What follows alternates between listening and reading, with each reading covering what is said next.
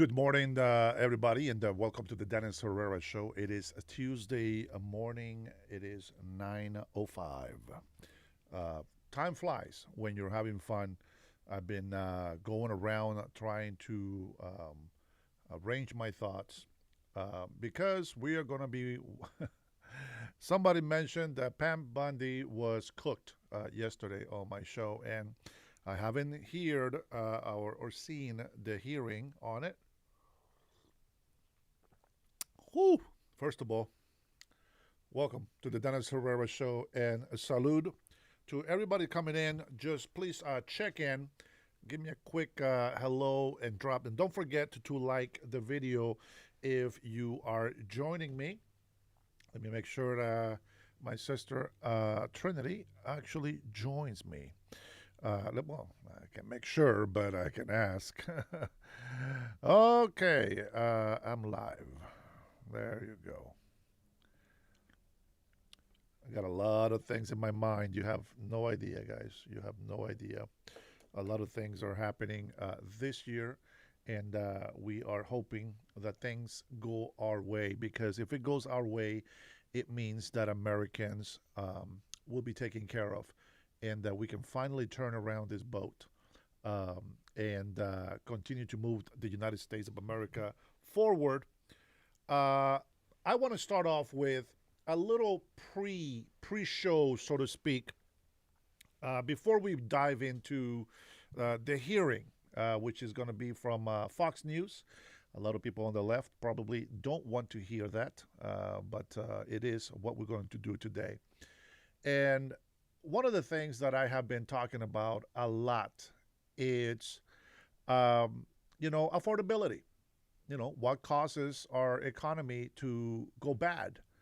I'm not an expert on the economy, but I can tell you that common sense, it's a gift. Apparently, not very popular with the leftist people. For some reason, they think they know everything, and yet they know absolutely nothing. They like to go on feelings and theories. Theories are good to a certain extent, but at some point you gotta use common sense, and I'm going to explain. Good morning, Kremers. How are you? Bundy is tired of the Democrat questions that lead nowhere. Well, so here's what I'm going to say about this. The pre-talk that I'm going to give you is this. President Donald Trump has been doing a lot of great things. There are some things that I don't like, just because I feel that he's not tough enough. And you guys know that Trump is very tough. Okay. Now, when I say not tough enough, it doesn't mean that he's weak or that he's lacking power or authority. No, none of that. I just feel like he's being very conservative, and I'm sure he has a plan, but, you know, uh, probably like many Americans or anybody, in our country, we want to see action. We want to see people be held accountable. What we're going to listen to, I've seen many hearings with Democrats and Republicans, questioning witnesses, etc. And I already kind of have a feeling of where this is going to go. I watched some clips that have gone very popular with people, but there's always a two sides to a story. And I'm not going to go in here and put my hands on the fire for Pam Bundy's reputation, but I can tell you that she has been an excellent lawyer. And do they have losses? Absolutely. Nobody's perfect. I think if we expect them to be perfect, we just became some sort of new stupid. Nobody is perfect. They have lost a lot of cases. They have won a lot of cases. I am one of those people that believe that the judicial court doesn't mean that they are the absolute truth and the absolute perfection of humankind. They're not.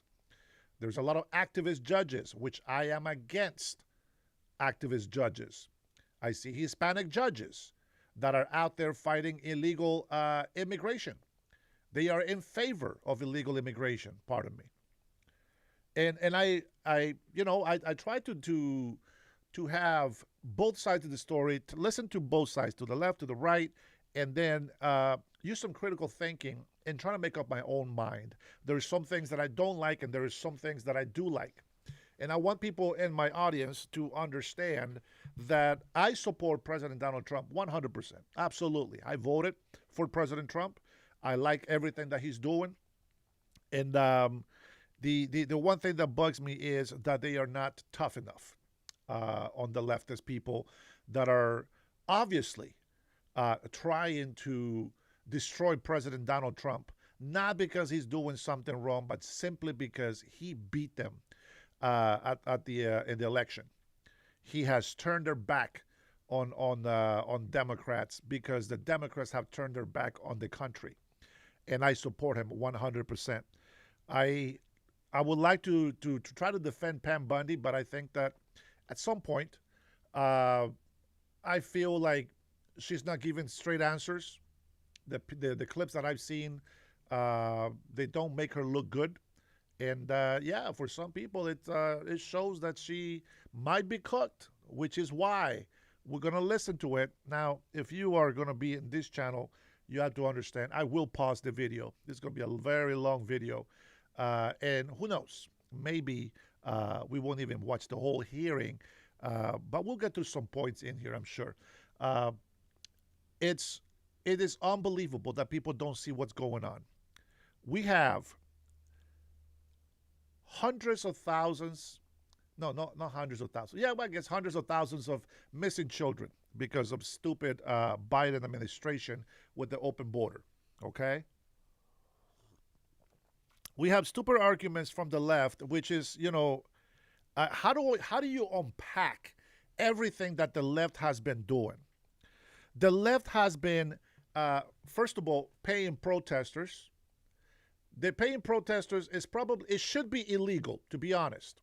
It should be illegal. Because pay protesters, they don't care about facts. They don't care about human rights or American citizen rights.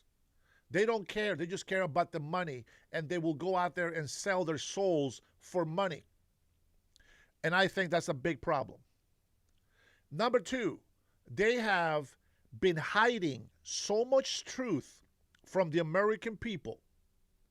And I showed you a clip of this fake Republican that, BC, get the hell out of my chat, bro. I give you a chance. I took you out of the doghouse, giving you a chance, and all you do is come in here and insult. Get the hell out of my chat. You don't belong here. I give you a 30-minute timeout for being a dumbass. I'm trying to be serious here, and I'm trying to make some points. The problem that I have with the leftist people is not that they have a political view. It's not that they are trying to help the United States of America. It's not that. Of course, that would be the best thing that I can see from them doing. But the problem is that they don't care how much Americans suffer. They don't care. As long as they stay in power, that's all that matters to them. And I wish that I could support them if they wanted to stay in power to protect our rights, to put Americans first. But they don't do that. And let's be honest, the Epstein files, probably 90% of the Epstein files is about Democrats. Okay?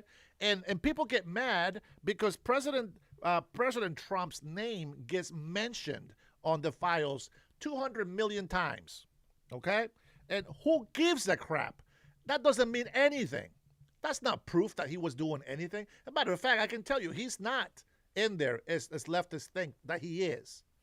What I don't like is that they're trying to be so cautious that they look guilty. I admit that. I see it. And I'm just like, why can't you just open your mouth and tell it like it is?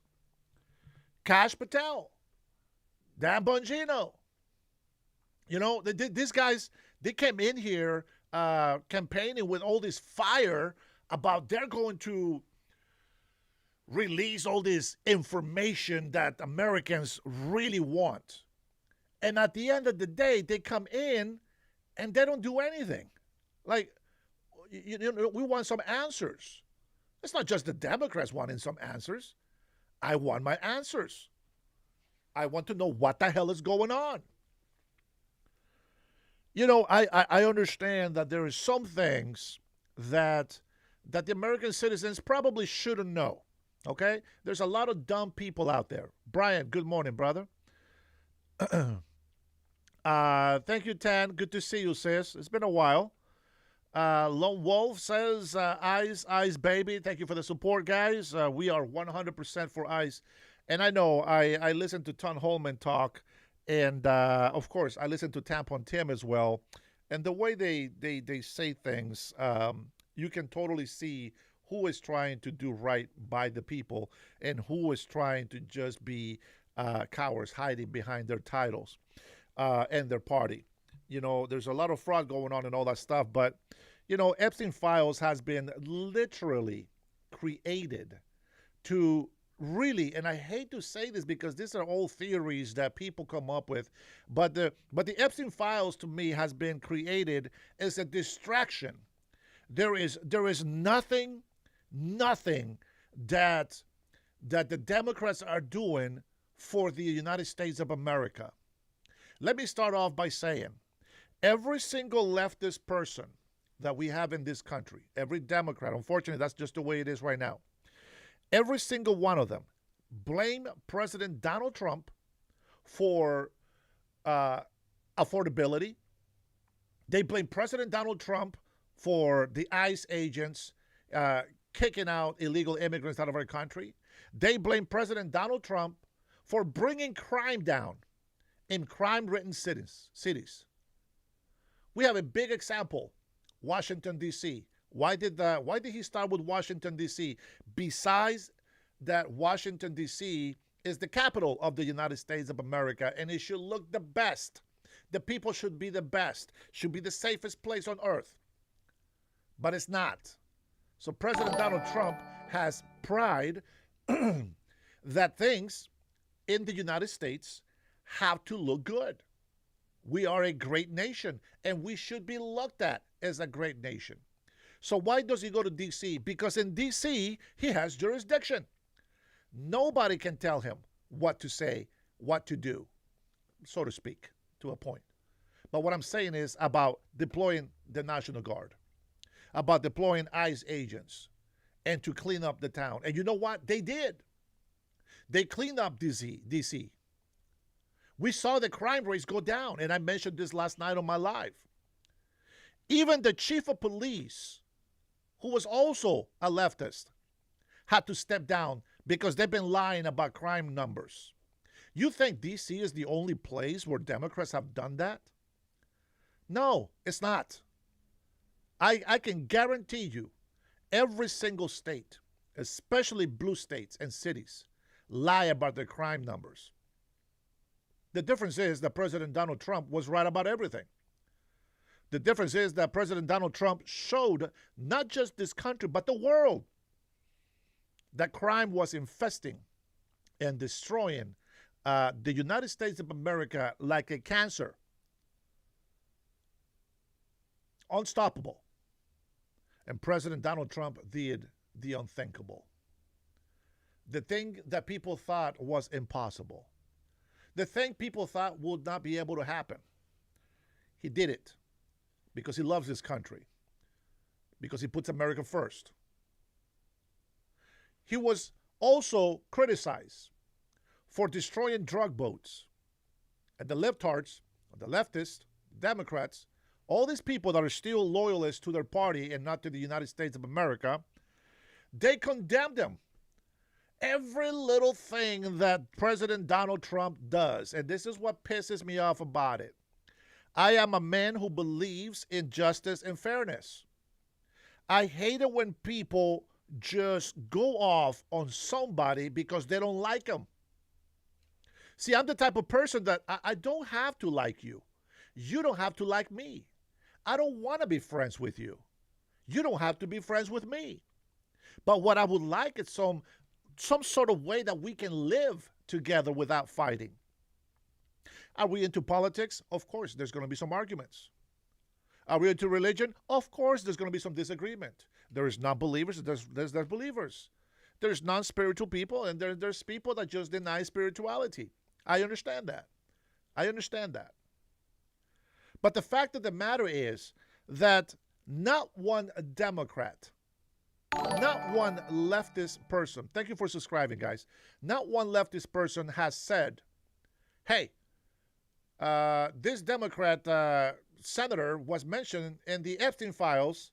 Hey, this congressman was mentioned in the Epstein files. We want to see accountability. Not one of them. Not one of them. And every time they are called and told that their names are in there and they're actually having dealings with Epstein, actual money being transferred from all these people on the Epstein files, and they go every single point to Democrats. Every single one of them points to Democrats.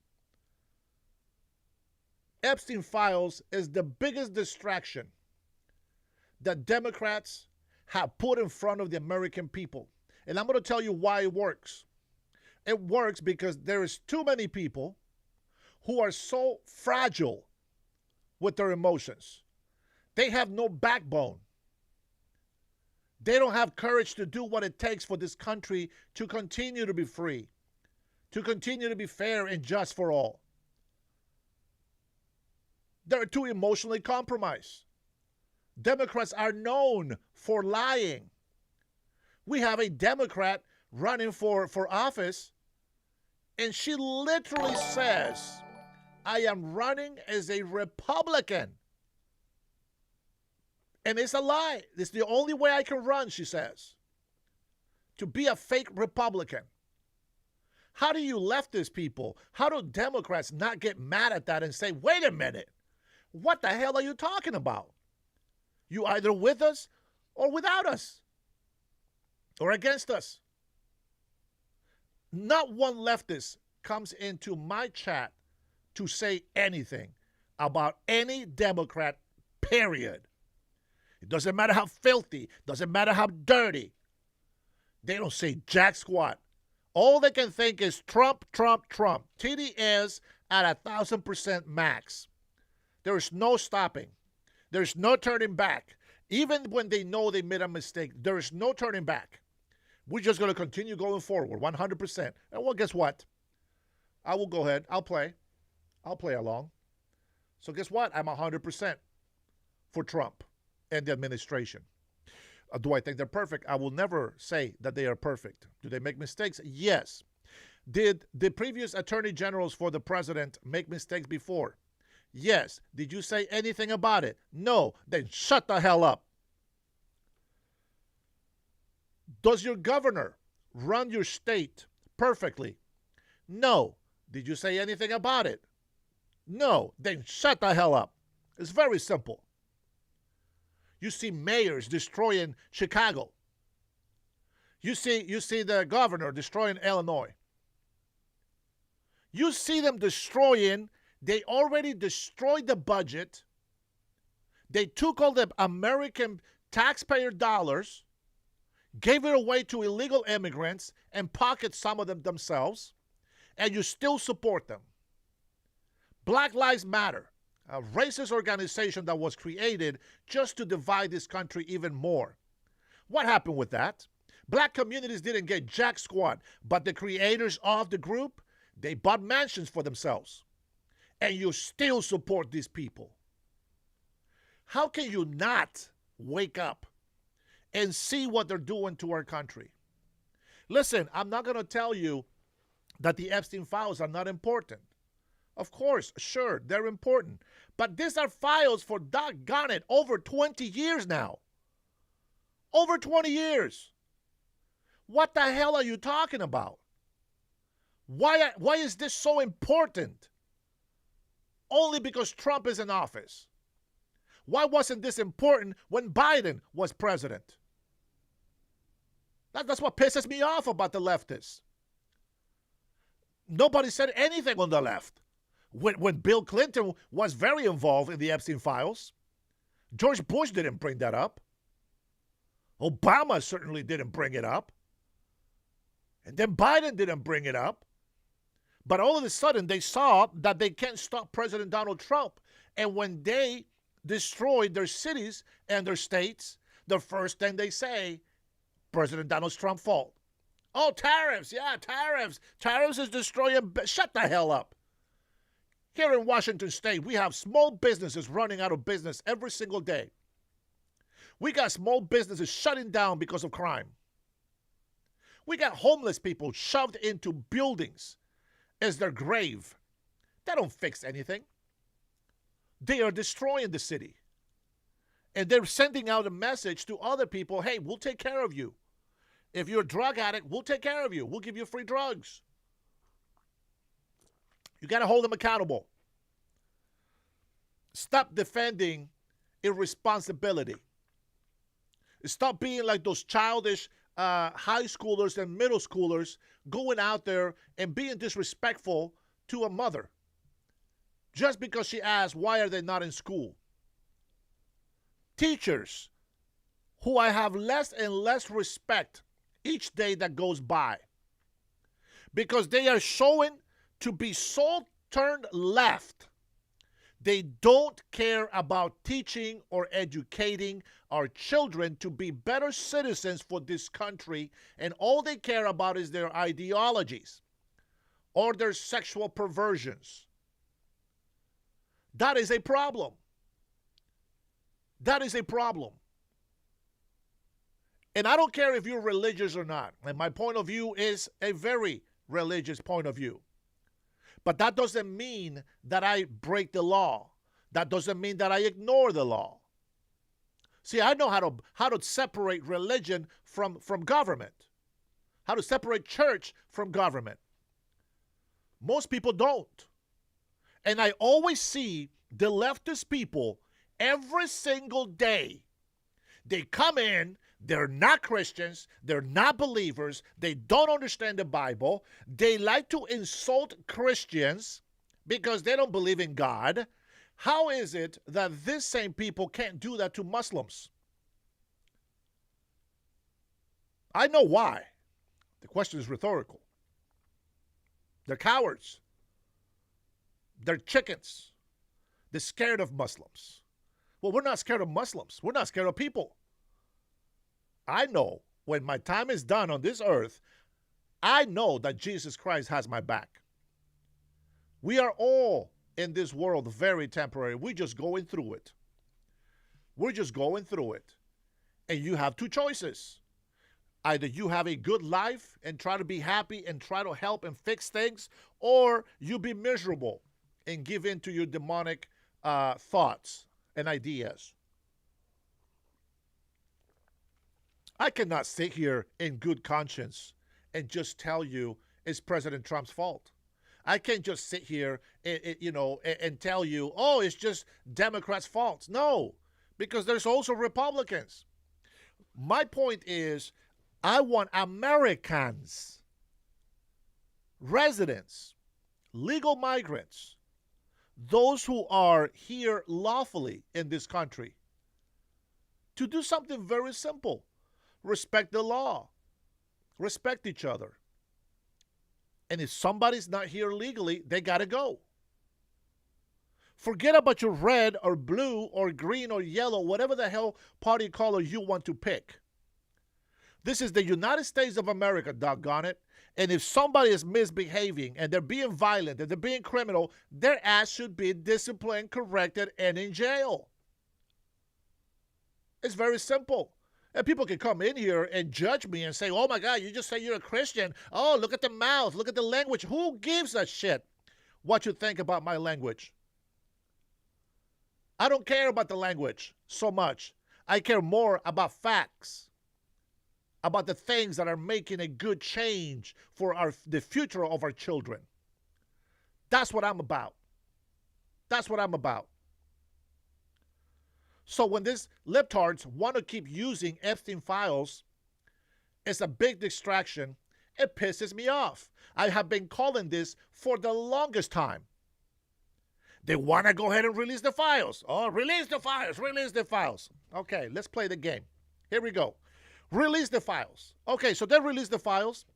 All the names, according to the AGs, attorneys, and judges from before, have agreed that the files and the names will be redacted for protection to the innocent. Okay, I said nothing is going to happen. Nothing's going to happen. Because all this redacted information, nobody knows what it is. So now we got the second scenario. Now here we go. And now we got all the Democrat lunatics. All the Democrat lunatics go out there and they say, release the files. Oh, President Trump doesn't want to release the files, blah, blah, blah. Well, you know what? I said this. President Donald Trump, it's trying to force, it's actually forcing Democrats to dig their own grave. How is he doing that? Well, here's the first one. And this is one of the clips that I heard from Pam Bondi in here. Now, I don't like the way she responded, but I wish that I can be there so I can help them. One of the things that I said, when they release the file, when the Democrats are forcing President Donald Trump and the administration, in this case DOJ, when the Democrats are the ones pushing for this Epstein document files to be released, I said the only way that they will be satisfied if Trump is guilty in there, which, by the way, he's not. I can tell you that right now, he's not. But the Democrats kept wanting these documents out, and they wanted them without redactions. Really? And I said, well, what's going to happen is now you're going to have innocent people's names out in social media because people are retarded that way. They like to just make some theories and they like to make all these conclusions about things that they don't understand. I wish that they would use some critical thinking. Watch Exhibit A, Exhibit B, and then look at them and try to make sense of it. And you tell me what is the truth. So I said, okay, so President Donald Trump is forcing Democrats to release these files. They signed it, President Trump signs it, and then now we are in a hearing. And I said this, Democrats are digging their own grave. The first video when the victims, so-called victims, came out, I'm going to tell you why I say it like this. Because these people, the same delusional people that were out there on the steps outside telling the world, I am a victim of Epstein files and I was red and then I was this and that. Okay, that's the way you want it. That's the way you want it. I want to make sure that people know exactly what's going down. I hate it when people bitch and complain and moan about things that they have been asking for. And when they get it, they don't like it.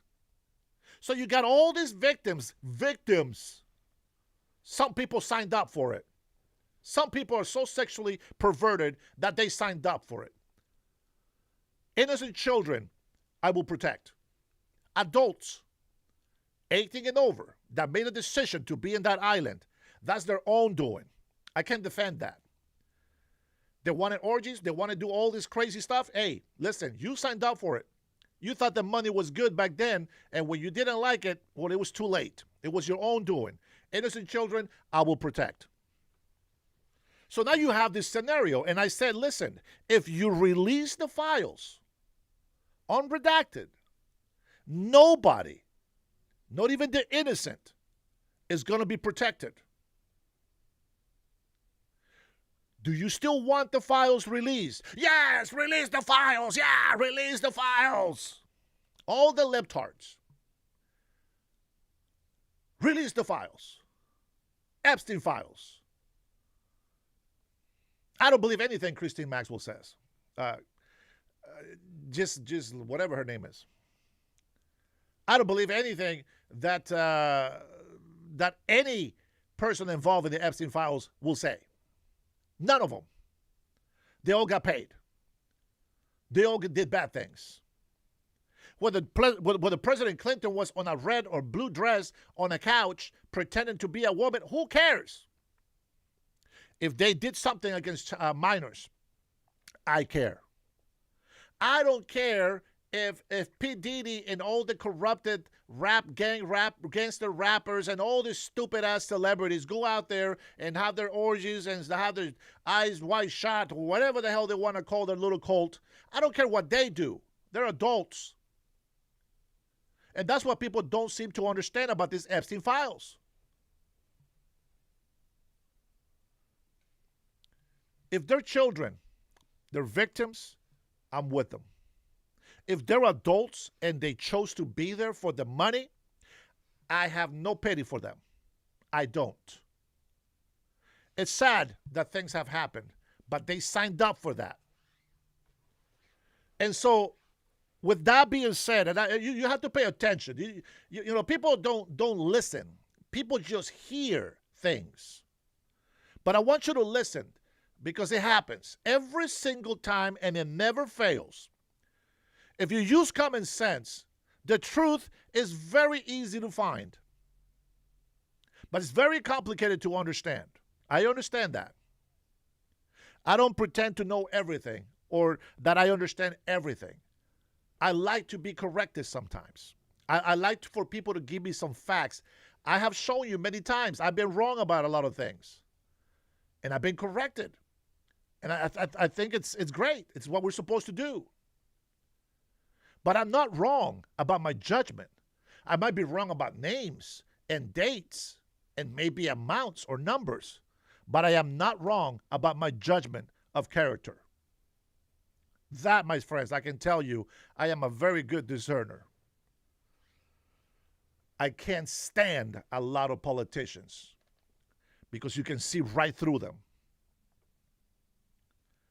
Listen, whatever this cult that you're doing, I'm going to tell you why I'm upset with this thing and why it pisses me off that people on the left, especially these ones that are over there killing millions of babies every single year. When these people say my body, my choice, these people need to shut the hell up. When people want to judge us because we have a MAGA hat and say, why would you want to wear a ridiculous thing like that? And they're out there, men pretending to be women with purple, green, and yellow hair with clown makeup, pretending to be the Joker from Batman. And they think they look cute. Gothic. These people look ridiculous. And if you're one of them, it is what it is. If the shoe fits, wear it. Ridiculous. You got all these men in mini skirts pretending to be women. They look disgusting. Stop it. Seek some help. We know Democrats have been paying protesters. We know that they've been looking for autistic people. They have been drugging the crap out of them. They have been disturbing their minds. Transgenders are suicidal. They are irreversible surgeries that doctors are now agreeing and accepting and unveiling to the public that it was wrong. And you can't take that back. You got to accept that it was wrong from the beginning. See, we were right about everything from the beginning. And you will know, bye Felicia, get the hell out of my chat. And you will know, by the way that you listen to them, you will know who they really are. Now again, I don't like the answers that I heard from Pam Bondi. But we're going to get into it. We're going to listen to her. Let me see. Oh, my goodness. Oh, my goodness. All right. So we're going to go ahead and listen to Pam Bondi here. Cutting Edge, thanks for the super, brother. Let's see.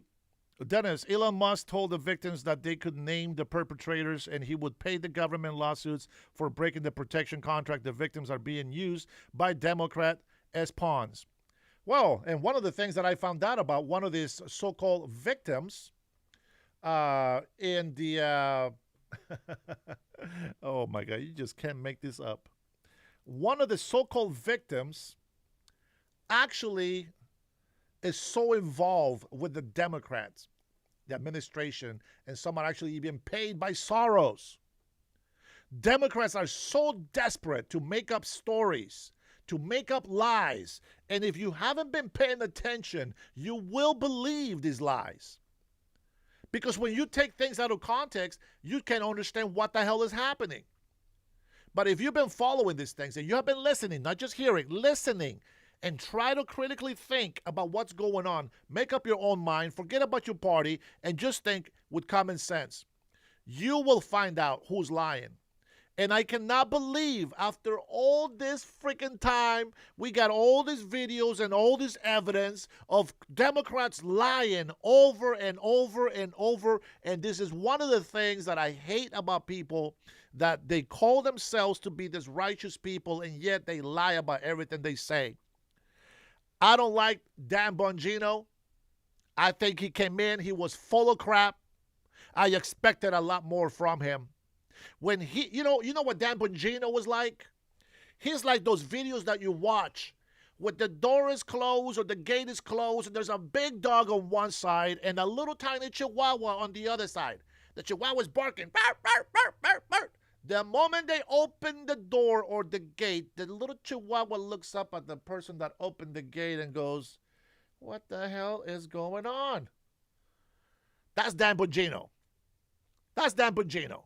As soon as he got into the FBI and he looked at the files, oh, no, Epstein didn't kill himself. I guarantee you, Epstein didn't kill himself. Sorry, I just butchered that. He actually said Epstein killed himself. That's what he said. I'm saying he didn't. But Dan Bongino says, nope, yeah, he killed himself. Yeah, he did it. He did it himself. And now we're hearing things that there is a 50-50 chance that actually Epstein is not even dead. The guy might still be alive. You can't make this up. You cannot make this up. Then you got Kash Patel. Kash Patel goes over there. Boom. He is so hardcore and he wants to impress every single one of us. Well, let me tell you something. It doesn't matter how big you get. You got to stay humble. Kash Patel, I'm not saying he's a bad guy, but what I'm saying is he decided that he was going to say, I don't like this. I really hate it when Kash Patel goes out there. They somehow they have covered some sort of crime and they have solved some sort of mystery or whatever. And I really hate that Kash Patel goes out there and it's like, I want to thank the great work of the FBI. Oh, they were so fast with this and they were so fast with that. Oh, shoot. The next day, oh, we got the wrong guy. We need to shut the hell up. If you don't have facts, if you don't have information, concrete information, then don't just go out in public. Who cares if they get mad at you? Who cares if they get mad at you because you're not giving out the information fast enough? Make sure that the information you give is out and concrete. Solid information. Thanks, brother. Thanks, Carnage, for the super. Bondi is just doing what the law give her. Trump signed that. She don't have power over that. Plus the documento. The documents are already redacted before she put a finger on. Now, but she does have the power to redact and to unredact. And I really wish that we would just stick to one story and be like, okay, this is what we want. We want the Epstein files. We want to make sure that we clear everything. We want to make sure whoever's guilty is going to pay.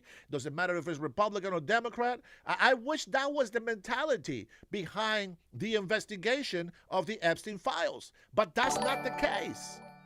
That is not the case.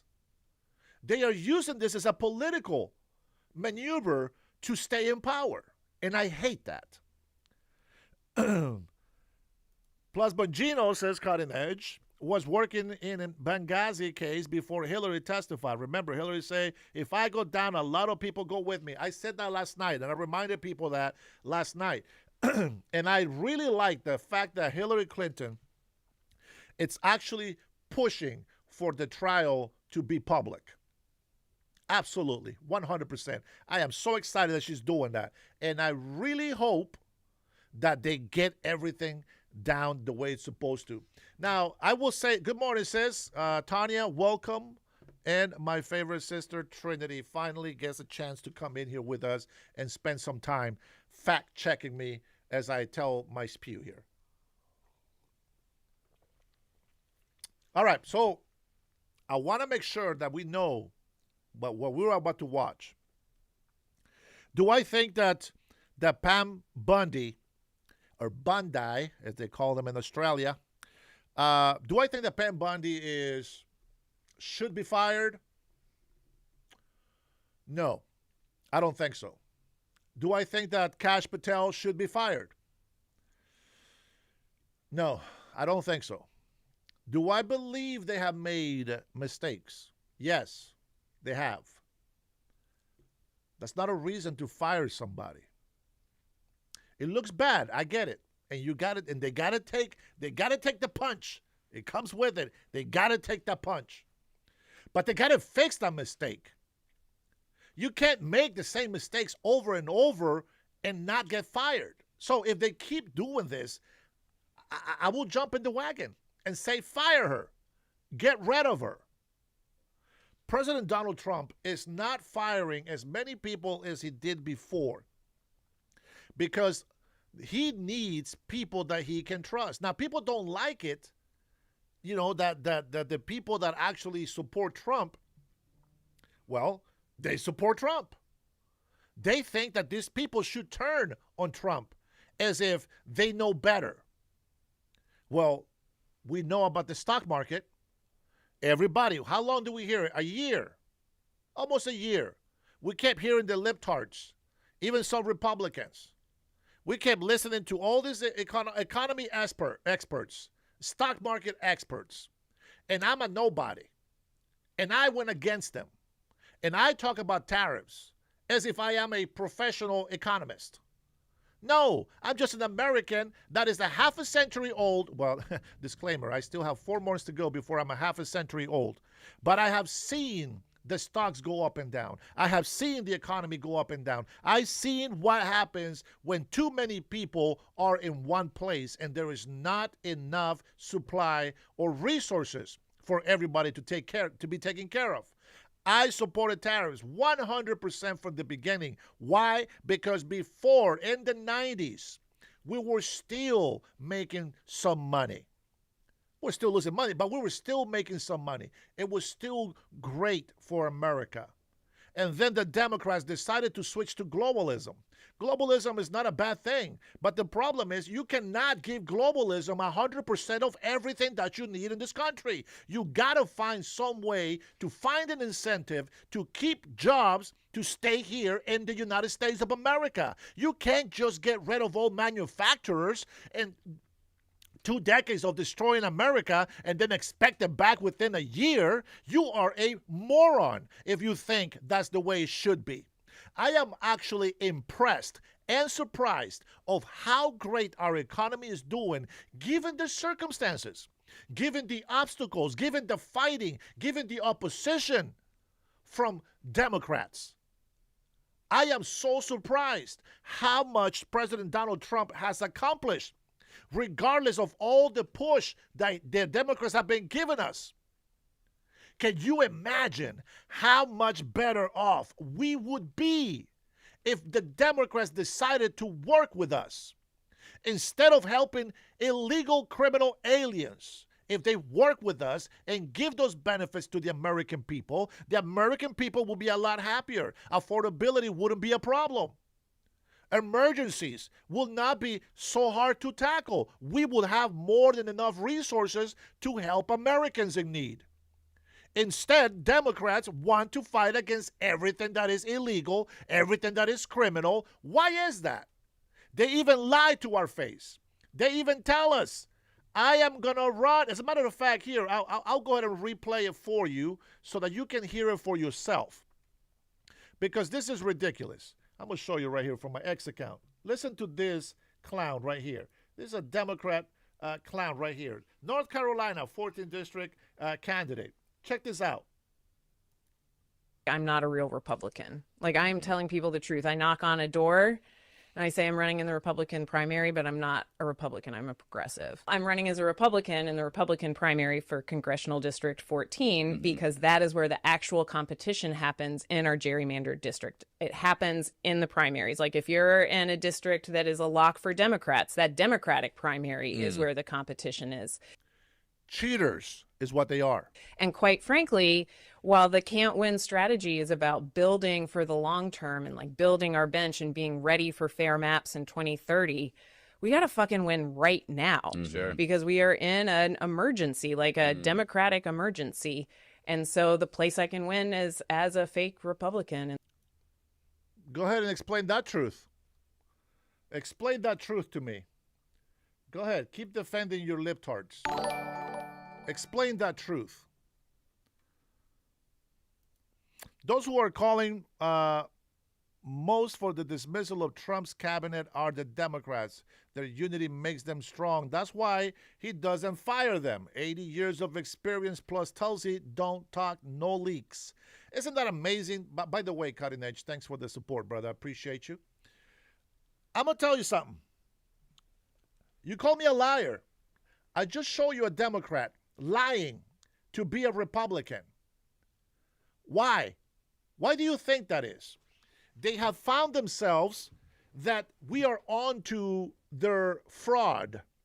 So now they're pretending to be Republicans so that they can get real, legit votes from the people. And when they actually get in power, they want to stay in power. That's how it works. Very unfortunate. That is the Democratic Party. BCJ, you're going back on timeout for another 30 minutes. You're not even from this country. I cannot sit here in good conscience and allow these Democrats to keep lying to the people. I got to stand up, and I want others. I want you to stand up for your country. Pizza guy just woke up. How many deliveries have you done today, my friend? Let's see. Actually, Americans in general are sick of Trump and conservatives. Why are they sick of conservatives? You know that's the most Christian party. Did you know that Democrats are not Christians? Did you know that? Democrats are the party of racism. Democrats are the party who supports slavery. Democrats is the party that didn't want to allow black men to vote. Democrats is the party that didn't want women to vote. Democrats are the only ones that support death in the womb. Very few Republicans support that. And I know some people make a case about it. We don't play that. And you save act to take away votes from non-white people won't work. It won't even get past the Senate. The Republicans are awful. 100% it will pass. I guarantee it. Because the American people are not stupid. They are not going to play this dumb-ass game that you don't need a voter ID to vote. You're going to tell me that all of these people, let's go ahead and see the difference between the leftist and the conservative. Let's think about this.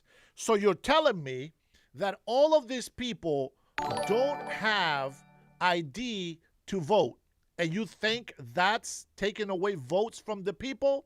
Okay, hold on. I'll read your super chat since you're paying.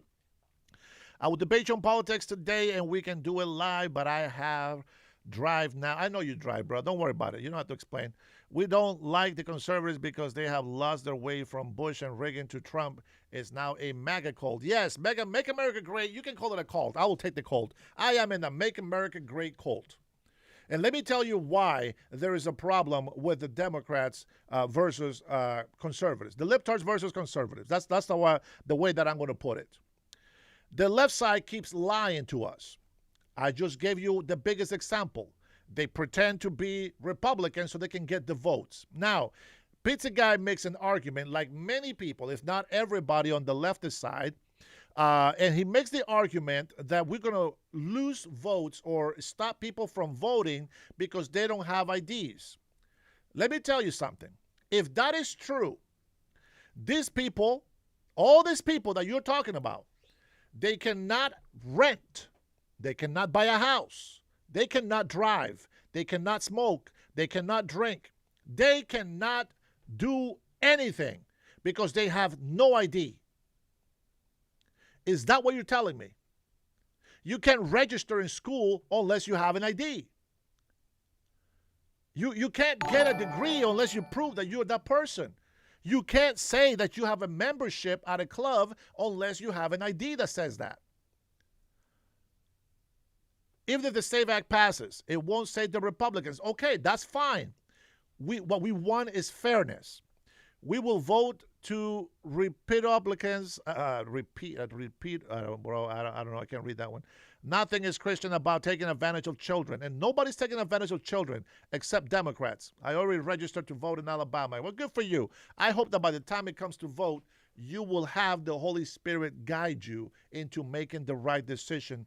Because if you partake, and you will be responsible for anything that happens to children in the future, for every little pedophile, actual pedophiles that get away from it because you decided to vote for Democrats. Democrats is not the place to go right now. Right now, it's not. Right now, it's not. And a lot of very wise, reputable people with good reputation, very smart people, like Tulsi Gabbard, like Robert Kennedy, right? These people, like Trump, a successful businessman who knows how to use the system to the advantage of continuing to grow and prosper. To many poor people that don't know how to do it, they hate him because he became successful after being bankrupt many times. Even EBT cards need an ID, he says. Cotton Edge, thank you for the love and support today, brother. I appreciate that. You know, you can't tell me, you cannot make excuses, okay? If everybody has voter ID, fantastic. If we lose, that's okay. It is what it is. The people have spoken. The people have decided their faith. And I'm going to tell you, you know, the Bible tells me this. The Bible says, when you see the beast sitting in the holy place, meaning the house of worship, the house of God, a church. In this case, we have a country. When you see the beast sitting in power, now this is my words, giving you a different way so you can listen and understand. It says, run for the hills, run for the mountains, leave the city. Leave the city because destruction is upon you. I find that very many people on the left side, for some reason, they like to live in misery. Did you guys know that in the Olympics, they used the satanical pentagon? Is that pentagram or pentagram? Pentagram, I think is what it's called. Satan's pentagram. They used that in the Olympics. Can you believe that? Can you believe that? Keo, if you don't understand my English, and get the hell off my chat and stop wasting my time. Oh, Jorge is back. What does the Bible have to do with the president? What does the president got to do with the Bible? God put him there. God gave us the president. And he has been the most transparent president in the United States history. And libtards will continue to deny that. That is a fact, my friend. That is a fact. Let's go. All right, let's get into the video because this video is a very long video from the timing that I see on the line. I hope a lot of you just came in here. A lot of people left. But those of you who have been listening to, hey, Mindscape, what's going on, baby? I see you. Okay, that's a good point. But listen, you have to understand that I have my faith and I have my religion. Now, when I say that I'm going to separate religion from government or church from government, you have to understand this. Just because I am talking about politics does not mean that I can't reaffirm my religious belief or my faith in God. That is the difference. Will I rule you over? Of course not. We all obey the law of the land. The problem is that you have a lot of libtards that come in here and start poaching the things like, oh, you should love thy neighbor. Yeah, but that's not what the Bible says. That's not everything the Bible says. That's part of it. People like to use religion when it's convenient to them. What I'm saying is, if you are a religious person and you believe in God, just know the beast, it's in the house. Pizza guy going above and beyond with 100. Republicans are not helping America. Trump and MAGA have destroyed the Republicans. I don't see how. And God will put Kamala and the Democrats in office in the future. But you cannot say God supports the Republicans. The Republicans are acting like the Pharisees. We can debate that too. I don't think you want to debate me on religion. I'll tell you that right now. Especially if we're going to be staying on the Christian side of it. Okay, I'm not going to debate you on Muslims because I don't know much about Muslims. I just know enough to not support it. But thank you for that big super chat, man. That means a lot. You said that you were going to be here in Seattle today. Make sure you text me if you do come to Seattle so that we can go hang out. Let's see. Okay, nothing else. Okay, Paul Salsi in the house. Welcome to all my patrons and members. Thank you for being here with me today. Okay. I do want to touch on this before we actually get the video going, because I don't want you to think that I am trying to put my religious beliefs in political views. That's not my intention. If you are a religious person, if you're a Christian, let me say that specifically. If you're a Christian and you believe in the Bible, I do have to still warn you of what's happening in the government, what's happening in the country, and you can take my advice or leave it. Now, when it comes to judging politicians, I'm not judging them with religion. I'm judging them with the law. And if they're breaking the law, if they're lying to me, I'm going to call them out. All right? So that's what I think about that. Let me see who else just came in. Let's see. Well, hey, Connie. I'm going to say this. Pizza guy is not wrong. Because I believe that God put Biden in office. I believe it. God put Biden in office, allowed him to be in office. Did God cheat? No. God didn't cheat. But God allowed him to be in office. You know why? Because you had to learn a lesson. And you didn't learn the lesson. In 4 years, you didn't learn the lesson. You had 4 years, and you spent 4 years judging Trump. Not by what he was doing, but because you didn't like him. You didn't judge him by the things that he was doing in present. You used Satan's tactic and brought the past to condemn him. If he was still doing that, I would be with you on that. But he's not. He's made a change. He's did great things for the United States. He did good things for the Navy, for our military. People were laughing, like literally laughing at Joe Biden from pooping in his pants. This is what somebody says. Bye nothing. Bye Felicia. You know, it doesn't matter what the leftists think anymore. You guys have been crying, well, they have, because I don't think there's many leftists in here, but they have been crying wolf, wolf, wolf, and there's nothing. They have been lying, that even if they tell the truth, it still sounds like a lie. So I'm going to say, and I mentioned this in one of my videos, one of my shorts, find favor if you want doors to open for you. So far, Democrats have tried not 1 ounce to get favor from anybody. Thank you, Lone Wolf.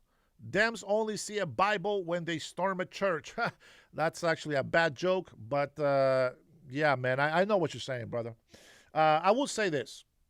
Why is it, and I asked this question before, why is it that Democrats can make fun of God and the Bible, but they don't say one peep about Muslims? Not one. All right, with that being said, let's go ahead and listen to what's going on here with Pam.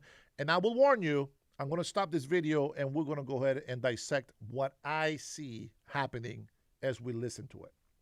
In our top 10 most wanted fugitives in just 1 year. Of course, they arrested narco-terrorist Nicolas Maduro, and they seized a record number of drugs flowing into this country. Whoa, Thanks for the super chat, Pizza Guy. He ordered serviceman members to kill fishermen. That is not true. That's not good for the military. He wrongfully demoted an astronaut who was retired officer in the Navy. Servicemen hate Trump. Number one, I know who you're talking about. First of all, if those were fishermen, they wouldn't be jumping off the boats with a bunch of loads of drugs. Over 20% of drug traffic has stopped since we started hitting those fishermen on the sea. So maybe there were just fishermen that, for some reason, it stopped the drug flow coming into the United States, and we have reduced those deaths by 20% plus, okay? And then the astronaut. The fact that he goes out in public, doesn't understand that there's a lot of mentally ill people out there. There's a lot of autistic people. There's a lot of slow people that don't understand certain statements, like don't follow unlawful orders. Every military, every serviceman gets the speech. They know this already. The fact that they go out and say it to the public when not everybody is in the right mind tells me that they are instigating something where there is nothing to be worried about. I find that very disturbing. Trump Justice Department put an end to targeting Americans for their beliefs. Attorney General Bondi rescinded Attorney General Garland's anti-parent memorandum. Department of Justice ended the practices of using the FACE Act to target pro-life Americans. They've refused to tolerate attacks on places of worship and investigations of traditional Catholics that we saw. There you go, Pizza Guy. Explain that one to me. Why would the libtards, the Democrats that you support so much, why would they storm a Christian church? And why wouldn't you defend them? Why wouldn't you defend the Christians? In the previous administration, on her first day, Attorney General Bondi disbanded the Foreign Influence Task Force that was pressuring social media companies to censor Americans. And the Trump Justice Department has ended lawfare. Under Attorney General Bondi, along with Director Patel, they've worked to expose the political nature of Arctic Frost and the Jack Smith investigations. They've turned over hundreds of pages of documents to Congress, and that's why we know, for example, that Mr. Smith paid at least $20,000 to some confidential human source. That's why we know that Jack Smith knew it was unconstitutional to seek to toll records from members. But since the litigation risk was low, and because members would never find out about the subpoena until years later, they charged ahead and violated the Constitution. The Trump Justice Department has changed DOJ policy to require prosecutors to tell judges if NDOs relate to members of the separate and equal branch of government, the Congress. And to top it all off, the Trump Justice Department opened an investigation into the conspiracy behind the Russia collusion hoax. The Justice Department has put common sense ahead of politics. They sued to keep boys out of girls' sports. They secured deals with universities to stop race-based admissions and anti-Semitic practices. And after discovering rampant fraud in Minnesota, the Justice Department, under the leadership of Attorney General Bondi, has established a new National Fraud Division. In fact, I met with Colin McDonald, who will head that division, last week. I think he's going to do a great job. There's a lot of work to be done in that area, but I want to thank the Attorney General for her great work in the first year on the job, and I want to thank you for being here. With that, I would yield to the ranking member for an opening statement. Thank you kindly, Mr. Chairman, and welcome, Attorney General Bondi. You've got the best lawyer's job in America because your mission is justice and your clients are the American people. But to promote justice for the people, you've got to listen to the victims, like the women seated behind you today. Those are just some of the hundreds of survivors of Jeffrey Epstein's global sex trafficking ring who are demanding that the truth be told and are demanding accountability for the abusers who trafficked and raped them. You still haven't met with these survivors. So with their permission, let me introduce to you the survivors and late survivors' family members who are present today.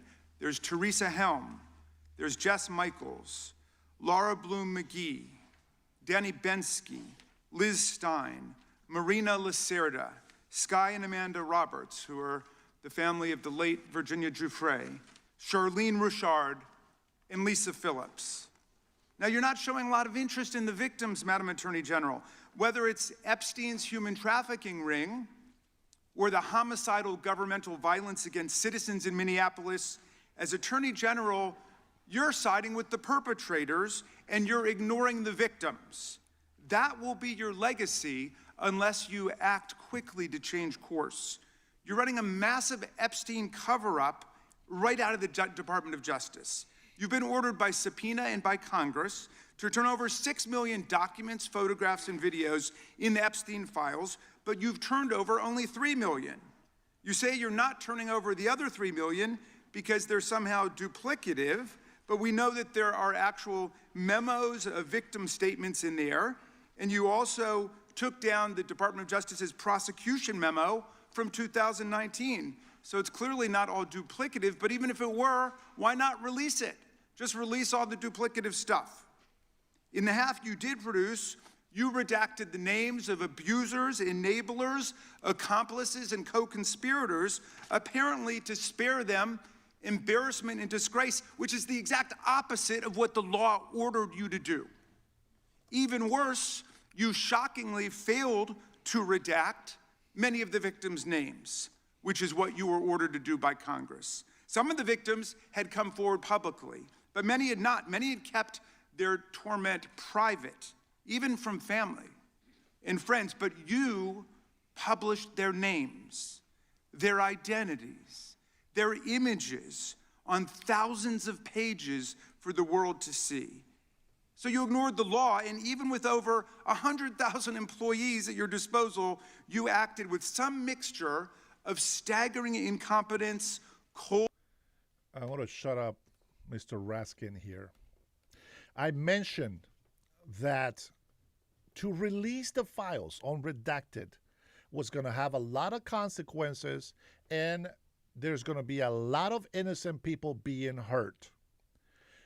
Democrats cried and fought and tried to criminalize the Trump administration for not releasing the files. Make up your damn mind. Do you want the files released, yes or no? If you don't want them released, then shut the hell up. Let the truth be the truth. There's no such thing as innocent when you want to unredact everything. The moment that you leave something redacted, then people are still going to question. And then I want to point something out. The Democrats have been saying that these victims are so courageous for coming out in the open. They said they're so courageous coming out in the open. You know what that tells me? That tells me that the other victims are cowards. They're cowards, and we should be ashamed of them. That's what that means. These morons don't know that there is two sides to every story and that everything that they say has consequences.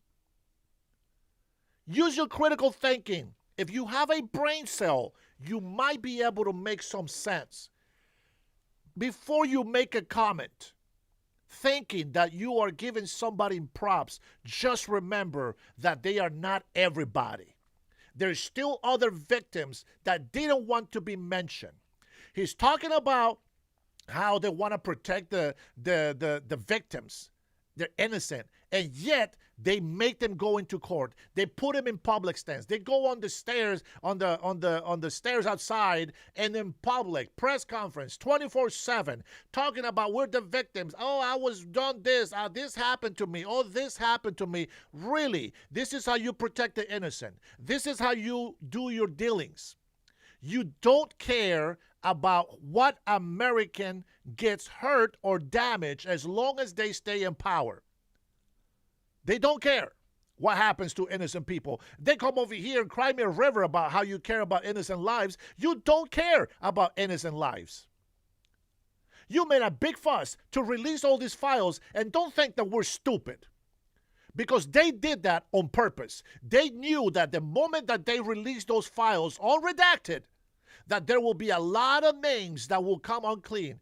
And they will say this, exactly what he's saying right now.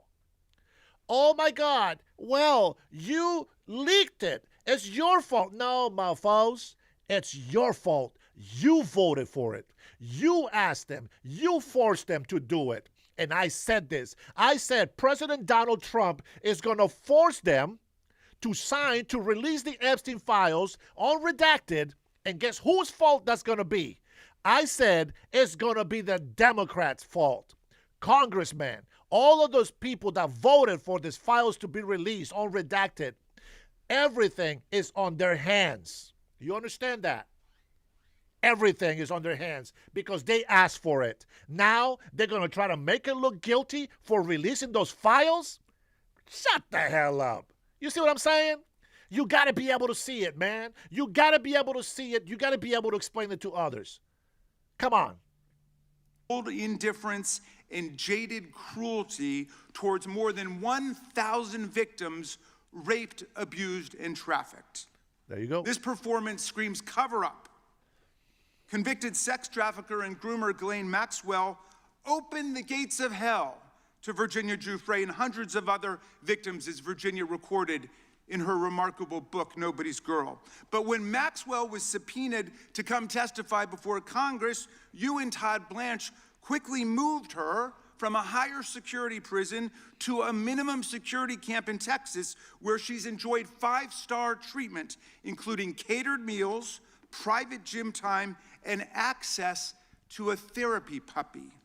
All because Todd Blanche, who's utterly failed to investigate the monstrous crimes of Epstein and Maxwell's co-conspirators, spent 9 hours with Maxwell and satisfied himself that she would have nothing untoward to say about Donald Trump, which is your only real interest in the matter, based on institutional performance. But abandoning victims and coddling perpetrators is what you do best. When the FBI opened a criminal investigation into the brutal killing in Minneapolis of Renee Good, a poet and 37-year-old mother of 3, by Trump's masked paramilitary ICE agents, you shut it down. You claim you're investigating the cold-blooded murder of Alex Preddy, an ICU nurse at the VA. But how can we trust the administration when the president and Kristi Noem call Preddy a domestic terrorist and Stephen Miller called him a would-be assassin? Not only do you refuse to share evidence with the state and local investigators and prosecutors in Minnesota, you have blocked their access to the crime scene and the evidence. How are you seeking justice for Marimar Martinez, the Montessori school teacher in Chicago who was shot 5 times by a Border Patrol agent who bragged about it on text? Or the family of Keith Porter, a father of 2 shot and killed by an off-duty ICE agent in LA? Or the family of Silverio Villegas Gonzalez, shot and killed in Illinois minutes after he dropped his kids off at school? There's no sign of any movement at the Department of Justice. You even launched a criminal investigation into Renee Good's grieving widow. How sick is that? But it's even worse. You've turned the People's Department of Justice into Trump's instrument of revenge.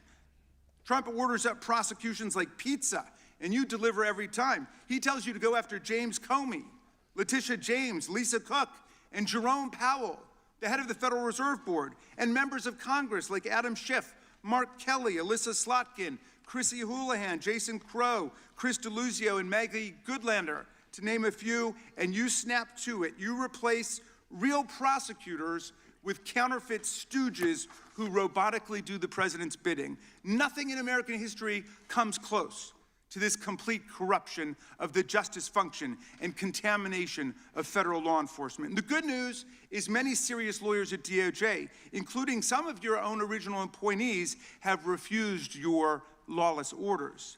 Danielle Sassoon, your original pick for acting U.S. Attorney in Manhattan, resigned rather than follow your corrupt order to quash an indictment against Mayor Eric Adams as a political favor from Donald Trump. A Federalist Society member who clerked for Justice Scalia, U.S. Attorney Sassoon refused to participate in this blatantly corrupt scheme. Her top assistant, Hagan Scotton, an Iraqi war vet and 2-time Bronze Star recipient who clerked for Chief Justice Roberts, and then Judge Kavanaugh, promptly resigned too, writing to your office, quote, "I expect you will eventually find someone who is enough of a fool or enough of a coward to file your motion, but it was never going to be me." You and the president nominated Eric Siebert, a 15-year career prosecutor, to be your U.S. attorney for the Eastern District of Virginia. But after 5 months of investigating Letitia James and James Comey, he found no evidence to justify criminal charges. So you forced him out.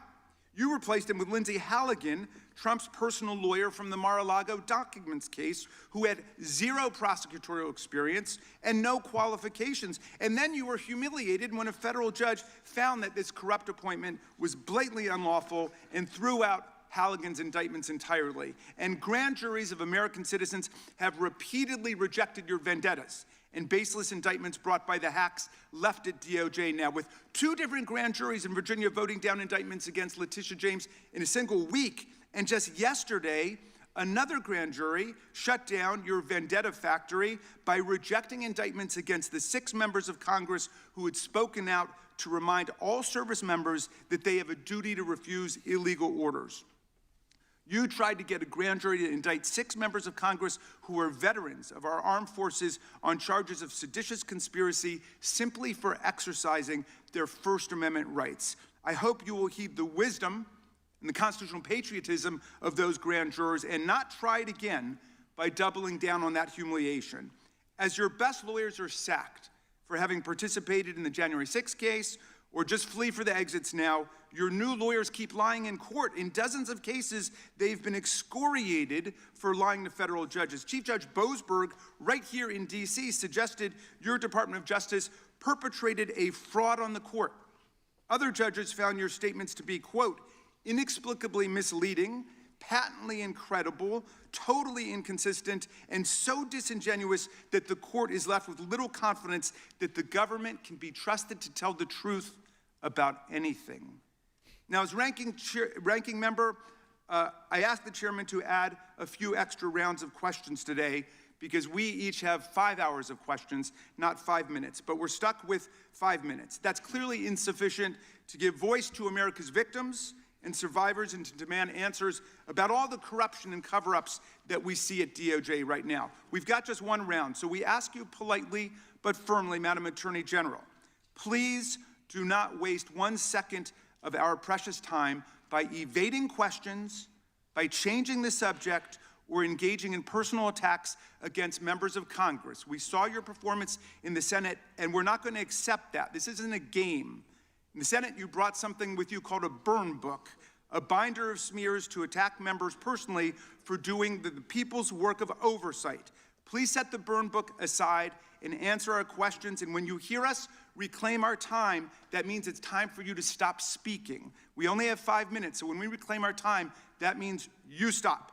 And if you don't, we will ask the chair to stop the clock and let you go on his time. The quality of justice in America depends on the character of our government. Please do your job and bring the Department of Justice back from the brink.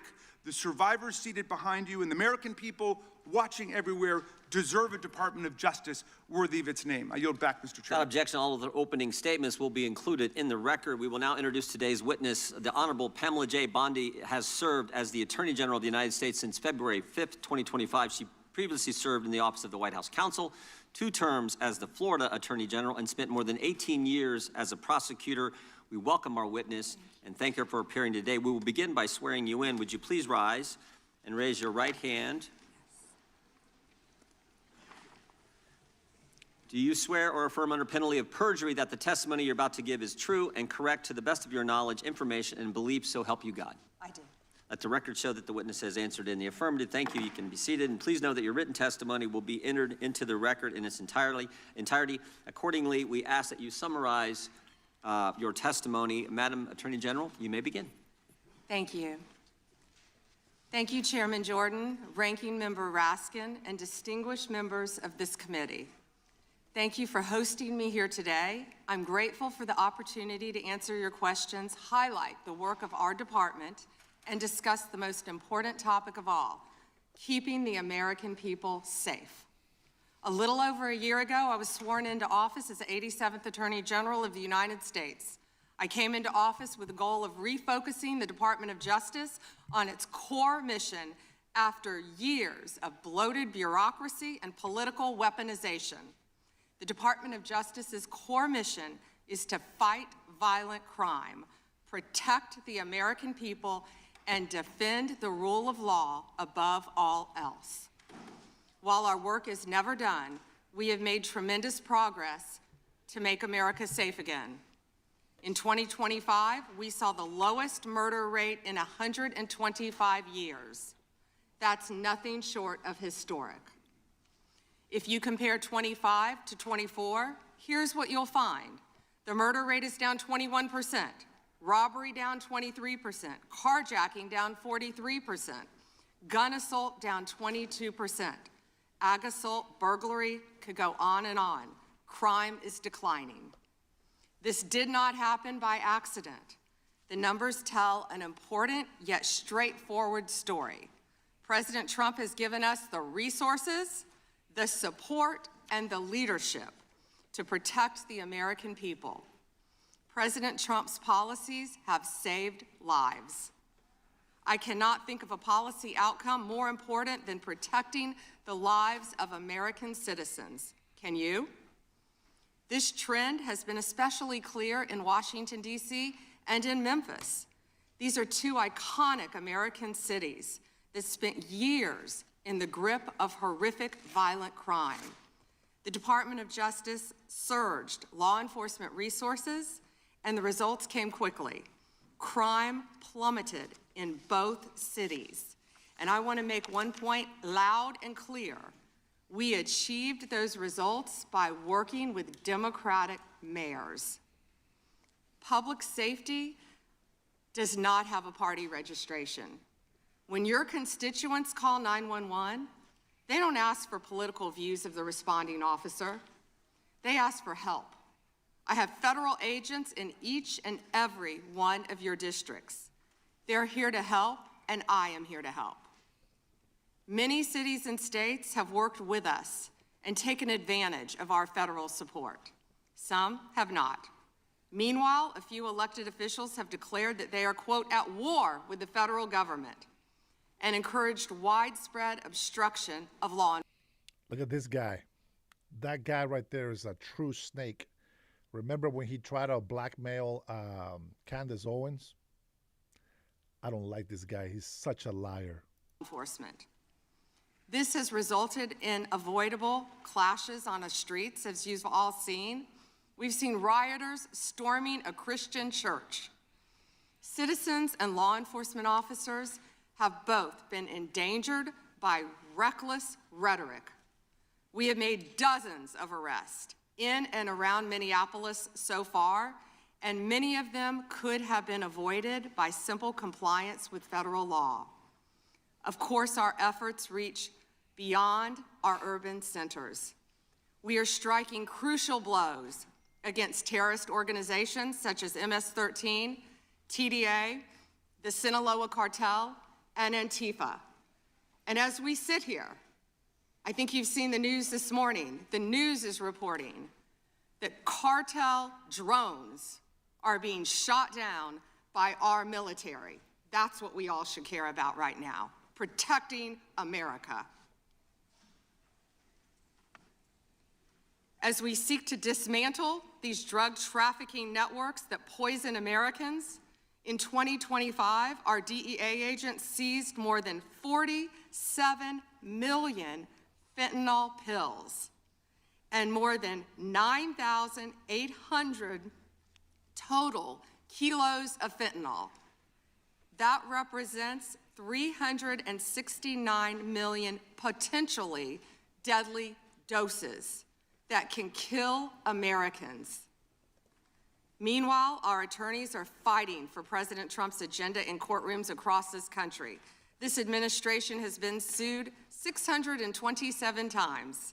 We've fought through a nonstop flood of bad faith temporary restraining orders from liberal activist judges across this country.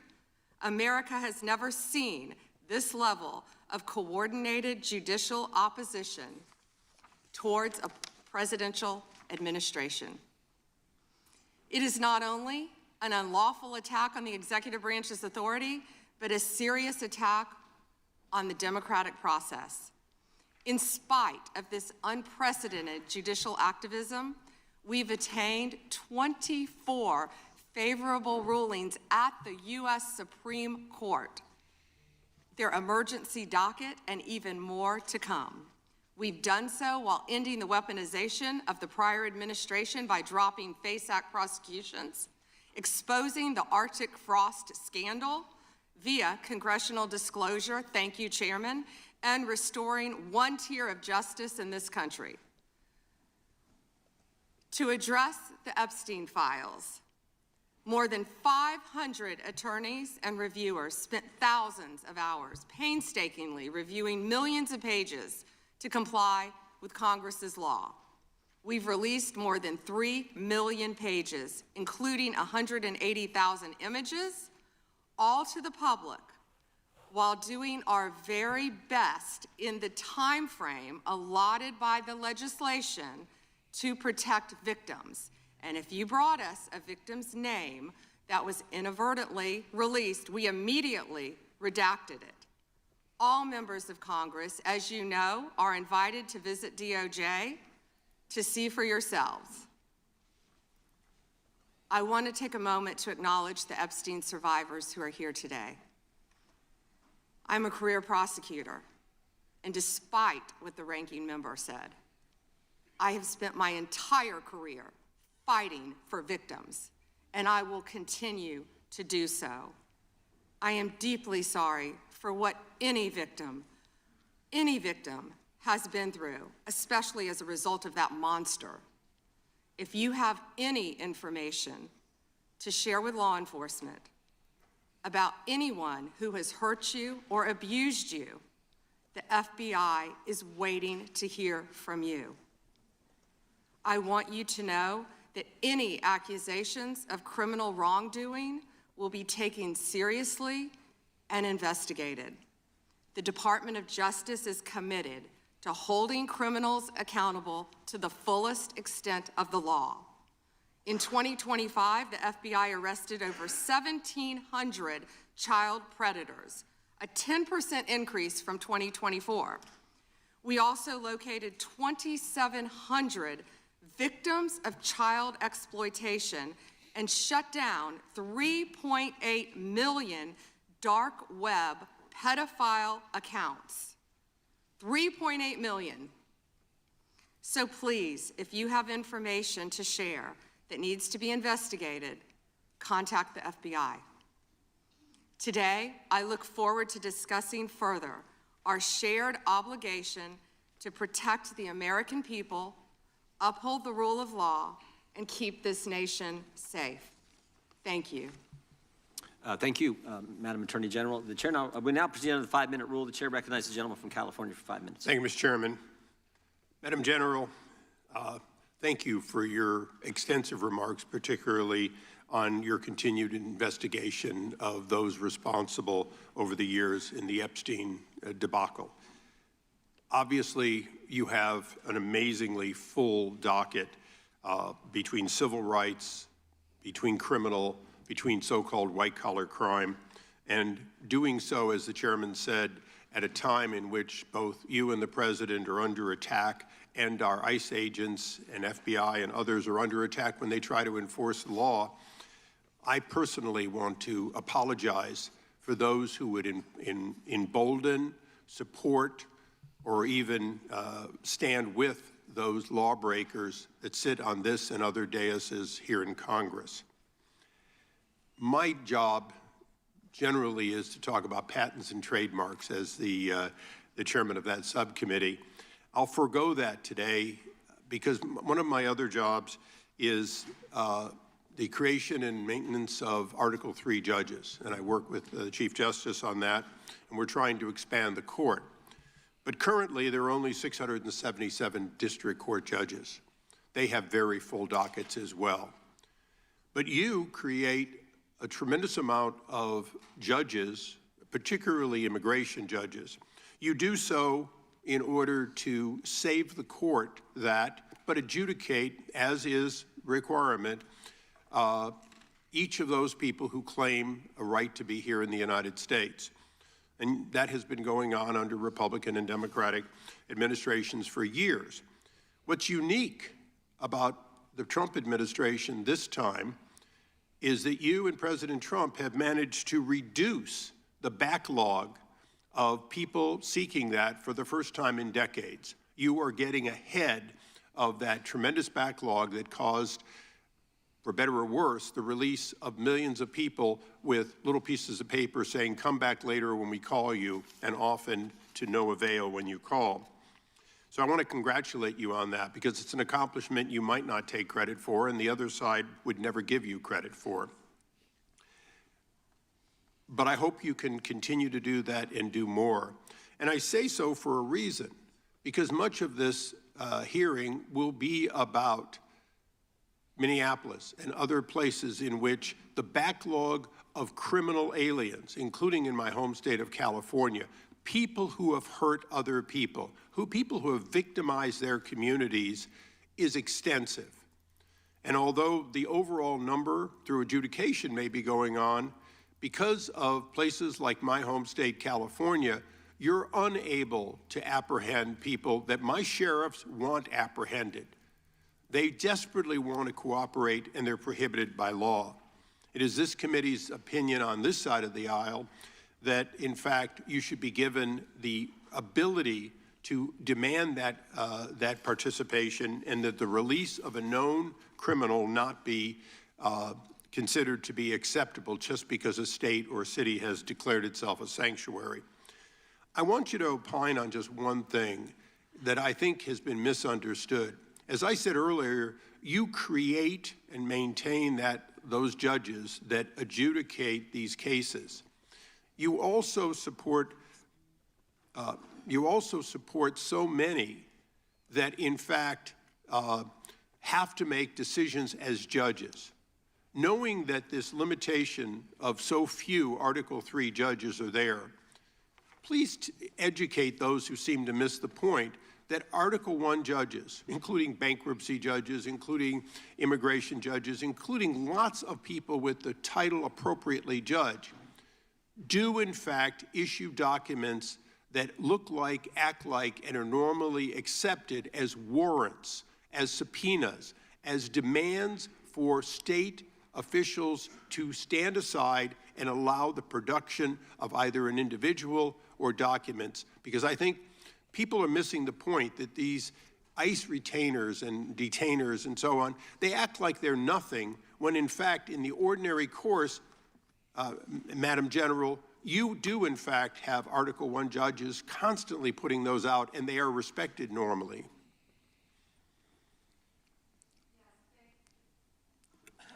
Thank you, Congressman, for talking about all the great judges. And if I could add one thing to that, we are always recruiting and looking for judges. So please reach out to our office for these judges who are handling all these very important matters.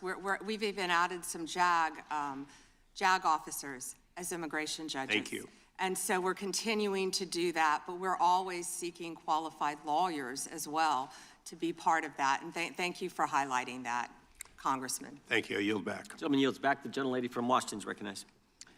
Thank you, Mr. Chairman. Good morning, Attorney General Bondi, right here. We are joined in this room by some of the thousands of survivors from Jeffrey Epstein's horrific sex trafficking ring.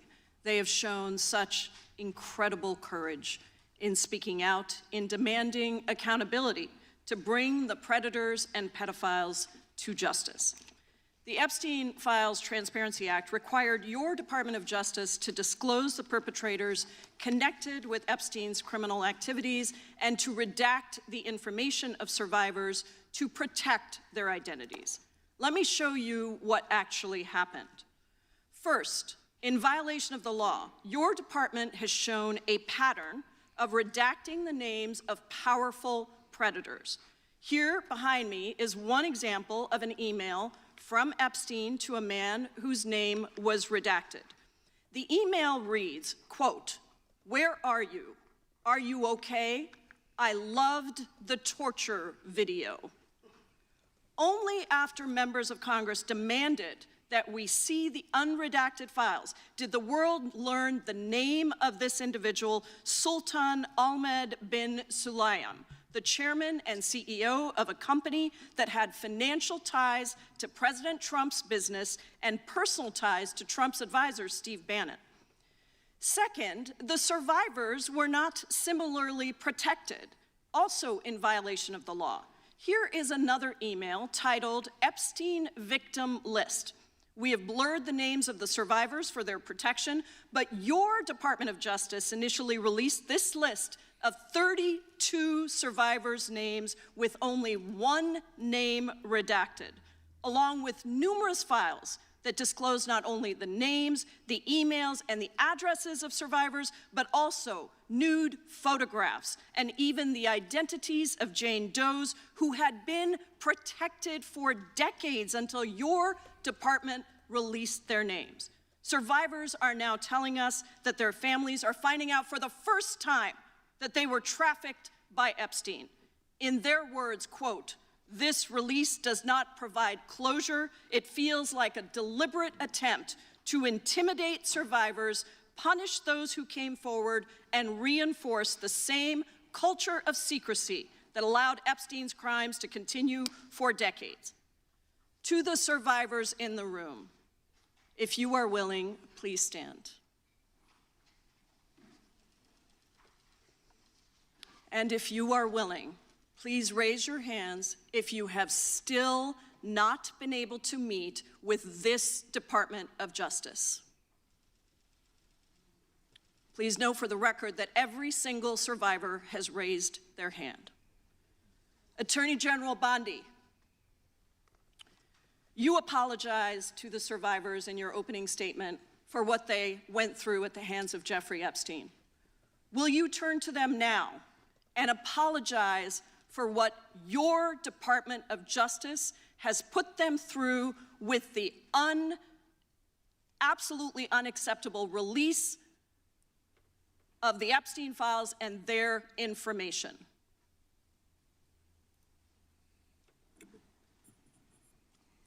Congresswoman, you sat before, Merrick Garland sat in this chair twice.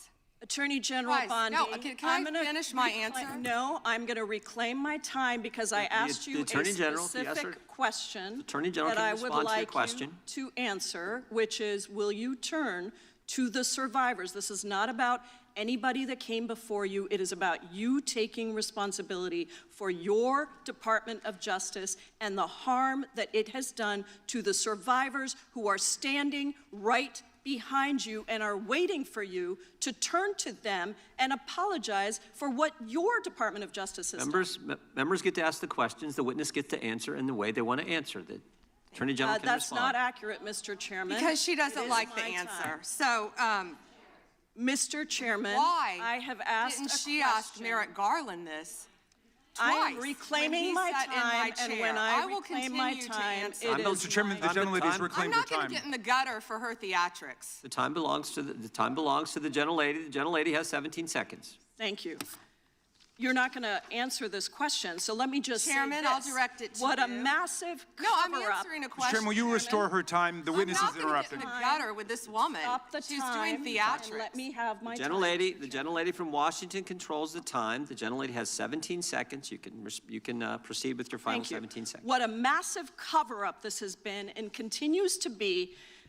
Donald Trump made the release of the Epstein files the center of his political campaign because he thought it would benefit him. Then you got into office, Attorney General, claimed to have a client list, only to then say that there was no list. Your deputy, Todd Blanche, met alone with Elaine Maxwell and transferred her to a minimum security prison. And now you continue the cover-up, and I wish that you would turn around to the survivors who are standing right behind you and on a human level Chairman, apologize The chair now recognizes the chair. and what you have done.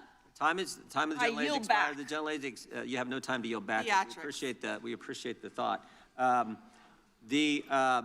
And I would argue the central issue in the last election, the presidential election, was securing the border. The gentleman from Arizona who knows something about securing the border is up for 5 minutes. Thank you, Mr. Chairman, and thank you, Attorney General Bondi, for being here today. In 2022, Lafarge, which is a French cement company, pled guilty in U.S. federal court to participating in a criminal conspiracy with ISIS. That conspiracy contributed to the deaths of U.S. service members fighting in Syria during Operation Inherent Resolve. As part of the plea agreement, Lafarge was required to pay more than $775 million to DOJ's asset forfeiture fund.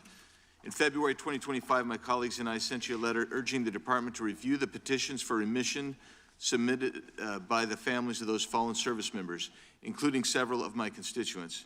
The previous administration ignored these victims and our requests and left their petitions unresolved.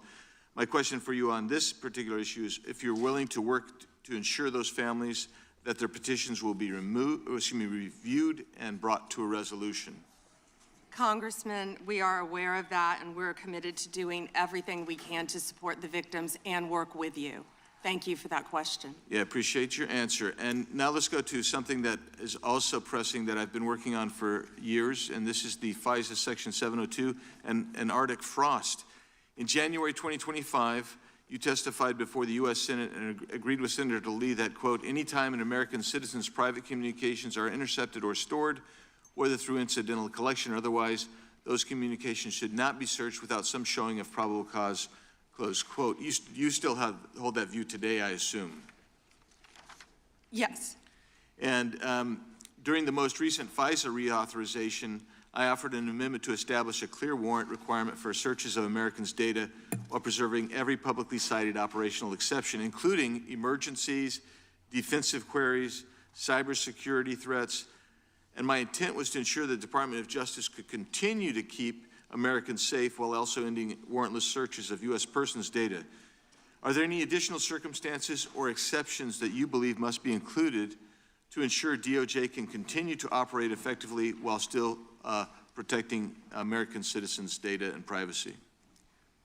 Yeah, Congressman, we are committed to working with Congress to uncover weaponization and other misconduct by Jack Smith, by others, Arctic frost, everything that happened under the past administration. And we are committed to working with you on that. And we are working with Chairman Jordan, with the House Intel, with all of my fellow cabinet members on resolving that issue. Well, thank you, and I'm glad you brought up Arctic frost, because Section 702 was used in the Arctic frost investigation. It was. And information derived was used by Special Counsel Jack Smith.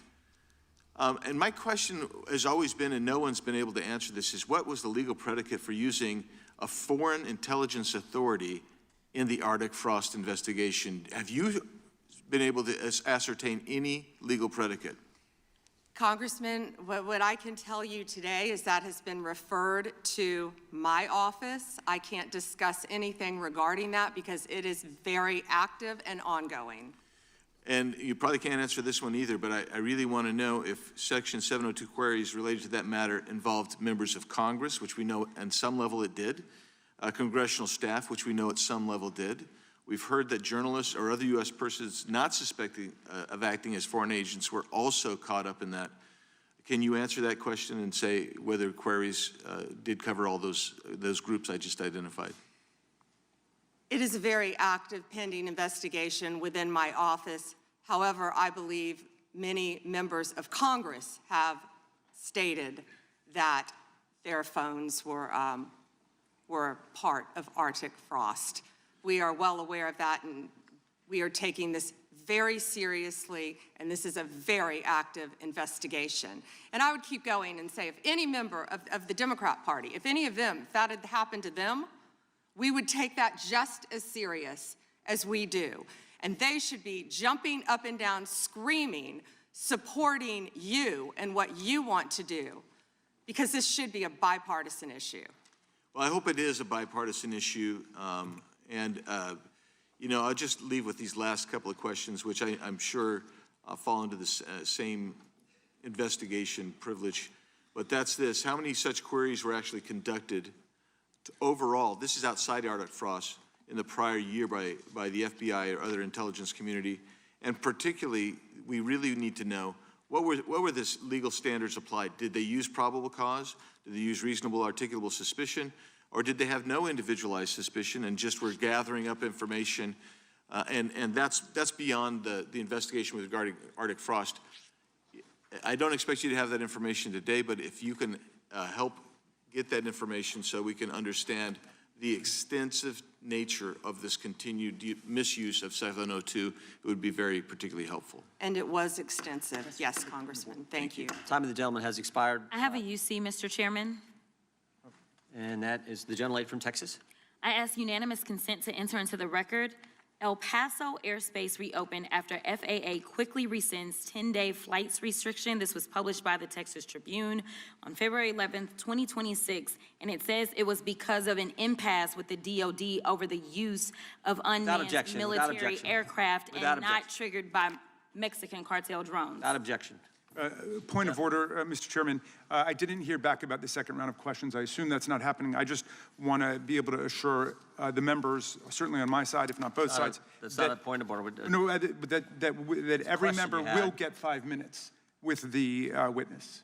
Will there be 5 minutes for each? Yeah, you get 5 minutes. Yeah. With the witness. Okay, Yeah. very good. Yeah. Okay. And are you up next? Gentleman from New York is recognized. Mr. Chairman, I want to begin by acknowledging the survivors of Jeffrey Epstein's horrific abuse who are in the room with us today. I want to thank all of you for your bravery in speaking out. I want to say that you and the other survivors of these heinous crimes deserve better from this Department of Justice. In particular, it is shocking that the department did not redact the names of Epstein's victims, but it did redact the names of their abusers. I don't know whether this was done out of incompetence or whether it was deliberate and malicious, but either way, it is completely unacceptable. Even more troubling, the DOJ has failed to bring any of these perpetrators to justice. Instead, it has engaged in a relentless pursuit of Donald Trump's perceived enemies. I want to focus on just one example. The Attorney General of my home state of New York, Tish James. This DOJ has been hell-bent on securing an indictment against Ms. James for something, anything, simply because she held Donald Trump's companies accountable for years of financial fraud. And indeed, the department manufactured an investigation against her for alleged, quote, mortgage fraud. But the U.S. attorney leading the investigation, Eric Siebert, a Trump appointee, refused to bring charges against Ms. James because there was simply no evidence.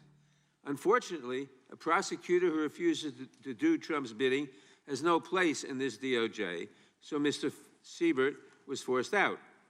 Trump could not contain his fury that he expressed to you in a social media post addressed to you by name. I'm sure you've seen it. Quote, I fired him and there is a great case, he wrote to you about Mr. Siebert. Then we moved down. We can't delay any longer. It's killing our reputation and credibility. They impeached me twice and indicted me 5 times over nothing. Justice must be served now. And obviously, you followed that order. Lindsay Halligan, Trump's former defense lawyer who had never prosecuted a case in her life, was installed to replace Mr. Siebert, and it was clear that part of her mandate was to go after Ms. James. Halligan immediately sought an indictment, which the court dismissed because Halligan was illegally put into the role. But your department was undeterred, and not once, but twice, it tried to indict Attorney General James in separate courts. Both grand juries rejected you and refused to indict her. It is practically unheard of for a grand jury to refuse an indictment. In 2016, it happened in just 6 cases out of over 150,000 offenses. And you had it happen twice in the same week, in 2 different courts. That must have been humiliating. And now there are reports that you are continuing to investigate her. The amount of resources that have gone into targeting Attorney General James, months of investigations, multiple failed indictments, is astounding. Since your own prosecutors told you that there is not enough evidence to support a conviction, it's clear that you were going after her simply because she held President Trump accountable and he wants to punish her. And she is just one name on a long list of Trump political enemies that DOJ is reportedly targeting. From Jerome Powell and Lisa Cook at the Federal Reserve to James Comey, numerous Democratic members of Congress, John Brennan, Jack Smith, Democratic officials in Minnesota, Chris Krebs, Miles Taylors, and more. And those are just the ones we know about.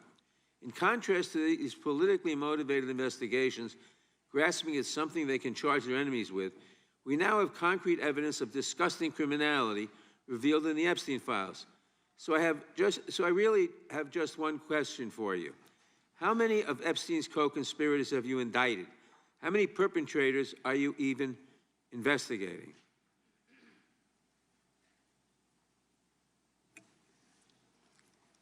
First, you showed it. I find it. How many have you indicted? Excuse me. I'm going to answer the question. Answer my question. No, I'm going to answer the question the way I want to answer the question. No, Your you're gonna answer the theatrics are question ridiculous. the way I asked it. Chairman How many have you Jordan, I'm not indicted? going to get in the gutter with these people, How many but have you- I'm going to answer the question. How many have you indicted?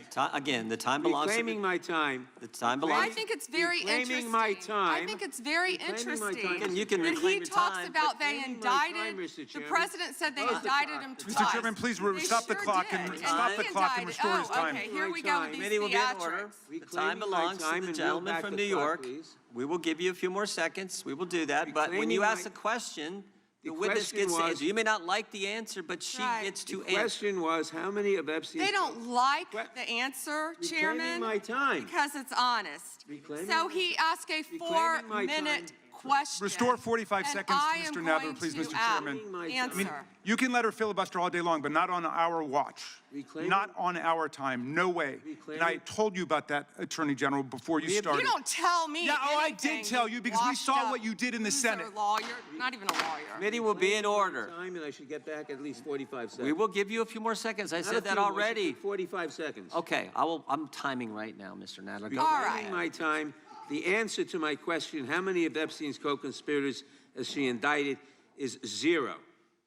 You have been the Attorney General for a whole year, and your DOJ fired the lead prosecutor of this case, sat on evidence this entire time, and claimed falsely last July that there were no more leads.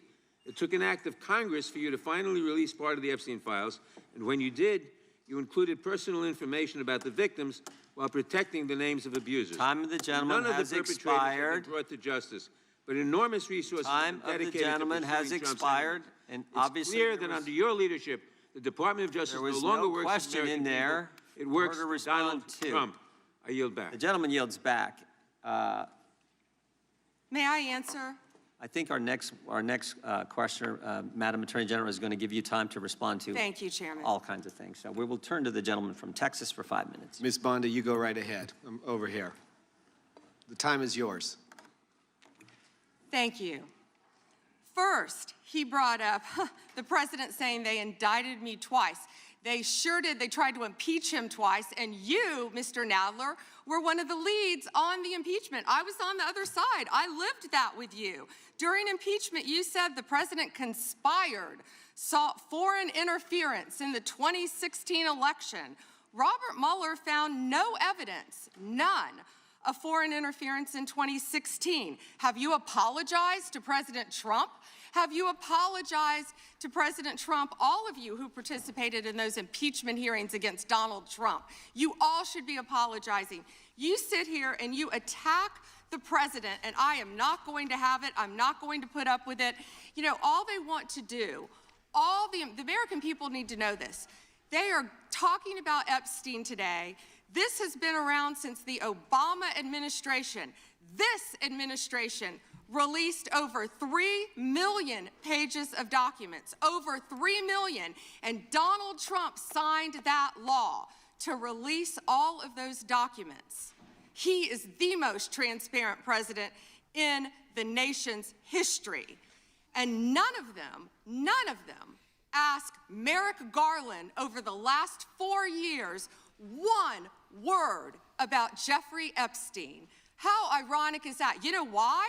Because Donald Trump, the Dow right now is over, the Dow is over $50,000. I don't know why you're laughing. You're a great stock trader, as I hear, Raskin. The Dow is over 50,000 right now. The S&P at almost 7,000. And the NASDAQ smashing records. Americans' 401ks and retirement savings are booming. That's what we should be talking about. We should be talking about making Americans safe. We should be talking about, what does a Dow have to do with anything? That's what they just asked. Are you kidding? Mr. Jordan, Mr. Jordan, Committee will be in order. Mr. Jordan, am I going to get an extra 45 seconds added to my time? The committee will be in order. The time belongs to the gentleman from Texas. Ms. Bondi, the Attorney General can respond. Thank you. The Dow has shattered 50,000 for the first time. This is crazy. They said it couldn't be done in 4 years, yet President Trump has done it in 1 year. National median rents have fallen to a 4-year low thanks to Donald Trump. That's why they want to focus on Epstein and our most transparent president in the nation's history. The murder rate, as I said, has plummeted to a 125-year low thanks to Donald Trump. For an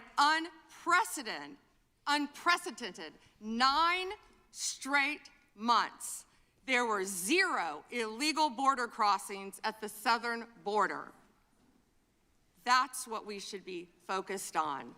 All the great work that this president has done and will continue to do to keep America safe and to make Americans safe.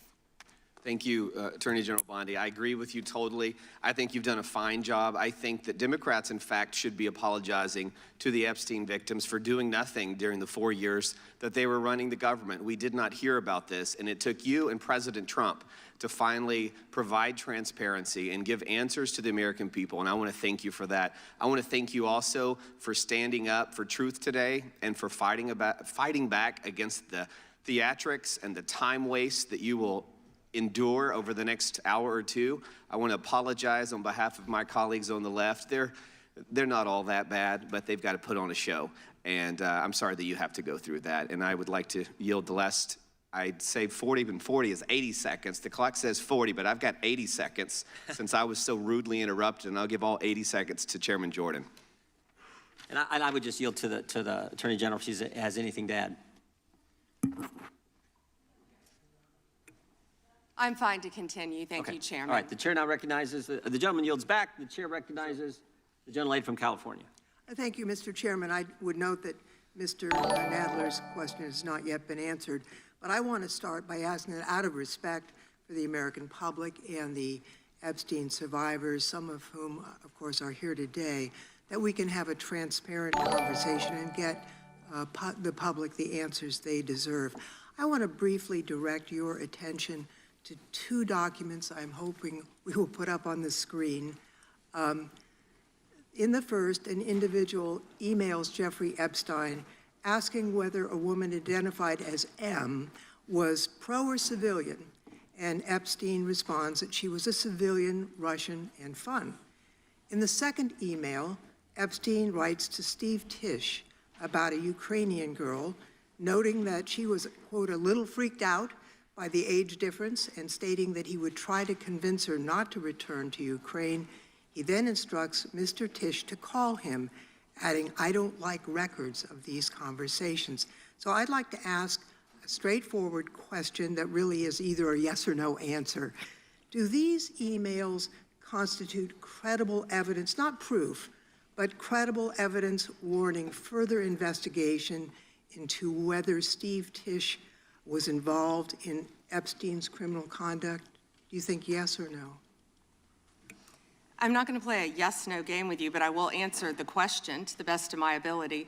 As I said, we will look and investigate any case involving any victim. I'm not familiar, there were 3 million pages, of course, with that email, but of course, we will look into anything. The documents have been released, 3 million. The redacted versions, we left them open for all of you to come view. Have you? I believe you view them. If not, will you have some copies? I'd like to. Could I finish, please? I'm not being rude. Please. I only have 5 minutes. No, yeah, and I only have 30 seconds based on your filibuster. You didn't give a yes or no answer, so let me just go further.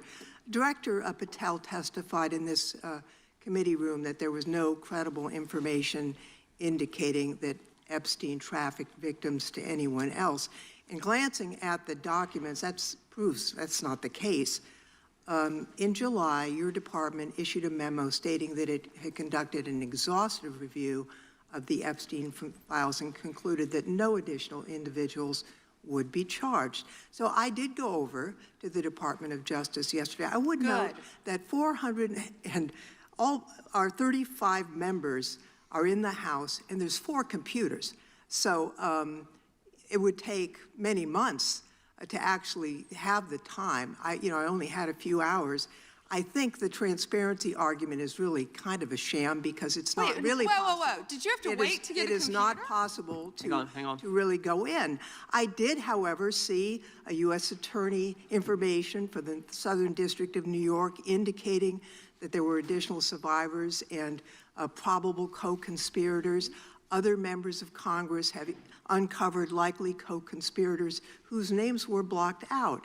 Now, the Epstein File Transparency Act, which all but one member of this House voted for and the president signed, requires the department to release everything except that it needs to be redacted to protect the victims or an ongoing prosecution, which apparently there is none from the testimony we have received.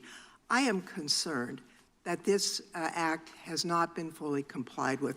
When Director Patel came to the committee, he admitted that up to 1,000 FBI agents had gone through the files and redacted President Trump's name from them. And it's pretty clear that what has been transmitted from the FBI continues to redact President Trump's name, even though he is mentioned thousands of times in these files. So I think the credibility of the department in terms of complying with the act has been damaged. And I think the department's credibility has been damaged in other ways. I think we all saw the horrible video of American citizens being killed by ICE agents in Minneapolis. And I think how the department has handled these cases raises a lot of doubt about the department. State and local police in Minnesota got a court order to get access to the crime scene to be sure evidence would be properly preserved by federal agents.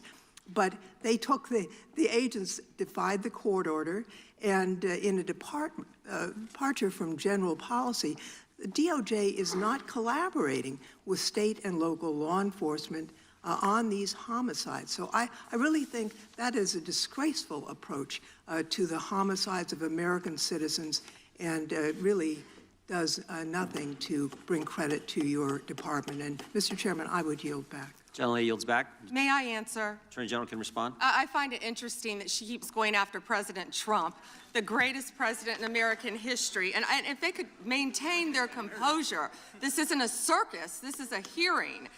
I find it interesting she keeps going after Donald Trump. She doesn't say how much money she took from Reid Hoffman, did you? None.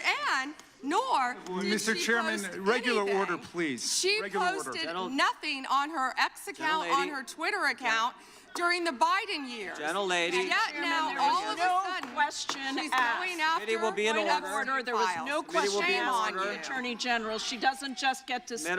Committee will be in order. I have a point of order, Mr. Chairman. Committee will be in order. Point of order, Mr. Chairman. Gentlelady can state her point of order. When a witness attacks... Not a valid point of order. You got to state. She hasn't completed her point of order yet. Please let her speak, Mr. Chairman. Let's have some regular order here. Regular order is you got to state the rule. And I am trying to make a point of order that the witness, and what rule are you referring to? Without responding to a question, has attacked me personally. I think it's pathetic that she can't answer the questions and instead is attacking that is not even close to a point of order. The gentleman from Wisconsin is recognized. In August of last year, I sent a letter to the Department of Justice asking for assistance in seeking compensation for the town of Lac du Flambeau. Town of Lac du Flambeau is in my district, and your office replied that it was an ongoing matter and unable to comment on it, which I understand. That's just fine. But I want to set this up just as a reminder. So 3 years ago, it was at this time of year that 4 roads were blockaded in the town of Lac du Flambeau, and the temperature was 25 below zero. People had to park their cars at a neighbor's place, take the snowmobile across the lake to get their car, and then be able to drive into town. There were people 80 and 90 years old that could not, were very concerned that they'd be able to get emergency medical services. And the perpetrators of this, the tribe out there, they demanded compensation from the town. I would call it extortion. They ultimately got $600,000 from the town of Lac du Flambeau. The unfortunate part, Mr. Chairman, is that the Biden administration took the side of the perpetrators who closed those roads off, and the Biden administration made it clear to the town of Lac du Flambeau that we are not on your side in regards to this. Well, fortunately, there was a federal judge that said, no, this is wrong, what happened, and these roads should be left open, they should continue to be left open. My question to you is, are you willing to work with my office and with the town of Lac du Flambeau to further investigate this matter and seek compensation from the tribal government after their extortion of $600,000 from this little town in northern Wisconsin? Congressman, you do a great job representing your district. And yes, we would more than welcome working with you, and we are familiar with that investigation. Mr. Chairman, I would just add, we're highlighting these miscarriages of justice in the previous administration. This is just another one of those small examples, no different than the Catholic Diocese in Richmond and many others that you have retold so many times. But here's another instance of what they did to a small town and nearly bankrupted them as a result of it. Fortunately, there was a federal judge that saw through it and has fixed it. I want to move on to fraud enforcement. You have established a National Fraud Enforcement Division. Is that correct, Madam Attorney General? Yes, Congressman. Has this new division begun any investigations and getting after those individuals that have committed the rampant fraud we've seen, like in Minnesota? Well, it's not only rampant in Minnesota, it's rampant throughout this country. Much of it is in California, as you know, and other places. Yes, we are working on it actively. Our criminal fraud division has been working on it. We are expanding that. It was the Vice President's idea to come up with this amazing separate fraud division, which we are establishing and going nonstop, not only to expose the fraud in Minnesota, but around the country. It's taxpayer dollars that have been stolen from the American people, and we are committed to recovering that money and holding those people accountable. Mr. Chairman, I would remind everyone here, why did this happen in Minneapolis? Why did federal law enforcement have to go to Minneapolis? Because of industrial scale fraud. It was an assistant United States attorney that said, this is industrial scale fraud that's going on in Minnesota at this point. I sent a letter to our governor in Wisconsin. We're right across the border there. My district is only 20 miles from the city of Minneapolis. And I asked him to open the books for a federal audit on food stamps and Medicaid. Don't you think it would be a good idea for every governor to do that at this point? It protects the citizens, and I can't understand why that's not happening. And yes, I do think that's a great idea. It's happening around this country. And when our new division with Colin McDonald is established, it's established when Colin is confirmed. He's amazing. I think you've met with him, you said, Chairman. When that is established, we're going to work on both sides of the aisle. That's what we want to do, to stop fraud in every city, in every state, in this country. We will continue to fight for the American people. So you would encourage every governor across the United States, after what we have seen in Minnesota, what we almost certainly know is happening in other states, you mentioned California, you would agree that every governor should avail themselves of federal resources to make sure that this industrial scale fraud is rooted out to protect the taxpayers of the United States. Is that correct? Absolutely. Mr. Chairman, I yield back. Gentleman yields back. The gentleman from Tennessee is recognized. Thank you, Mr. Chair. First, I'd like to thank you for holding this hearing and holding it in a proper fashion as you have. Secondly, I'd like to thank all of the victims of the Epstein case who've come here to attend this hearing, for doing it and for being brave and trying to move this justice forward. I apologize, I can't do it, but the Attorney General not recognizing you. That's embarrassing. I am from Memphis, General Bondi, and Memphis does have the task force there. The Memphis Safe Task Force has been operating in Memphis for several months, and we do have a Democratic Mayor, Paul Young, and he's not against the task force, but he is against ICE being in Memphis, and he's not in favor of the National Guard being in Memphis. And I concur with him on those positions. I think the DEA being there, the alcohol, tobacco, and firearms, the FBI, who have been in Memphis in other ways, having more people there is good for Memphis. Crime has gone down in Memphis, but it went down 25% before the task force got there under the direction of Mayor Young and Director Davis, Chief Davis. It's gone down about 15% more since then. and that's good.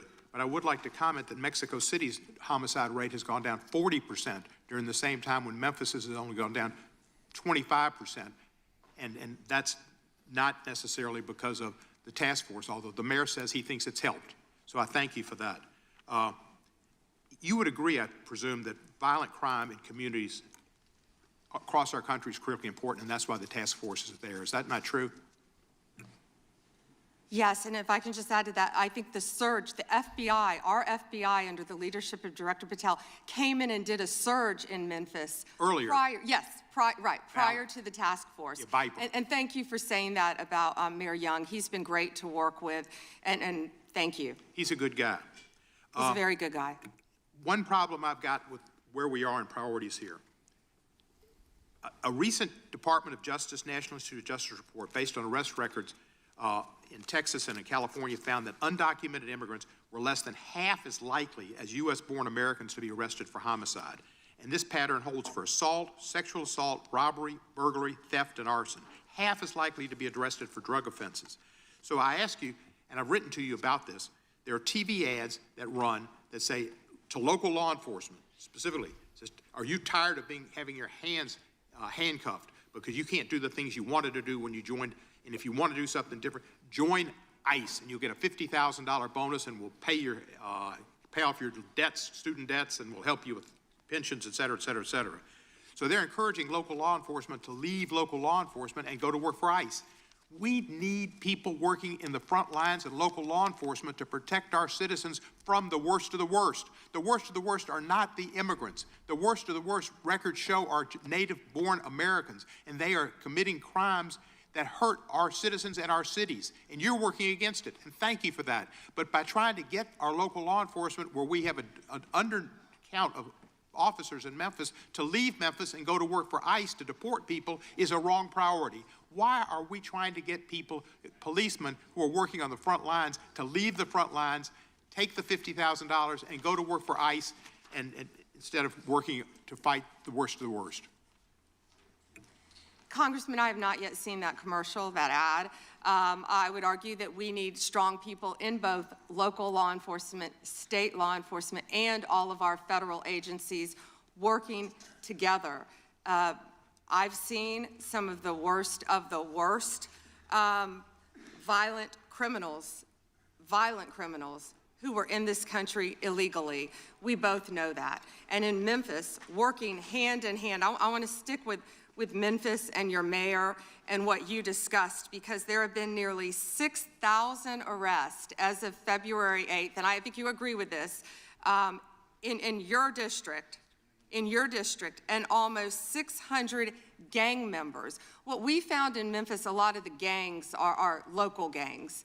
But 600 gang members were taken off the streets. Because I've only 40 seconds. I'm going to agree with you. Yeah. I thank you for that. And 148 missing children were recovered by all of us working together, and nearly 1,000 illegal guns were seized as a result of us working together. And I don't disagree with some of the things you said, but there are questions about those children, but it's a different thing. The fact is, ICE is running rampant, and you are not investigating them. When they killed Mr. Prete and Miss Good, that was an execution, and you did not investigate it. And you tried to investigate Miss Good's widow, and you tried to investigate Mr. Prete. They were executed, like Kristi Noem executed her dog. And that was wrong. And you should investigate those people, and you should investigate anybody that uses a weapon, federal official or not, for civil rights violations. I yield back the balance. Gentleman yields back his time. Madam Attorney General, anytime you need a break, just let us know. If not, we'll just keep going. The chair is now recognized for 5 minutes. Madam Attorney General, you're not allowed to exercise your constitutional rights in a way that tramples on someone else's, are you? No. No, you can't do that. I mean, you have a right to petition the government under the First Amendment. That doesn't mean you can come into this room and start screaming at Mr. Raskin or me or anybody else and disrupt a congressional hearing. You have a right to protest on the street, but that doesn't give you a right to go into the Capitol and disrupt Congress. Something these guys talk about every day. You can't do that. So when Don Lemon said that he was exercising his First Amendment free press rights, freedom of the press rights, that's not really accurate, because he was trampling on other individuals' rights. Is that true? Chairman, we will always protect our churches and the freedom of religion.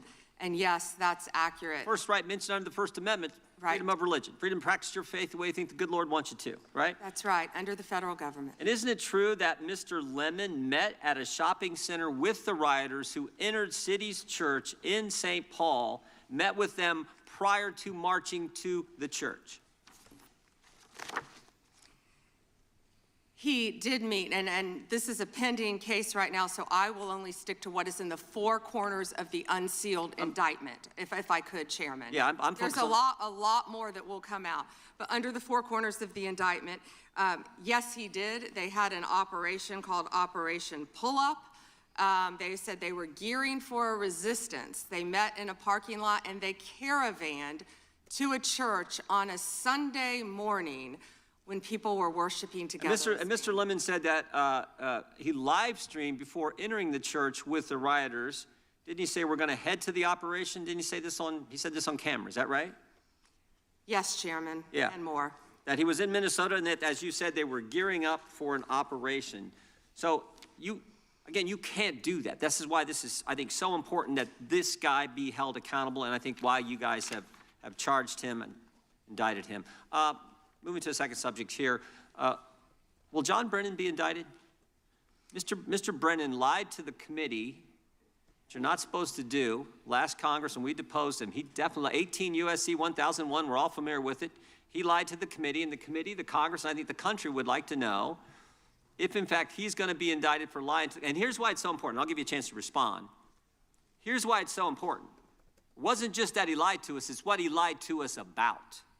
He lied to us about when all this weaponization against the President of the United States started.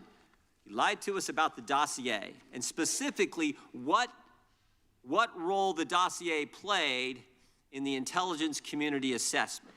Because we know back when President Trump was first elected, first term, this is when it all started, which led to the Mueller and to the impeachment and to the Jack Smith and all the stuff that's happened in the last decade. But it began here, and he lied to Congress about the role he played. And I just want to read a couple of things he said during that deposition before I give you a chance to respond. Mr. Brennan, when asked a question, said the CIA was not involved at all with the dossier. He said it was their purview, FBI's purview, and not ours. He also said the CIA was very much opposed to having any reference or inclusion of the Steele dossier in the intelligence community assessment. Well, that's interesting because declassified information that was declassified this past summer by the CIA says something entirely different. It says, Brennan, I want to put this one up if we have it. It says, Brennan ultimately formalized his position in writing, stating that, quote, this is released by the CIA Director Ratcliffe, my bottom line is that what I believe that information warrants inclusion in the report. He was further asked by an CIA official. The same officer said when he approached the director and asked that the director refused to remove it after being explained this wasn't good, with the dossier's many flaws, he said, yes, but doesn't it ring true? So this is John Brennan using that document to change intelligence community assessment, which I think led to all the stuff we've seen over the last decade. And I think this committee in the country, Congress in the country, would like to know if Mr. Brennan is going to be indicted.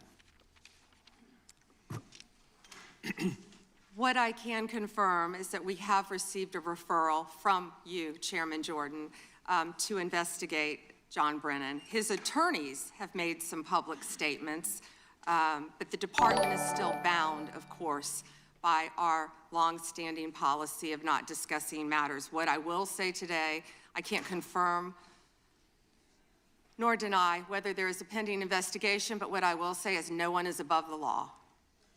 Mr. Chairman, Weaponization has ended. Yeah. Point of order, Mr. Chairman. Gentleman from New York is recognized for a point of order. If we want to know whether Mr. Brennan will be indicted, you should just ask the president. Not a point of order, but I appreciate you trying to make it one. The gentleman from Georgia is recognized. Thank you, Mr. Chairman.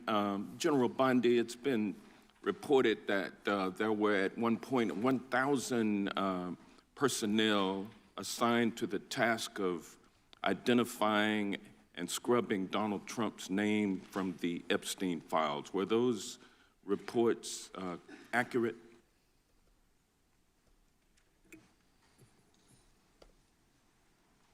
I believe his name has appeared countless times in the documents how that many have people were been released. assigned?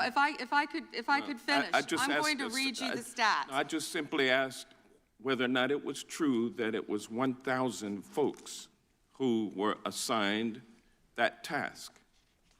Were those reports accurate? There are more than 500 attorneys and reviewers. I cannot give you an exact number. And I wanted to ask you about that also, because this is a different question that you're getting to now. There were 500 DOJ lawyers and others assigned the task of redacting the appropriate information, including identities of the Epstein victim survivors from the Epstein files prior to their release. 500, is that correct?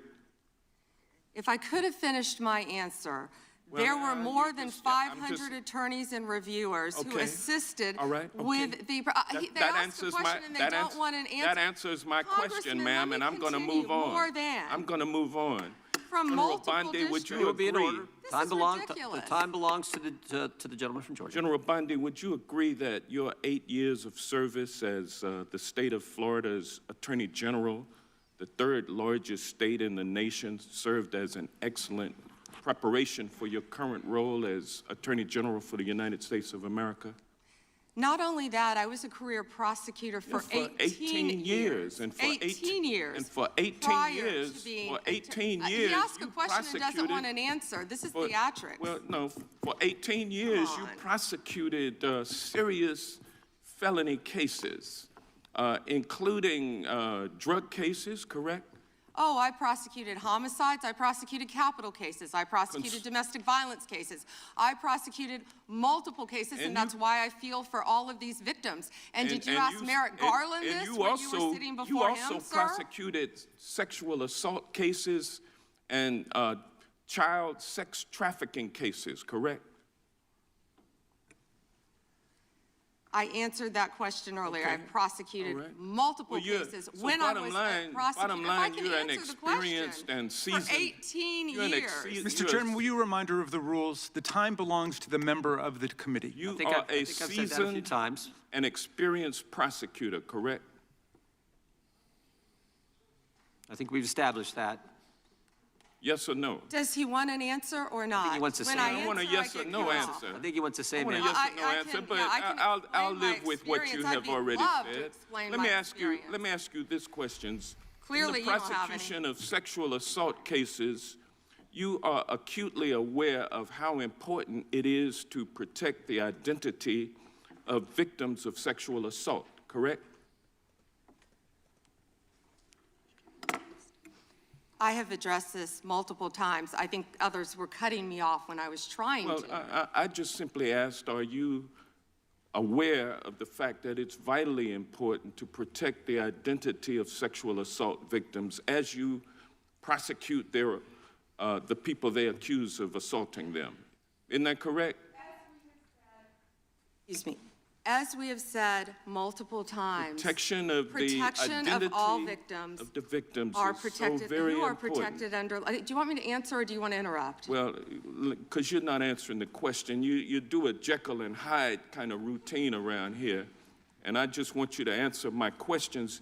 What does Jekyll and Hyde mean? Can you explain that? Well, it means you're nice to the Republicans and you turn like Hyde on Democrats. But let me ask you this, ma'am. We have the Epstein victim survivors here today. Representative Jayapal asked a simple question: if you would be so kind and honorable as to turn around and face them and apologize to them for outing them. I mean, how many lives have been derailed because your department was either sloppy and incompetent or willfully trying to intimidate and punish these ladies for coming forward? Which was it? The time of the gentleman has expired. The gentleman yields back. The chair now recognizes the gentleman from Wisconsin for 5 minutes.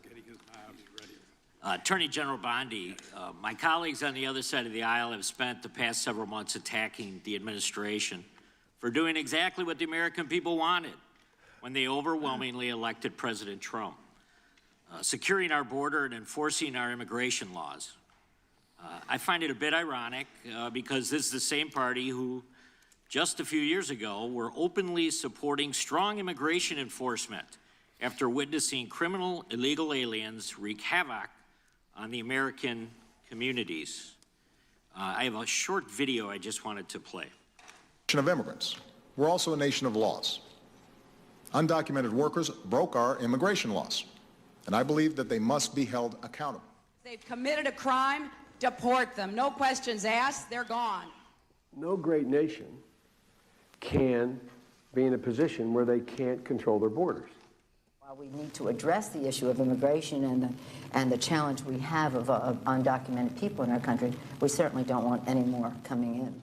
Every place in this country are rightly disturbed by the large numbers of illegal aliens entering our country. The jobs they hold might otherwise be held by citizens or legal immigrants. The public service they use impose burdens on our taxpayers. That's why our administration has moved aggressively to secure our borders more by hiring a record number of new border guards, by deporting twice as many criminal aliens as ever before, by cracking down on illegal hiring, by barring welfare benefits to illegal aliens. Illegal immigration is wrong, plain and simple. When we use phrases like undocumented workers, we convey a message to the American people that their government is not serious about combating illegal immigration, which the American people overwhelmingly oppose. If you don't think it's illegal, you're not going to say it. I think it is illegal and wrong. Open the borders, my God. You know, there's a lot of poverty in this world, and you're going to have people from all over the world, and I don't think that's something that we can do at this point. Can't do it. Yes or no, would you allow the cities to ignore the federal law? No. We simply cannot allow people to pour into the United States undetected, undocumented, unchecked, and circumventing the line of people who are waiting patiently, diligently, and lawfully to become immigrants in this country. So, Attorney General Bondi, what's the Trump administration, DOJ, doing to end the open border policies of the prior administration that saw dangerous drugs and criminal aliens flood our communities? Congressman, President Trump has worked tirelessly, as you know, to close our border, which is what the Democrats had asked for in that video. President Trump closed our borders on day one. He is protecting Americans. He is protecting our kids from the influx of drugs that were flowing into this country from Mexico, the fentanyl precursors that were coming from China. These precursors were taken from China into Mexico, and in Mexico, they were mixed and freely taken right into our country, along with gang members, MS-13, TDA, freely coming into our cities around our country, thanks to Joe Biden's open border policies. That has stopped under Donald Trump. It will no longer happen under this administration, and he is doing everything to keep Americans safe. And let me continue. When he was elected overwhelmingly by the American people, the majority of the American people wanted Donald Trump. One of the main reasons was border security and keeping Americans safe. And that's exactly what he did. And that's why today the other side sits here, they yell, they cut me off, they want to yell, they want to ask a question and don't want answers because they want to distract from all the great things that this president and this administration working hand in hand, and that includes Secretary Noem, who has closed our borders, and Tom Homan, who has closed our borders to keep Americans safe. And they're trying to distract from that, and they're not going to do it because the American people are smarter than that, and they see through their theatrics. Thank you. Just quickly, yesterday, Senator Grassley reached out to my office to tell me that I was one of the 20 members that was now disclosed were under surveillance from Jack Smith. This brings up the question of non-disclosed orders and whether or not they should apply to members of Congress. but with my phone records being surveilled as well as looks like 19 other members of Congress, I'm just wondering how DOJ views that. Time is, the gentleman's expired, but the gentlelady can respond. As I stated earlier, Congressman, anyone's records who were illegally obtained, Democrat or Republican, we will fight vigorously to stop that. Anything with Arctic frost, I can't discuss right now. And isn't it true, Madam Attorney General, the DOJ has changed their policy? You can't do that now. The DOJ is not going to go do that and ask the judge for an NDO. Absolutely. Yeah, good. That in and of itself tells you why how wrong it was. The chair now recognizes the gentleman from California. Great, thank you. Madam Attorney General, you acknowledged earlier to Mr. Johnson that President Trump was mentioned and the release countless times, you said, in the Epstein files. I just want to play a video, though, for you that I think speaks to the frustration that many of these victims have. Of times Trump's name appears in the files, so it could at least be 1,000 times. Is that right? The number is a total misleading factor. We have not released anyone's name that we have not released anyone's name in the Epstein files that has not been credible. Director, could it at least be 1,000 times? We have released every piece of legally permissible information. Okay, you can characterize the numbers however you want it. Claiming my time, Director. It sounds like if you don't know the number, it could at least be 1,000 times. Which it's not. It's not. Is it at least 500 times? No. Is it at least 100 times? No. Then what's the number? I don't know the number.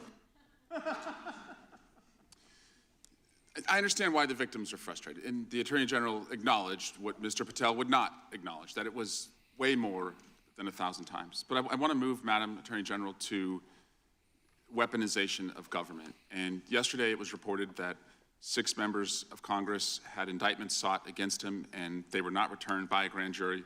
My colleagues have spoken about their frustration of being in subpoenas and having cell phone records combed through. Well, in 2017 and 2018, Adam Schiff and I had our cell phone records and email records combed through, not by you, but a different Department of Justice under the President. It was in retaliation for our role in the Russia interference campaign. An Inspector General report would find this improper and that the predicate for it was absurd. In 2020, after sitting on 2 committees that were a part of the President's first impeachment, an FBI agent leaked my cooperation in a national security case where my campaign was targeted. The President's FBI senior leadership authorized 2 statements to the press that said I was never suspected of wrongdoing and only helped the investigation. But that didn't stop the death threats or my GOP colleagues from referring me to an ethics investigation where Kevin McCarthy's chairman on the ethics committee would find the same thing as the FBI.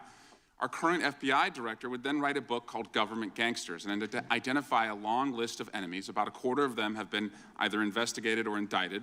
He listed me at the very top, along with Adam Schiff, and during that same testimony, refused to recuse himself when asked if he would recuse if any case came across his desk involving me or people on that list. Since that testimony, his department has put me under investigation with Senator Schiff for the nonsense mortgage fraud cases that we've seen. I get it. This is what the President does. I've priced it in. We have a bingo card at home that my kids have made of what will come next. I expected that the President would come after his enemies. But what I want to talk to you next is serious, and I did not expect this would happen, and I'd like your help on it. The President has inspired death threats against me and many sitting up here with me. In June 2025, an individual left 11 voicemails at my district office. On the voicemails, they said, "Get the message to him. I'm going to hunt him down, that motherfucker, and toss his ass over the Golden Gate Bridge by my fucking self." Donald Trump's Department of Justice in the Northern District of California declined to prosecute.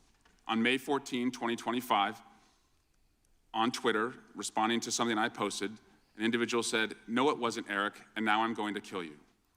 The Department of Justice from the Southern District of Texas declined to prosecute. May through December of 2025, we received messages at my office that said, "I hope somebody shoots you and your children and your wife in the head. Pew, pew, motherfucker, pew, pew." I would stay indoors as much as possible, and my children, unfortunately, have to do that. The Department of Justice has not charged this individual and cited that he's a prolific caller and has health conditions, although what we have found in our own investigation and his voicemails is that he has said he will employ others to do this. The President can come after me. It's fine. I'm in the arena. So are these folks. But we never expected that the Department of Justice would not seek to prosecute and investigate those who are making threats against us. And that would include those on that side of the aisle. And I'm just asking for your help to protect life, because life is at risk with the environment we're in right now. Congressman, I completely agree with you. I know about several of those personally involving you. I believe one has been charged publicly, and there's something I would be happy to talk to you about off camera, but I can assure you that they are very serious. They are being looked into, and I can give you more details on those. None of you should be threatened, ever. None of your children should be threatened. None of your families should be threatened.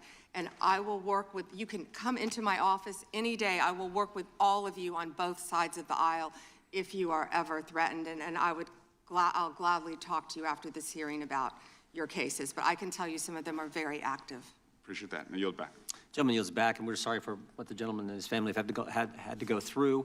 We appreciate what the Attorney General said. And I think some of the things that the gentleman from California related, we can all relate to, and it's unfortunate, it's wrong, as the Attorney General said, and we appreciate the help we get from the Justice Department. With that, we will now recognize the gentleman from New Jersey, Mr. Van Drew. Thank you, Chairman.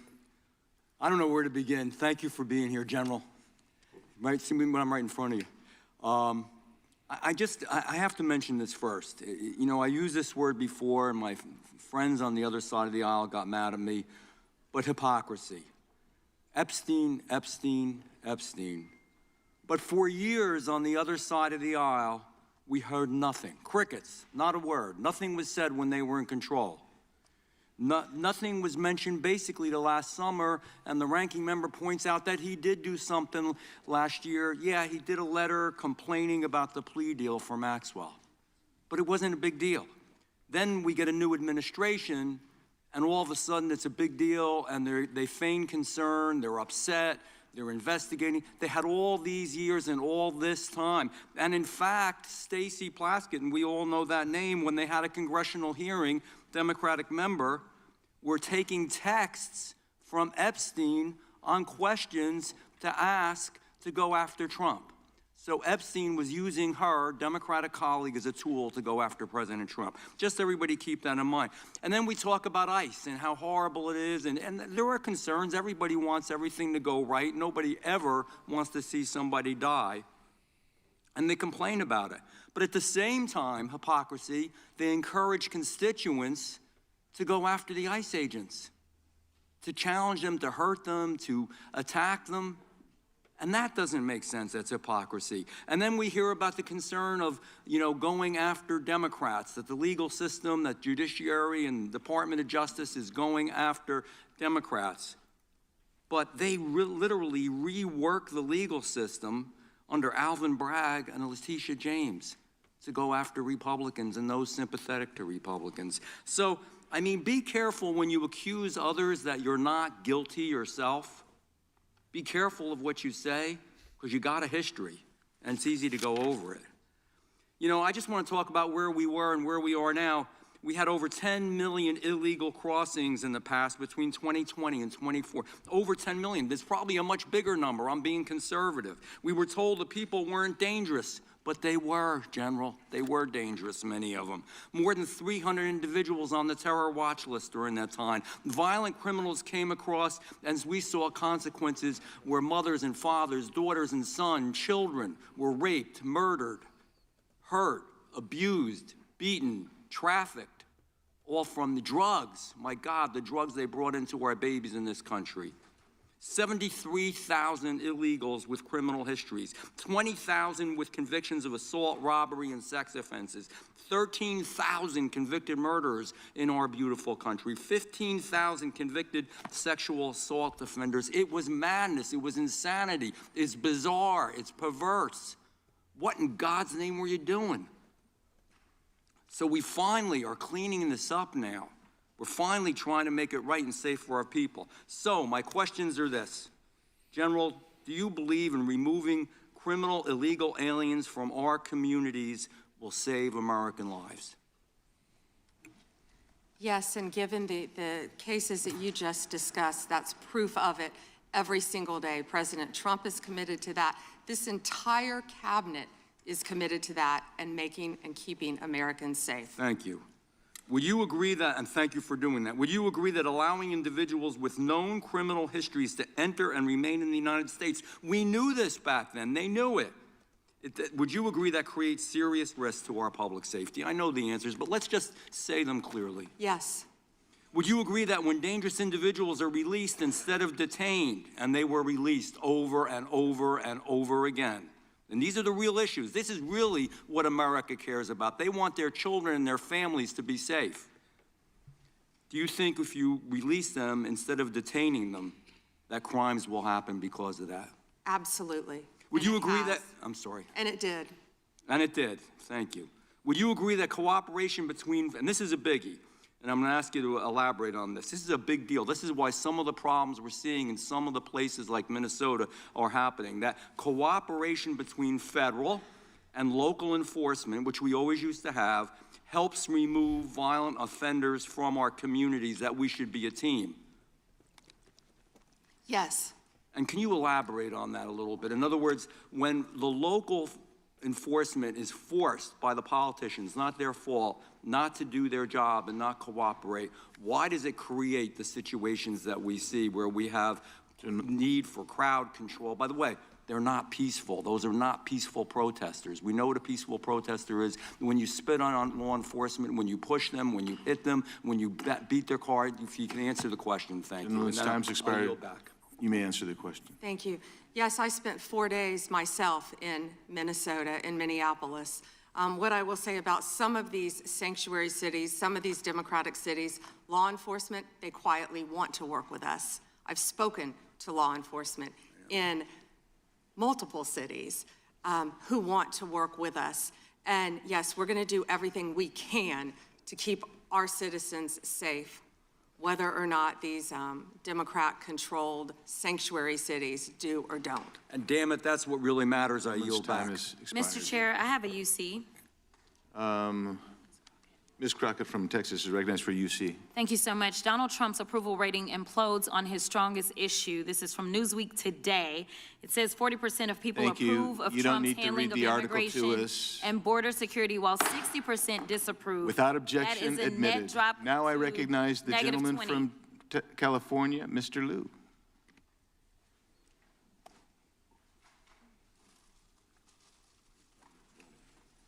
Thank you, Attorney General Bondi, for being here today. I'm going to show you two photos. Thank you.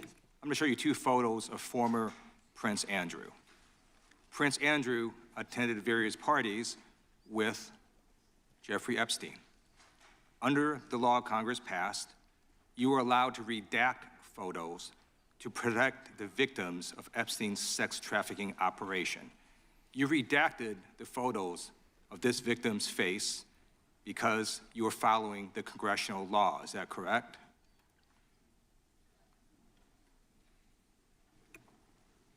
I'm sorry, that we redacted the victim's Because you were face? following the congressional law, correct? Yes. Okay.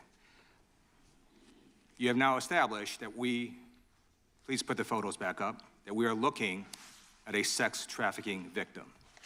Under the Federal Victims Trafficking Protection Act, not only is Jeffrey Epstein guilty, but anyone who patronizes Epstein's sex operation is also guilty of a crime.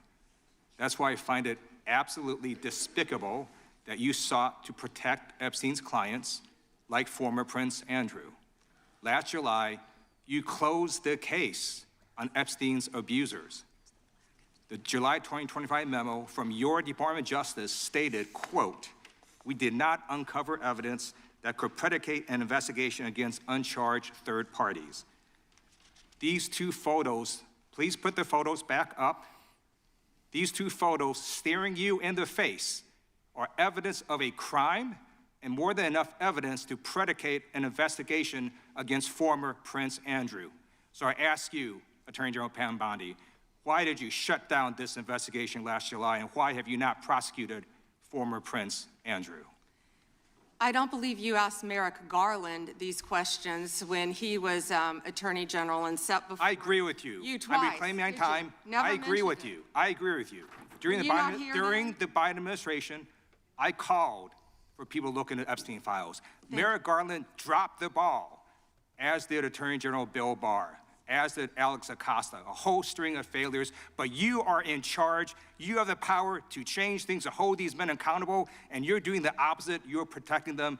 So I want to move on to another man. Can I answer Donald that, Trump. though? I want to move on to another Can I answer your question about protecting You answered the question. You're saying no. I love this. I want to discuss another man, Donald Trump, who is all over the Epstein files, like former Prince. Here's a video.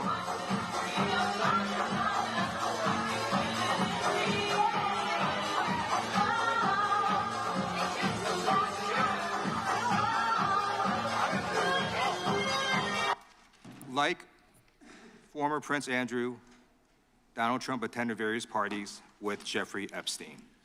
I want to know, were there any underage girls at that party or at any party that Trump attended with Jeffrey Epstein?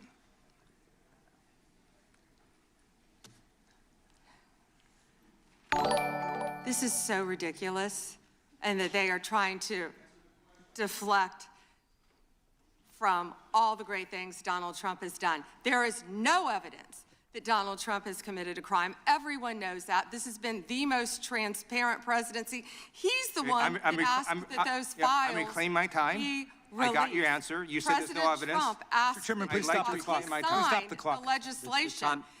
This is Time. I'd like to ridiculous. reclaim my time. Time belongs to the gentleman from California. Okay.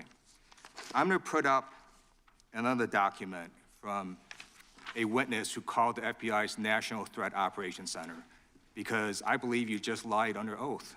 There is ample evidence in the Epstein file. Don't you ever accuse me of a crime. I believe you just lied under oath, and this is all on videotape. You said there's no evidence of a crime. I'm showing you, here is a witness statement who called into the FBI's Threat Operations Center. He drove Donald Trump around in a limo. He overheard what Donald Trump said to Jeffrey on his cell phone. He was so angry, he was going to stop a limo and hurt Donald Trump. And he met a girl who said she was raped by Donald Trump and Jeffrey Epstein. She later had her head blown off, and officers at the scene said that could not have been suicide. No one at the Department of Justice interviewed this witness. You need to interview this witness immediately. Epstein should rot in hell, so should the men who patronized his operation. And as we say here today, there are over 1,000 sex trafficking victims, and you have not held a single man accountable. Shame on you. If you had any decency, you would resign right after this hearing concludes. The gentleman has expired. May I respond? Yeah, I don't know how you respond. No one can. I did not ask a question, But Ms. he Herrera. doesn't You're want allowed to talk to. about I did the not ask a horrific question. crime in California. He does not want to talk about I did not ask a crime question. in his She state. can't just Madam ad Attorney lib General. stuff. I did not ask a question. Meeting will be in order. The gentleman has yielded back his time. I think our next witness will be more than happy to let the Attorney General Madam respond. Attorney General, would you like to? Gentleman from Alabama is recognized for 5 minutes. You have a few minutes to respond. Thank you, Congressman. This is what Congressman Liu didn't want to talk about. He didn't want to talk about all the crime that is happening in his state. California refuses to honor detainees because of its dangerous sanctuary city policies. The refusal means California has released 4,561 criminal illegal aliens onto its street. The crimes of these aliens include 31 homicides, 661 assaults, 574 burglaries, 184 robberies, 1,489 dangerous drug offenses, 379 weapons offenses, and 234 sexual predator offenses. That's why they are deflecting. That's why they're trying to talk about the Epstein files. That's currently happening in his home state. Attorney General, thank you for being here, and I wanted to make sure you had time to respond. I'm going to change gears a little bit. In October, when you were testifying before the Senate, I know you and my friend Senator Katie Britt discussed concerns of infiltration of the illegal Chinese vapes into our country.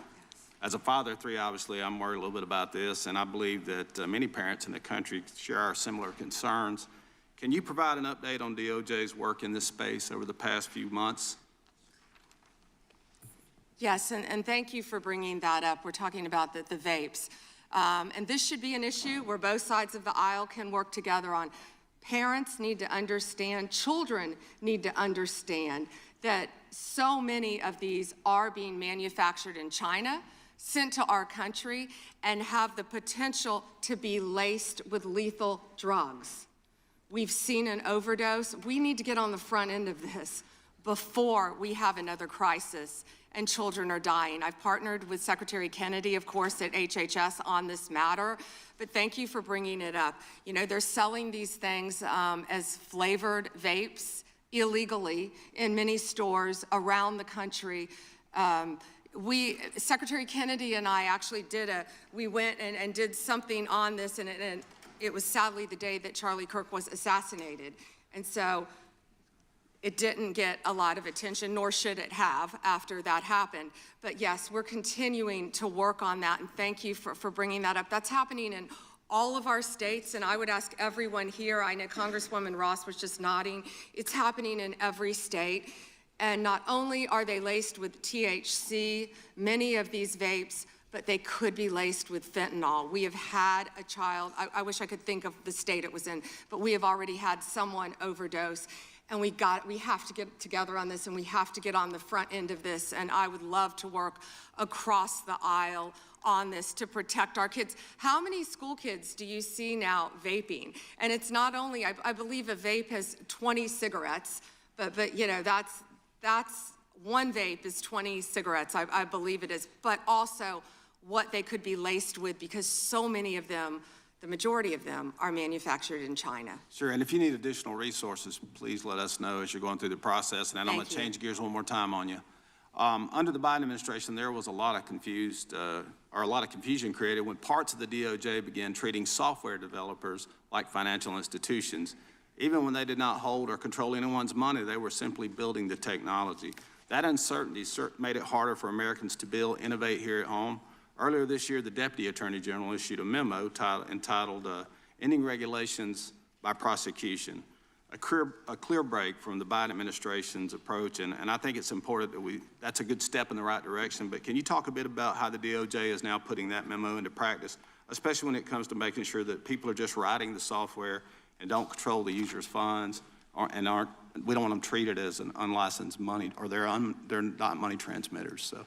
Yes, and we're doing everything we can to protect the American people on that, and I would refer everyone to Deputy Attorney General Blanche's memo, and we're working as hard as we can on that topic. Because we want to lead the way in the space on that, so we appreciate the help. And with that, Mr. Chairman, I'll yield back 10 seconds.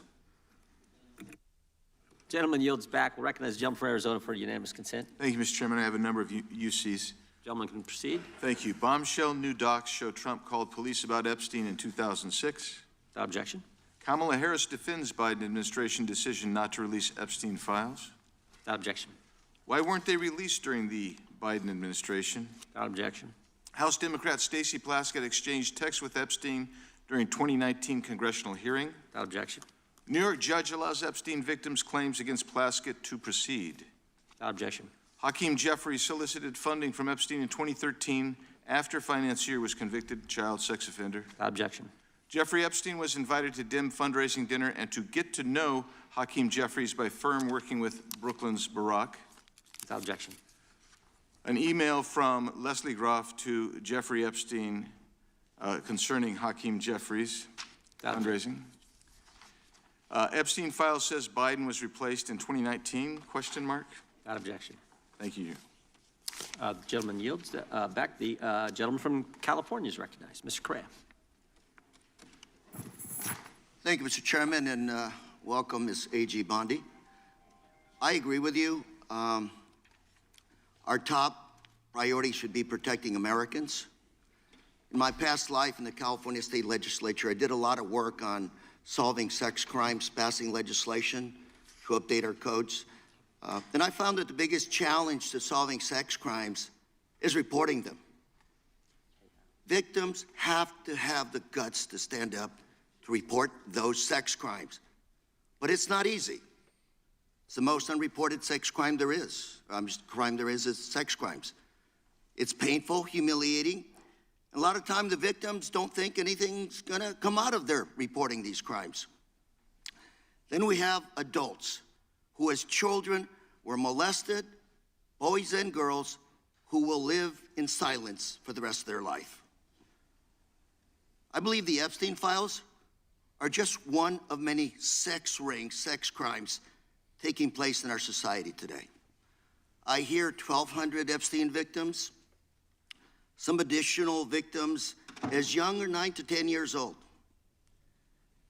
The challenge I have today, what bothers me today about this hearing, Madam AG, is what's the message we're sending out there on Main Street? Shouldn't ask a question I don't know an answer to, but I'm going to ask the victims behind you right now. First, can you please stand up? And then, can you please raise your hand if you think after everything you've heard today, you feel that our AG, the feds, have your back? Do we have your back? Raise your hand if you're confident that we got your back. And that's the issue, Madam AG. We've got to make sure that victims stand up and report the crimes. Otherwise, we're going to be taking a step backwards.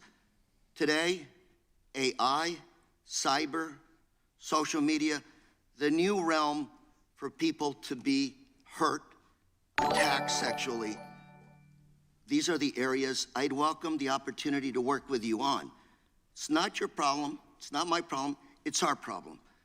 But to have redacted files that are not showing us the names of these predators is wrong. These are very powerful people. This was a very expensive business, and we don't know who they are. I would imagine they're very prominent Republicans, very Republican Democrats, and we are covering up for them. We got to know what's going on out there, Madam AG. It looks like you want to say something. I'm going to give the opportunity to address my statement. I look forward to working with you on any crimes involving child sex predators, children, and also cyber crimes. That is a tremendous problem now throughout our country. AI, you are correct. AI is causing great problems online we're working on that though. AI is an incredible tool, but it also can be fraught with peril with victims of crime. I've experienced that with someone I know who we've been trying to help. I look forward, though, to working with you on that and all Madam, cyber crimes. Can I? Please, go ahead. And as I said before, to any victims, we ask them to come forward to our office, and we want to work with them. I have never not worked with a victim, and I believe I've actually spoken to several of the Madam, victims' if I can reclaim my time, I only have a minute. behind me. If I can reclaim my time, I just think we start out by making sure those redactions are unredacted, those Epstein files, to make sure that the public, according to the law, following the law, that those names in those files are made public. We have to make sure we tell those predators there is no place for them to hide, and if they commit the crime, they're going to fry for it. It starts with showing us the names of the perpetrators in the Epstein files. May I respond to that? Sure. Okay. So if any man's name was redacted that should not have been, we will, of course, unredact it. If a victim's name was unredacted, please bring it to us and we will redact it. We were given 30 days to review and redact and unredact millions of pages of documents.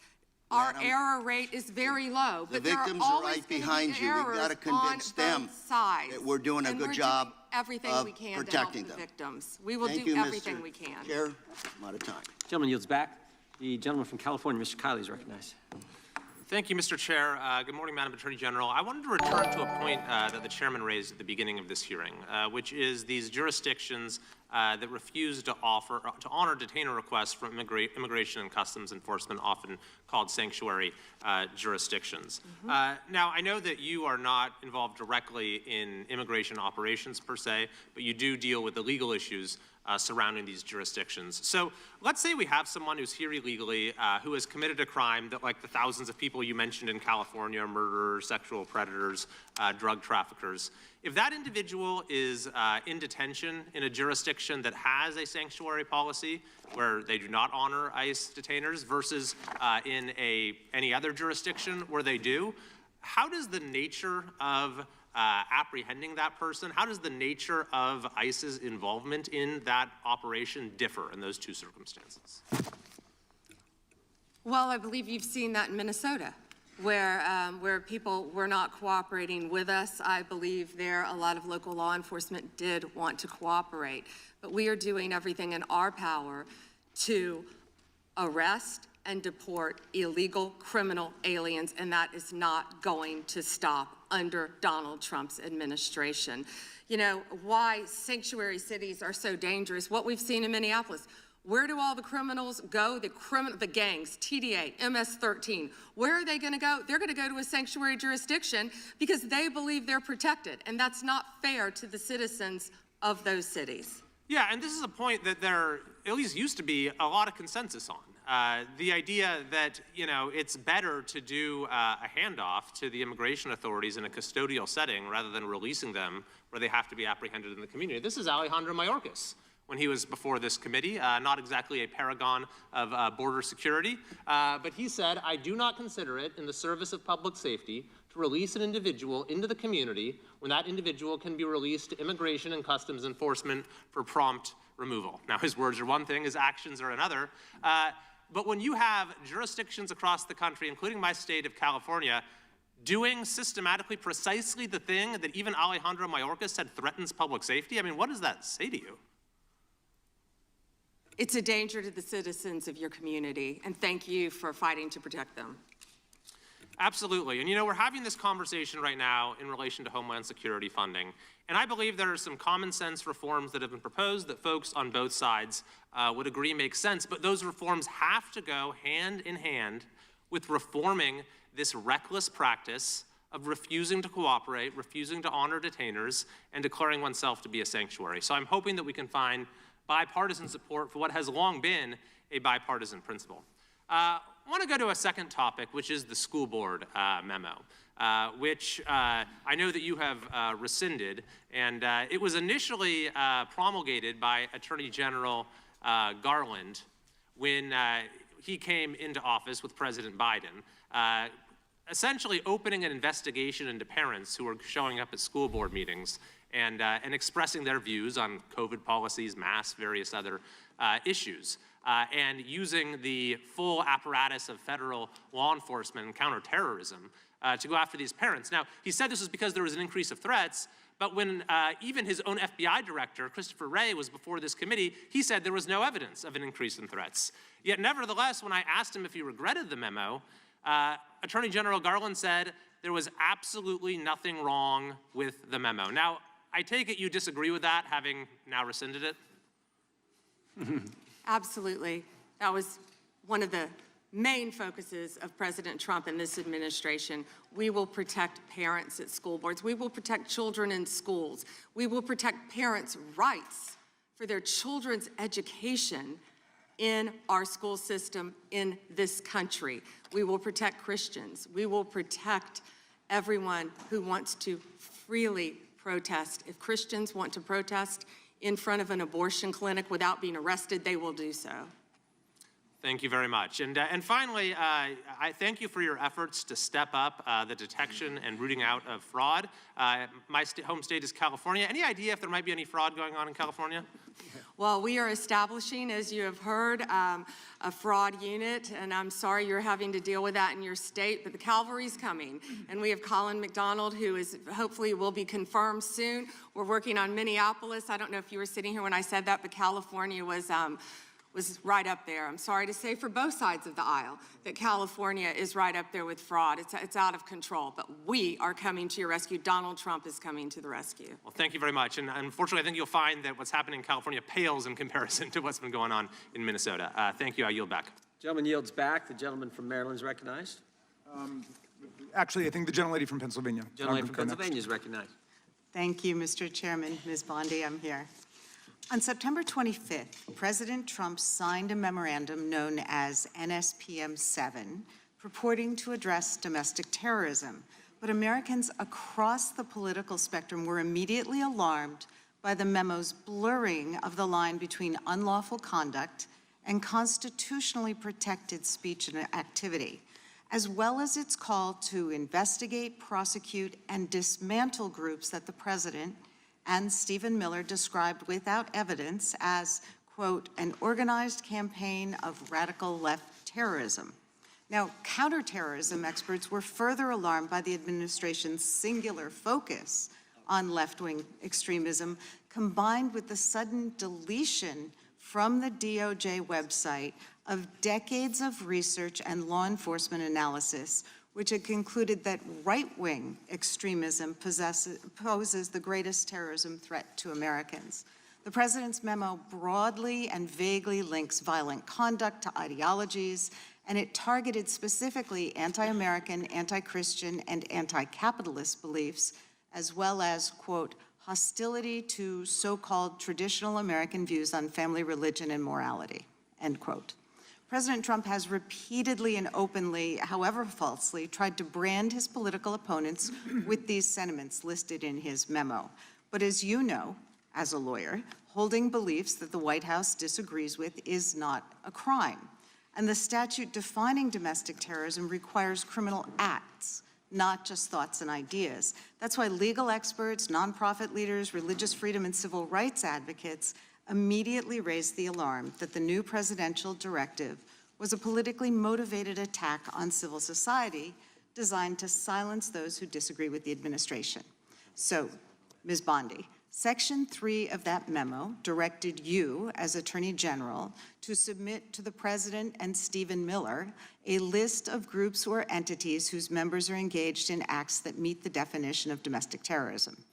And then on December 4th, you directed the FBI to work with a variety of law enforcement entities to compile a list of groups and entities engaged in such acts by January 3rd, 2026, and to update that report every 30 days thereafter. So can we assume that you or persons under your direction at the Department of Justice have prepared that list of groups or entities who are designated as domestic terrorist organizations? And I just remind you that's a yes or no question. Did you prepare the list? I'm not going to answer it yes or no, but what I will say is I know Antifa is part of that. I will talk to you about that. I'm reclaiming my time. I asked you whether you an prepared Antifa member a was list. arrested in Minneapolis I'm federal reclaiming court for my cyber time. stalking. Did you they have ask a question list? and don't want an answer. The answer is yes or no. Time belongs to the gentlelady from Pennsylvania. Gentlelady can proceed. Okay. So will you commit to providing this committee with any list of organizations that you have recommended be designated as domestic terrorist organizations? We will comply with the law in all matters. Will you commit to provide this committee with your list of entities that you recommend be designated as domestic terrorist organizations? I'm not going to commit to anything to you because you won't let me answer questions. Okay, well then we do understand that your current position is that you have a secret list of people or groups that you are accusing of domestic terrorism, but you won't share it with Congress. And I'd remind you that when the U.S. government designates an entity as a foreign terrorist organization, it must report that to Congress and to the entity, because the government can make a mistake and the entity has the opportunity to contest it. So your position seems to be that if you falsely designate an American or an American organization as a terrorist group, there's nothing they can do about it. I think we get it. You don't want to answer the question. No, you don't get anything regarding public safety. Thank you. Nothing. Thank you for the insult. It's clear he didn't come to Congress prepared to answer questions that the American people have every right to have answered. But if you were prepared to answer truthfully, here's what we expect the facts to show. The administration is keeping lists of Americans who the White House says are engaged in domestic terrorism. Those lists could include Americans who have not committed any acts of terrorism, but simply disagree with this administration, people like Renee Good and Alex Preddy. And your list may include clergy, elected officials, and members of indivisible groups across the country. And those lists likely don't include Proud Boys or Oath Keepers who were actually convicted. Americans have never tolerated political demagogues who use the government to punish people on an enemies list. It brought down McCarthy, it brought down Nixon, and it will bring down this administration as well. And you're right. I yield back. That's why we're so glad they rescinded the memorandum targeting parents. For goodness sake, as the gentleman from California just pointed out in his 5 minutes, the gentleman from Kentucky is recognized for 5 May I minutes. respond very briefly to her statement? Well, I think we can do that Okay. probably on one of our members' time. Okay, thank you. I don't want that to get away. Thank you. Yep. Thank you, Mr. Chairman. Behind me, I have 3 documents from the DOJ production that are emblematic of the massive failure of the DOJ to comply with the Epstein Files Transparency Act. To my right is an email that was sent by the victim's lawyers to the DOJ. It was a list of names not to redact, or sorry, a list of names not to release. What did the DOJ do with this email? They released this email in the document production. Literally the worst thing you could do to the survivors, you did. And they're getting phone calls. A lot of these people didn't want to be known. And we know you touched the document because you redacted one name and you redacted the lawyer's name, but you left the survivor's name there. The next document I want to show you, that was in the title, the victims' survivors' names, all right? The title of this one is Child Sex Trafficking, Co-Conspirators, fully redacted. And by the way, I'm gonna unredact them here. Les Wexner is in this. Now your your deputy attorney general said, oh, well, he appears hundreds of times in the files, but he doesn't appear in this file until I forced you to release it, where he's listed as a co-conspirator, not to tax evasion, but to child sex trafficking, not to prostitution, not to money laundering, child sex trafficking. And then finally, what we have here is the third exhibit that I have is emblematic of the FD 302 release.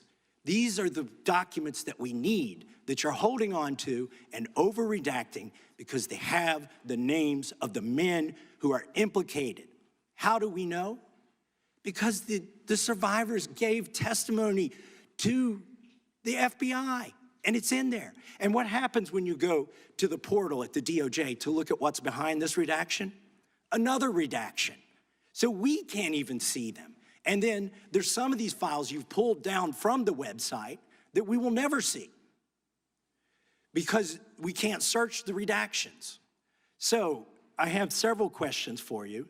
Who's responsible? Are you able to track who in your organization made this massive failure and released the victims' names? Are you able to track who it was that obscured Les Wexner's name as a co-conspirator in an FBI document? Do you have that kind of accountability? I believe Wexner's name was listed more than 4,000 times. Yeah, I already told you that. This is where he's listed as a co-conspirator. Can I finish my answer? Come on, let me finish my answer. We corrected that within 40 minutes. He was already, you're acting like everybody's trying to cover up Wexner's name. Reclaiming my time. I'm going to answer this question. Reclaiming my time. Mr. Chairman. This is how this works. Can I have my time back? Mr. Chairman. The gentlelady can give her answer. The time belongs to the gentleman from All Kentucky. right, I'm reclaiming my time. Can I give my answer? So I'm going to put the language of the bill up on the screen. Chairman, may I give my answer on that? It's a political joke, and I need to give my answer on that. We'll let the Attorney General respond, and then the gentleman can move to his next question. It's my time. Within 40 minutes, you asked me a question. Within 40 minutes, Wexner's name was added back. Within 40 minutes of me catching you red-handed. There was one redaction out Where of he's over listed as a 4,700, co-conspirator. and we invited you Show the in. video. This guy has Trump derangement syndrome. He needs to get, you're a failed politician. Gentlemen, You need to I get want on you to these watch the video. matters. Mr. Chairman, please restore his time and remind the witness of the Himself, rules here. there is no credible information. None. If there were, I would bring the case yesterday that he trafficked to other individuals.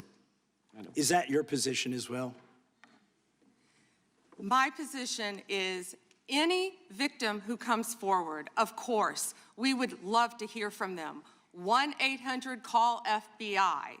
Did you ask Merrick Garland that the last 4 years? Did you talk about Epstein? I'm reclaiming my time. I'm glad you're asking about Merrick Garland. You don't get to reclaim because time this when is you don't- bigger than when you can't- Watergate. when I don't answer a question the way This you goes want. over 4 administrations. You don't have to go back to Biden. Let's go back to Obama. Let's go back to George Bush. This cover-up spans decades, and you are responsible for this portion of it. And that's Now, where the I want to know, at what point did the FBI and the DOJ decide that Lex Wessner was not a co-conspirator? Because our Epstein Files Transparency Act requires you, please put it back on the screen, please, to release the internal decision about whether to prosecute him or not, and it's not in the files, and it's not in the files for any of these other men. Time of the gentleman has expired. May she answer? And he's a hypocrite because he voted against the ban that we were talking about on deep fake AI porn. Only 2 people voted against it, and you were one of them, hypocrite. The gentleman's time has expired. She didn't answer the question.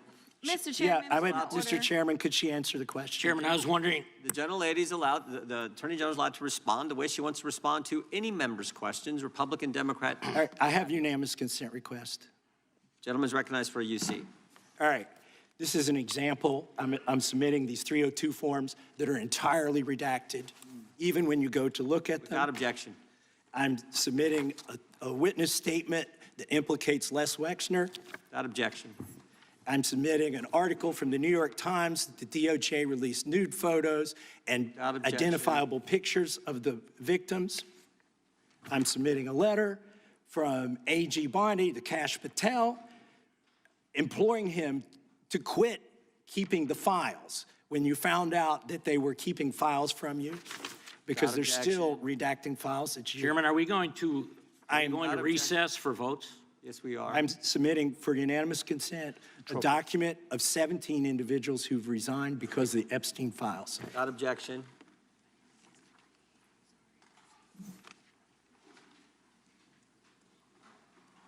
Just want to check on how much time we have left in votes, but one thing I've learned here of late that they'll wait on us. How much time do we have? Oh, they just called. Okay. The chair now recognizes the gentleman from Maryland. And thank you, Mr. Chairman. I want to start by saying I appreciate what you said, Attorney General Bondi, and you said it to me personally, that you take the personal security of every member of Congress seriously and that people can contact you about that. And in these times, that's a very serious matter. So I thank you for that. Article 2, Section 1, Clause 7 of the Constitution is the Domestic Emoluments Clause. And it says that the president is limited to his salary in office and cannot receive any other money from the federal government while he's in office. It cannot be increased by $1. This president is the first president in U.S. history who has repeatedly sued the federal government for $230 million for the judicial search warrant at Mar-a-Lago, which was perfectly lawful and was never struck down. But now he's suing the IRS for $10 billion. He's suing the IRS for $10 billion, which I think is around 80% of its annual budget, because his tax returns were leaked. And they were illegally leaked by a private contractor who actually is in prison now, Charles Littlejohn.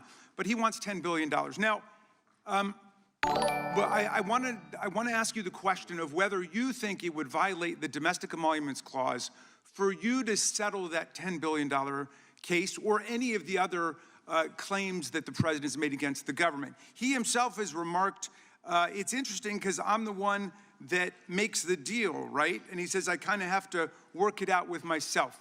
Do you think it would violate the Domestic Emoluments Clause for the president to work out a deal from people who are his subordinates under his unitary executive theory to get money in one of these cases?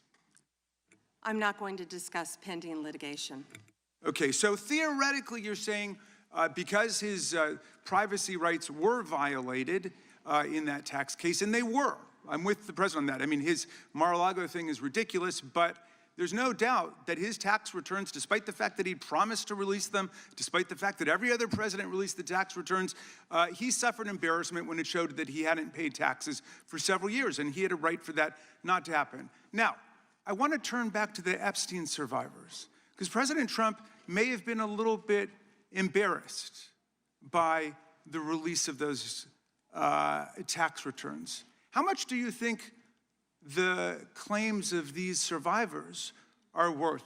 As the good congressman from Kentucky just pointed out, there were lots of survivors who had decided, for reasons of their own, never to release their names. That determination was represented to people in Congress, and we built it into our federal law that their names could not be released, and yet you published their names, their phone numbers, their addresses, personally identifying information. If Donald Trump can get $10 billion, theoretically, from the Department of Justice, how much should these people get for a far worse violation of their privacy rights and a far greater danger established to them in their lives?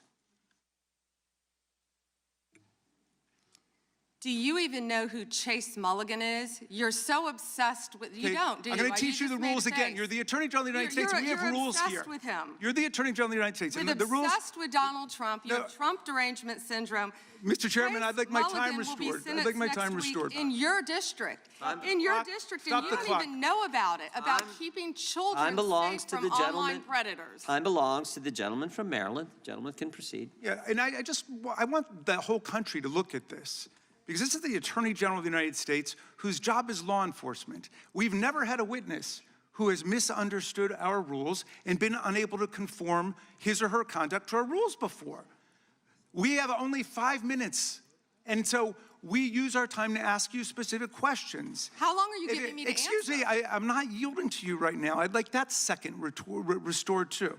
So, Ms. Bondi, the way it works is we ask you a question, and you answer it, and if you go off on a wild goose chase, another tangent, you start reading statistics, or you start talking about stuff going on in our district, and by the way, I invite you to my district. Come to my district, but that's not what we're here to do today, okay? So, and you do that, then we're allowed to say we reclaim our time. At that point, you have to be quiet. You have no choice. You have to be quiet. So I hope you understand the rule at this point. Now, here's what I want to ask you. You're in law enforcement.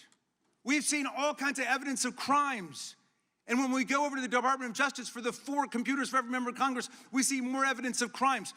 Will you create a joint task force of the Department of Justice and governors and state attorney generals and district attorneys across the country to investigate the crimes that have taken place against these victims and more than 1,000 like them? The DOJ is not doing its job.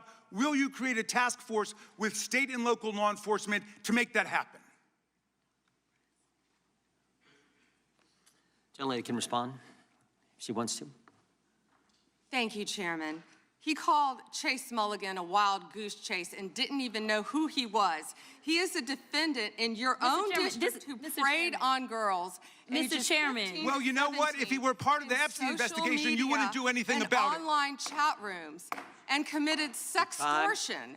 Yet he didn't even know in your tiny little district who he was. Mr. Chairman, she's embarrassing you. He's about to be This is your committee, and she is embarrassing you. Shame on you. The time of the gentleman has expired. I would remind the committee that last Congress, Secretary Mayorkas was here numerous times, and he wouldn't answer our questions, even when we sent them to him ahead of time in writing.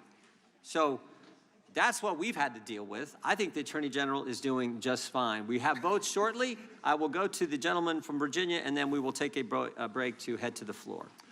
I thank the Chairman, Attorney General Bondi. Thank you for being here.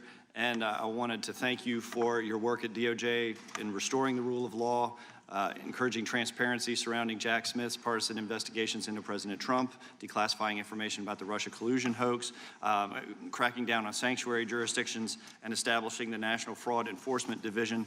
Let me first go to securing the border and immigration enforcement.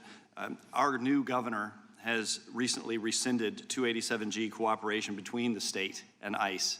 Can you talk about, have you evaluated the public safety impact, how that would affect safety in Virginia to withdraw that support, and what that would do to criminal activity involving illegal immigrants in Virginia? Yes, it would be detrimental. And as you know, Congressman, one of the top members of MS-13 in the entire country was living in Virginia, in a suburb,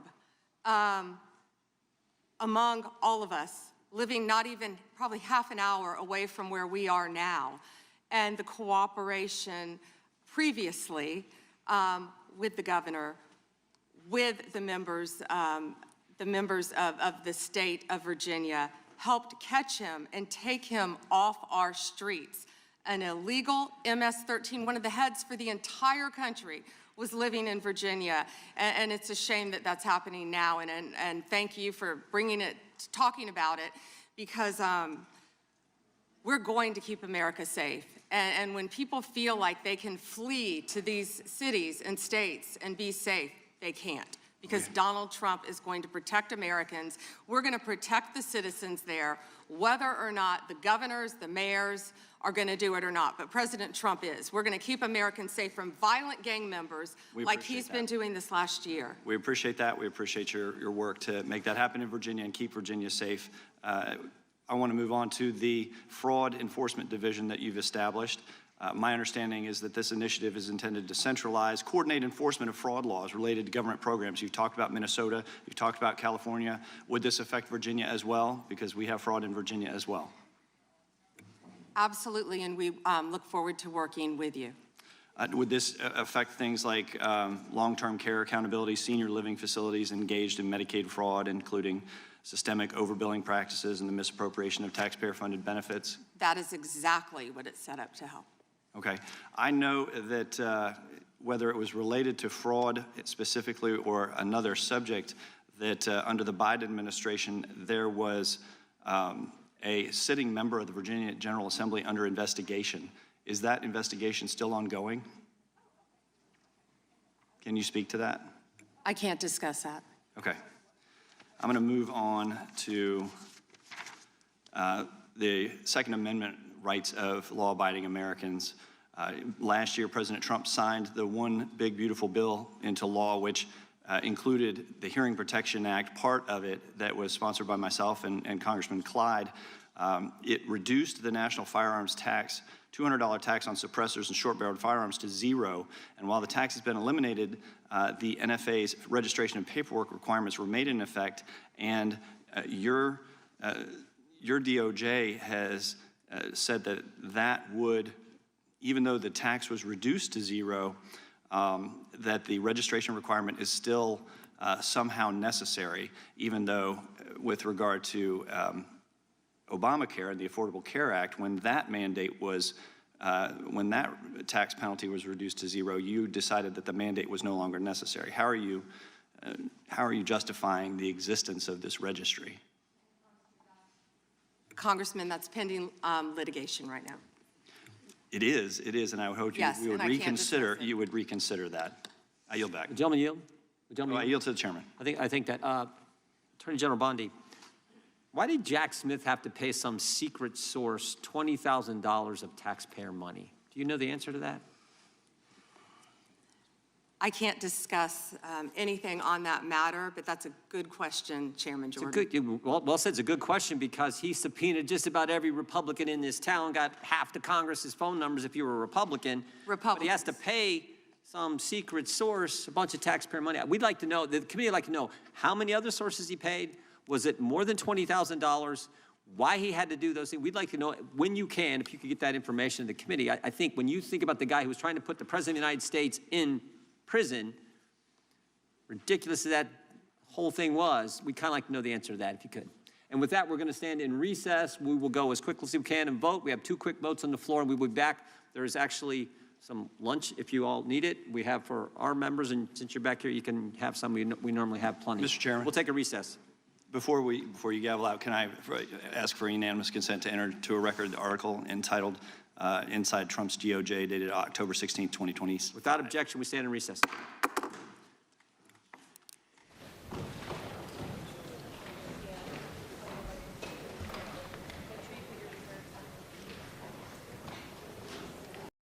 You posted online, quote, "If you come for law enforcement, the Trump administration will come for you," end quote. I want to show you just a brief video. It's about 30 seconds, and I'll ask you a couple questions about it. You guys are disgusting, man. Hey, you guys are disgusting. I'm former law enforcement. You're disgusting. You are the Nazi. You are the Gestapo. You can't see it because you're chasing your pension, right? Your pension, your retirement, right? That's what runs your life, your retirement. The sad thing is they're not even going to get their pension because it's going to be worthless. And shame on you. Shame on you. Shame on you. Yeah. Fuck that. Yeah.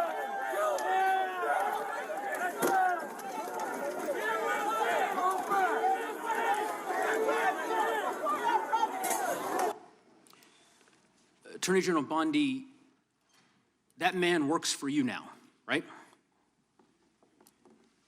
Who was that, Congressman? The man in that video, the one who was in the police-worn body cam footage, the one allegedly yelling, "Kill him," at police officers on January 6th, his name is Jared Wise. He does work for us. He works for you at the Department of Justice. He does. This is an individual whom a federal grand jury indicted for 2 felonies and 4 misdemeanors related to his participation in the attack on January 6th. One of those charges was forcibly assaulting, resisting, opposing, impeding, intimidating, and interfering with police with the intent to commit another felony.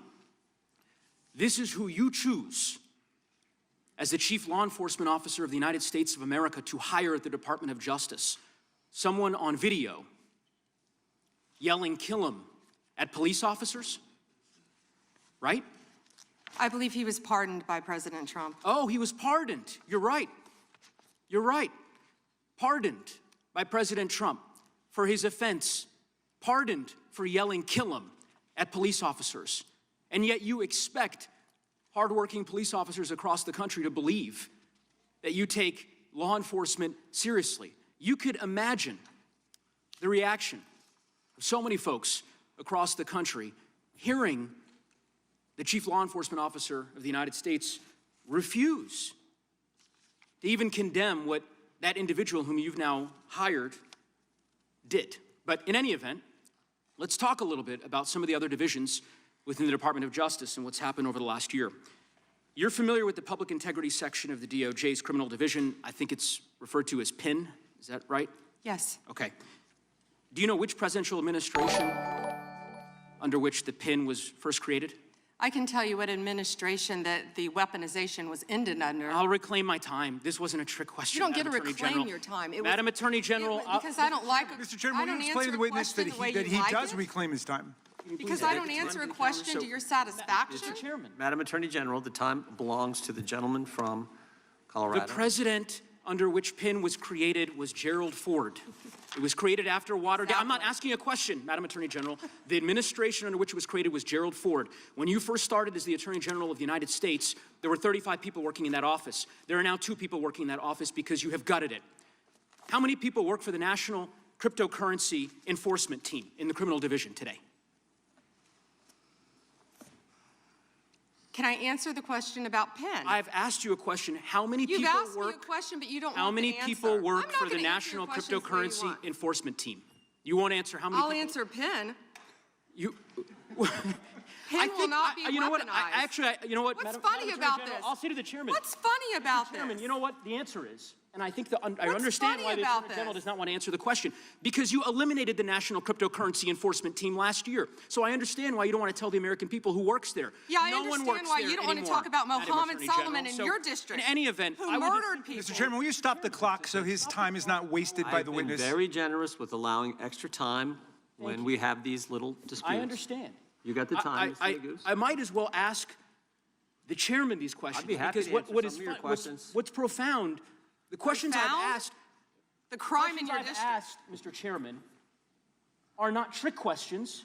They're not gotcha questions. They're actually basic questions about how the Department of Justice functions and the unwillingness of this Attorney General to answer them in good faith. When a member of Congress asks how many people work at the National Cryptocurrency Enforcement Team and the Attorney General refuses to answer it, it is not a coincidence. It's because she eliminated the team. Why? Because her boss, the President of the United States, is making money hand over fist, $1.4 billion over the course of the last year through cryptocurrency holdings. I think what is happening at the Department of Justice is a disgrace, Mr. Chairman, and I would urge you to gain control of this hearing. With that, I yield back the balance of my time. Yeah.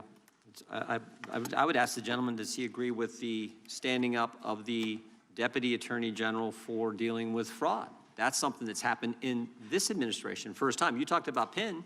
That happened with this Justice Department. We're talking about this committee. Mr. Chairman, had you answered the question, had the Attorney General answered the question in that way, perhaps this hearing would have some modicum of resembling something that has typically been fairly conventional, an oversight hearing of the Department of Justice. The gentleman's That is time not has expired. The gentlelady from Wyoming is recognized for 5 minutes.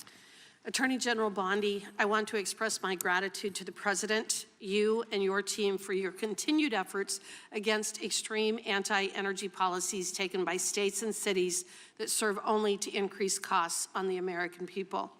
This is an issue of great concern for Congress as well as the consumers.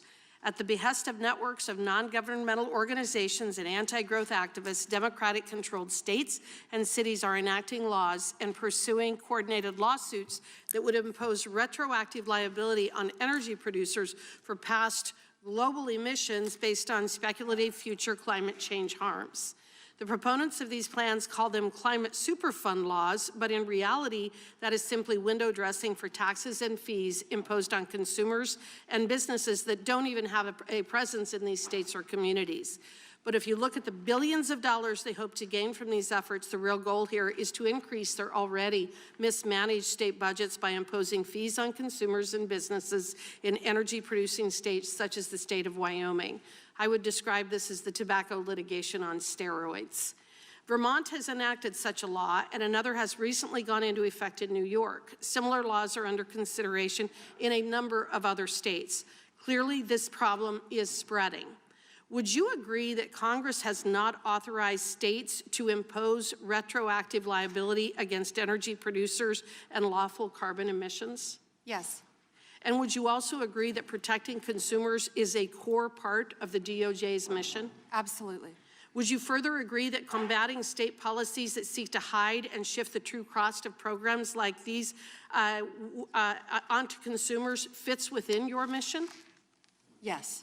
So, Attorney General Bondi, fossil fuels are the foundation of the U.S. economy, and the recent winter storms underscored that gas, coal, and oil remain essential to grid reliability and heating our homes.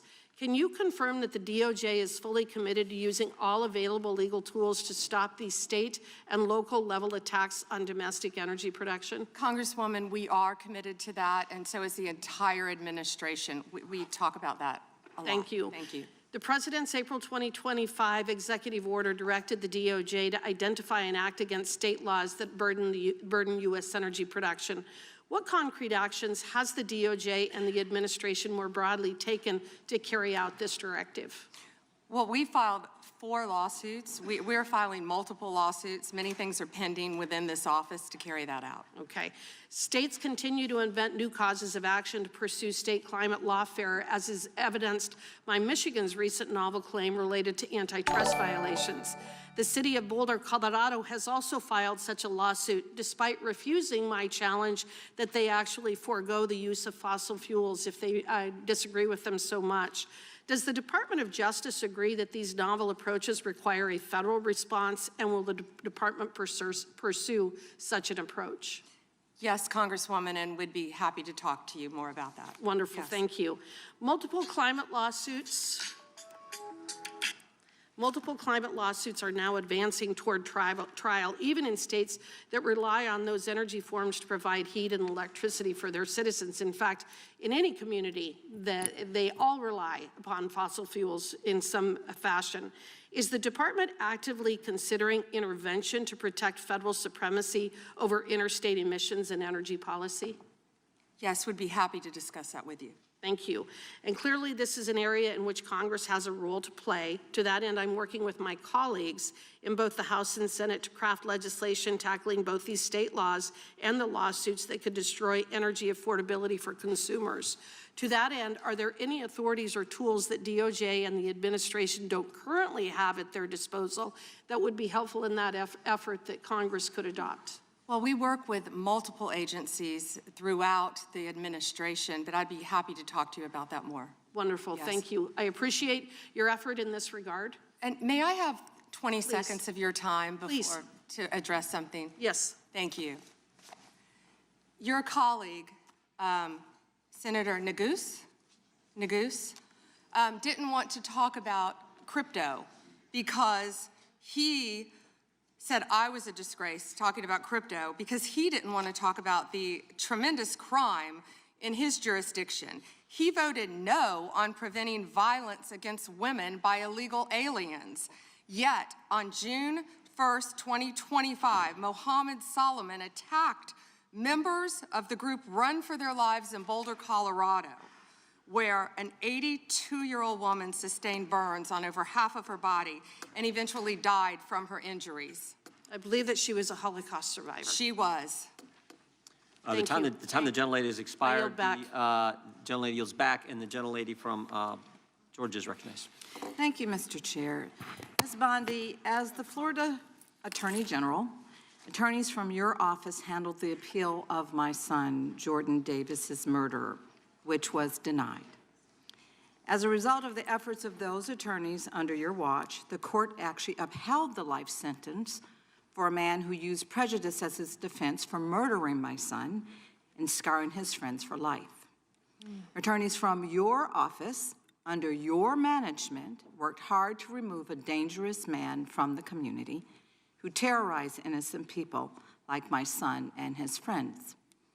The compassion and respect that my family received throughout that ordeal were critical in helping us keep faith in the rule of law and justice.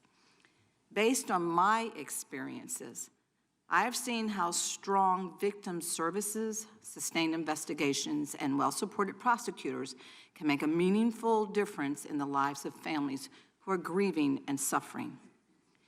Ms. Bondi, just yes or no, would you agree that government officials should be respectful and supportive of victims' families as they mourn? First, Congresswoman, thank you for talking about that, and I'm so very sorry for what happened to your family. Thank you. And yes, I agree with that with all victims, including the ones sitting behind us today. I absolutely do. And Okay. also, thank you for voting yes on the Lake and Riley Act. Thank you for that. Thank you. Okay, so your answer is why the recent treatment of families in Minnesota raises really serious concerns for me. Because shortly after Mr. Alex Preddy was murdered, administration officials referred to him as an assassin and called Mr. Preddy the definition of domestic terrorism. They also lied about Mr. Preddy holding a gun and threatening officers. After Ms. Renee Good was murdered by ICE officials in Minneapolis, administration officials also accused her of being a domestic terrorist and investigated her wife in a clear act of retaliation. The statement Mr. Preddy's mother made after the murder resonated with me more than you'll ever imagine. She said that, and I'm quoting, "The sickening lies told about our son by the administration are reprehensible and disgusting," end quote. And I assure you, I know how it feels to hear lies that are told to justify the taking of someone's son. They were used by my son's murderer as a defense, and those lies still affect me today. He was called a thug, and he was called a gangbanger.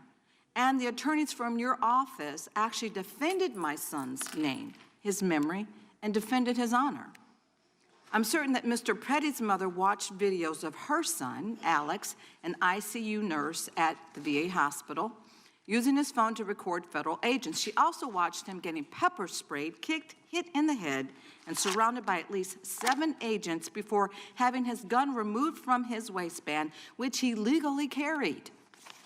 And she watched seconds later as 2 of those agents shot her son Alex at least 10 times.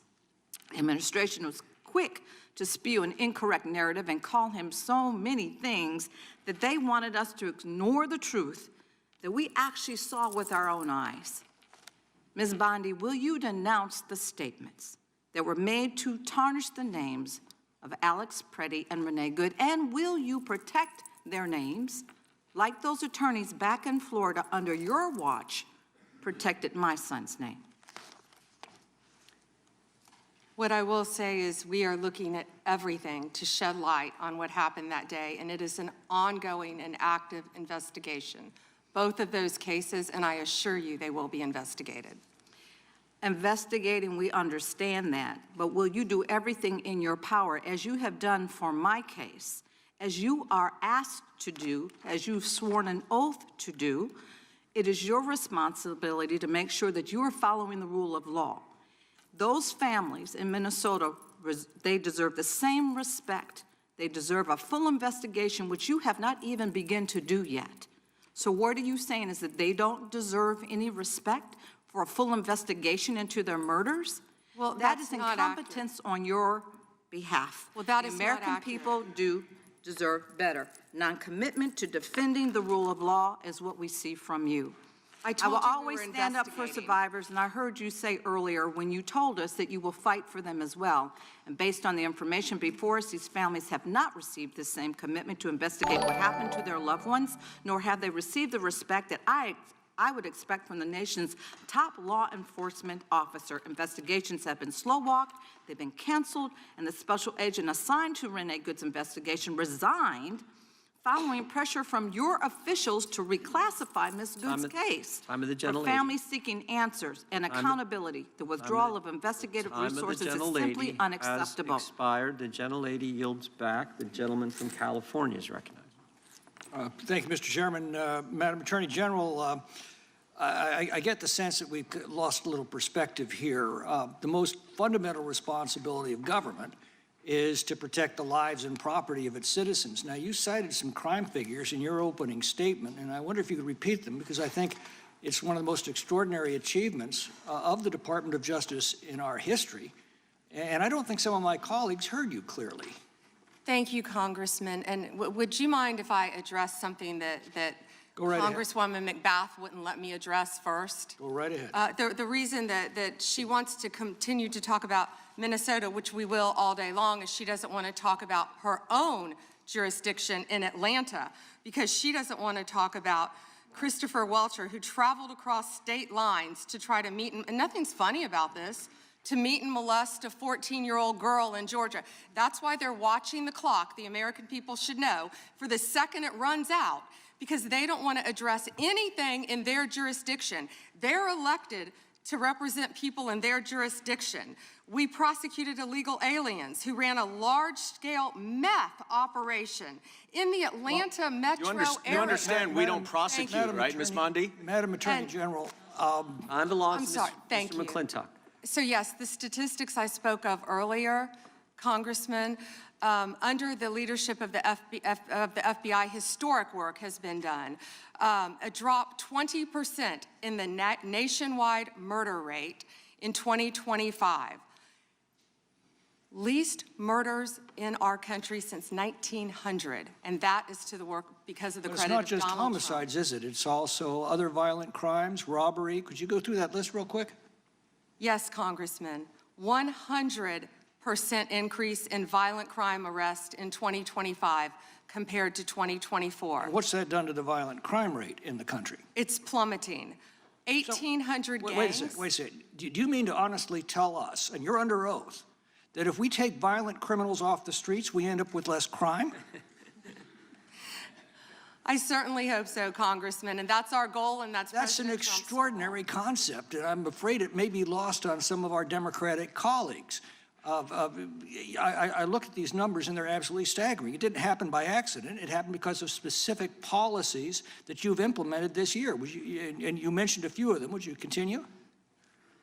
Over 6,000 child victims located, 22% increase. Over 1,700 child predators arrested, 10% increase. Over 300 human traffickers arrested. Let me jump down to DEA right now. That was just FBI. Under Terry Cole's leadership, and I talk to these people almost daily, our directors, and the amazing work that they're doing in all of your jurisdictions on the left and the right, working together to take drugs off our streets. Right. And I assume that our Democratic colleagues, some of whom represent some of our most crime-plagued cities and communities, have thanked you for this extraordinary accomplishment. Thank you, Congressman. We've seized more than 9,800 kilos of fentanyl and 47 million fentanyl pills. That affects every single person in this room. It doesn't matter what political party you are. Everyone in this room knows someone who's died from fentanyl. A parent, a child, a sister, a brother, a friend, a neighbor, a relative. Everyone here knows someone who has been impacted by that. That is the common ground that I wish we could find to work together in this country, to take these drugs off the streets. And someone nodded with vapes. Well, in your opening statement, you said that this historic success in protecting the lives and property of Americans has occurred when local governments have cooperated with you. Yes. Let me ask you, what are the greatest impediments you're facing in bringing down crime across the country? Well, when local governments, of course, do not cooperate with us, and that's where criminals flee, in jurisdictions where they know they will be protected by local governments. And this is all about working together, and we have shown that in what we did in D.C., what we're doing in Memphis, working together with Democrat mayors in these cities, right here in D.C. And very quickly, if you could tell us about the Safe Cities program and give us your read on what cities that avail themselves of this program can expect. Yes, so far, of course, we've been working in Washington, D.C., right here to do everything we can, working hand in hand with the mayor, with Metro PD, to keep everyone safe in D.C., and it's been a tremendous effort. And now we're in Memphis, working with the mayor in Memphis, as we talked about earlier, doing everything we can. These are iconic cities in our country, and we want to help every city in this country who wants and asks for President Trump's help to make America safe again. Gentlemen, Mr. Chair, I have, you see. let the record show that Democrat was applauding the Attorney General's answer there. Unanimous consent? Yes, please. All right, the gentlelady is recognized. Mr. Chair, I have a few unanimous consent requests. I would like to submit into the record this New York Times article titled "Alex Pretty's Friends and Family Denounce Sickening Lies About His Life." I also would like to submit this Daily Mail exclusive interview with Vice President J.D. Vance titled "J.D. Vance Refuses to Apologize to Alex Pretty's Family After Spreading ICE Assassin Claim." One more. My last submission request is a New York Times article titled "FBI Agent Who Tried to Investigate ICE Officer in Shooting Resigns." Without objection. Thank you. The chair now recognizes the gentlelady from North Carolina. Thank you, Mr. Chairman. Attorney General Bondi, I think you and pretty much everybody else here and throughout the country believes that convicted sex offenders don't deserve special treatment or privileges in prison. And yet, Ghislaine Maxwell, Jeffrey Epstein's co-conspirator, received perk after perk in prison.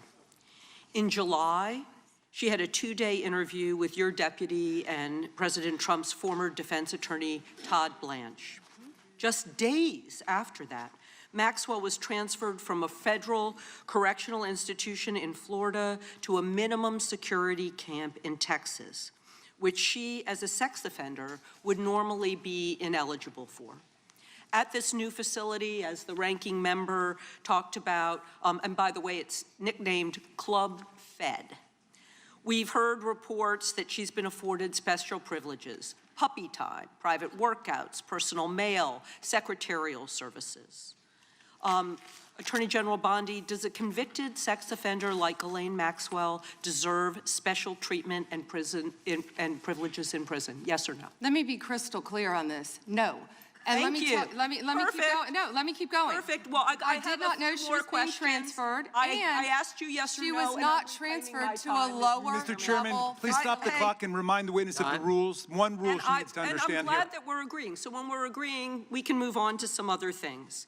When But we're I not want you agreeing, to we move know that every time she does get these perks, and it's been publicly reported, that the folks she's abused, the survivors who are sitting here, they see themselves as being denied justice.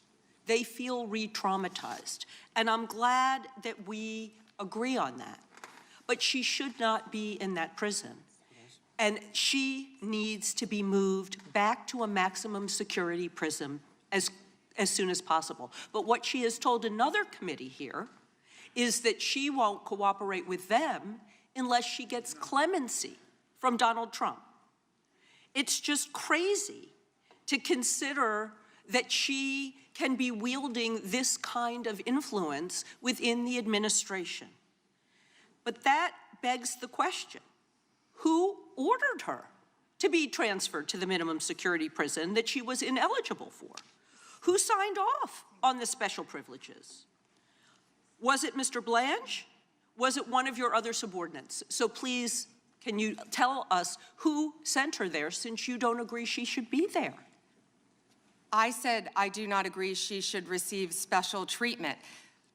She was transferred, I learned after the fact, to the same level facility, and that is a question for the Bureau of Prisons. I was not involved in that at all. The same level facility, I don't know why, but you know, instead of talking about Ghislaine Maxwell, who hopefully will die in prison, you should be talking about Irina Zarutska. I have a couple who of died other on a subway. Right, and I absolutely... You don't talk about that. I have been talking about it and actually helping with these issues. But we're going to move back to you. I bet we are. Yes, of course, because you're here to testify.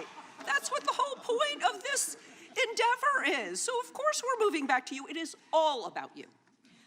So as we've heard, she took the fifth in response to every single question in that committee hearing. And her lawyer dangled the offer of clemency. Should Donald Trump pardon or commute her sentence? Should she be released from prison, yes or no? You said you hope she dies there, so I'm hoping the answer is no. I already answered that question. Good. I'm very glad. I really like this bipartisan agreement about when what it should agrees happen with you. her. But you don't want to talk about Irina Zarutska. You don't want to talk about I talk about her murdered all by the a time, violent crime but I offender am not in here your to jurisdiction. testify before Congress. You are. That is your job today. You are That's what you're getting paid for. obsessed with attack. I want you to know that your own DOJ employee, he's recently been demoted and had some other problems, advises on pardons.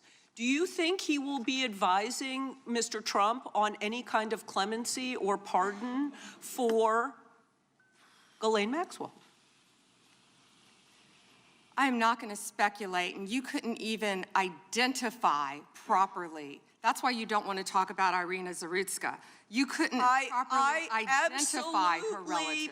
I absolutely It's embarrassing. have been, and her family, by the way, appreciates all of the condolences, all of the help, everything that our law enforcement in North Carolina has been doing to help her family. Her family feels well treated. Thank you, and I yield back. Gentlelady yields back. Gentleman from California is recognized. I'd ask unanimous consent to enter into the record an article by former Attorney General William P. Barr entitled, "Why Pam Bondi Didn't Publish All the Epstein Files in 30 Days.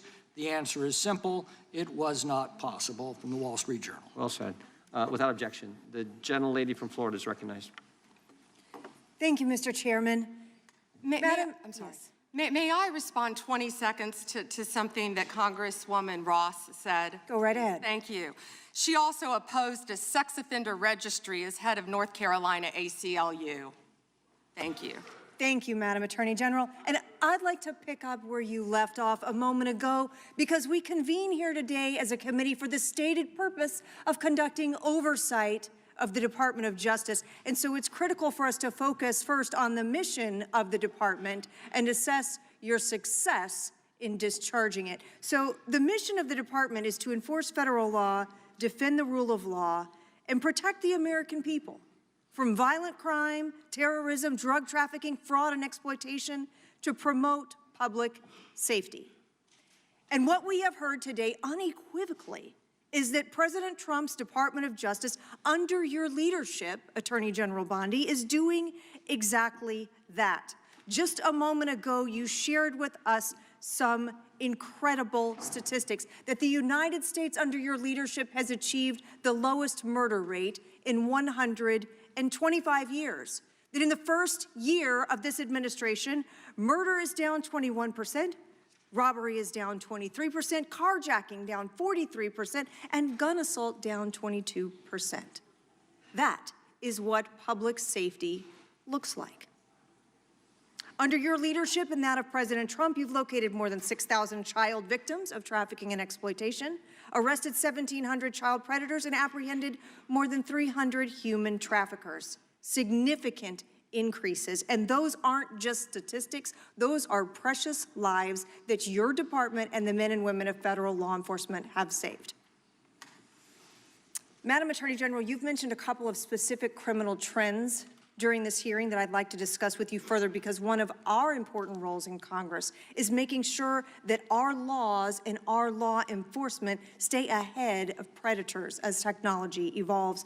I lead legislation in the House, along with bipartisan co-sponsors on this committee, to make sextortion a clearly defined criminal offense. We actually passed that out of the House of Representatives. We have a bill to promote Operation Renewed Hope to help rescue more child victims, and the Defiance Act to provide legal recourse to victims of deepfake AI intimate images. I would love to hear your perspective and what you are seeing related to these technology-based criminal trends, sextortion and AI deepfakes. What are you seeing at the Department of Justice, and why do you believe that efforts to combat these types of crimes are important? Sextortion, and thank you for supporting that, Congresswoman. I think that was a bipartisan effort, actually. I think many of you on both sides of the aisle supported that. Thank you for that. You know, as a career prosecutor, it's horrible seeing that, and seeing that young women and often young boys have been exploited with sextortion. And I see, thank you, both sides of the aisle nodding on that. It's horrific. The suicide rates go up. And that's why we have to do everything in our power to protect not only young girls, adult women, boys and men from sextortion, because it is happening and we're doing everything in our power, thanks to your legislation, all of you, to stop that. I'd like to hear a little bit more about some of the Department of Justice programs like Project Safe Childhood and the Internet Crimes Against Children Task Forces, partnerships that bring together federal, state, and local law enforcement.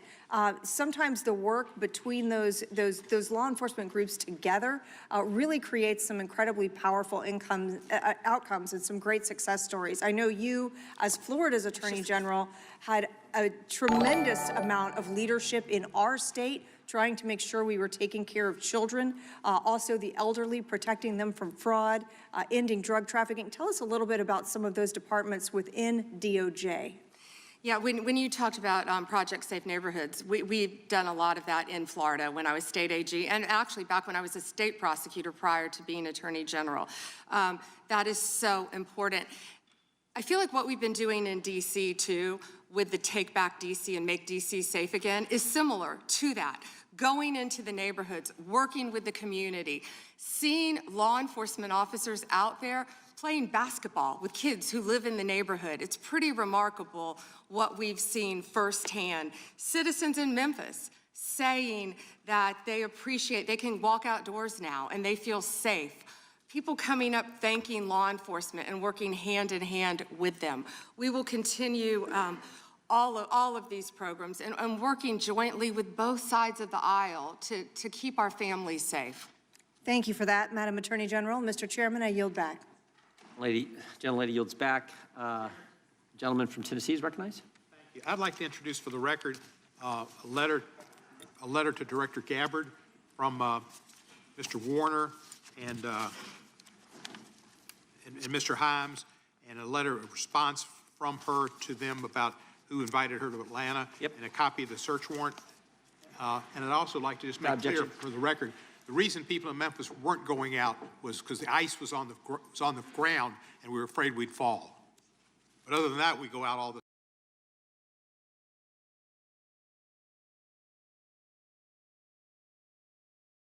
Attorney General Bondi, according to your department, a child is sexually abused in the United States every 9 minutes, and the vast majority of survivors never get justice. And that's one of the reasons why I think the Epstein case has resonated so deeply with so many Americans. And the other reason, I think, is because it has revealed a two-tiered system of justice. And the powerful are protected, and the survivors rarely get any accountability.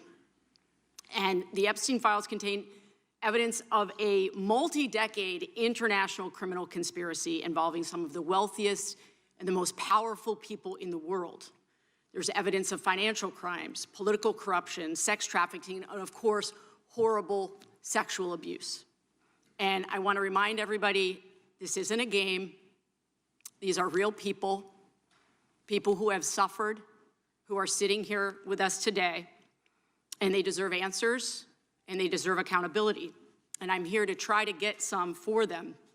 Now, I've seen some of the unredacted Epstein files, and obviously, as you know, President Trump's name is all over them, but so are the names of other senior Trump officials: Howard Lutnick, Secretary of Commerce; John Phelan, the Secretary of the Navy; and Stephen Feinberg, the Deputy Secretary of Defense.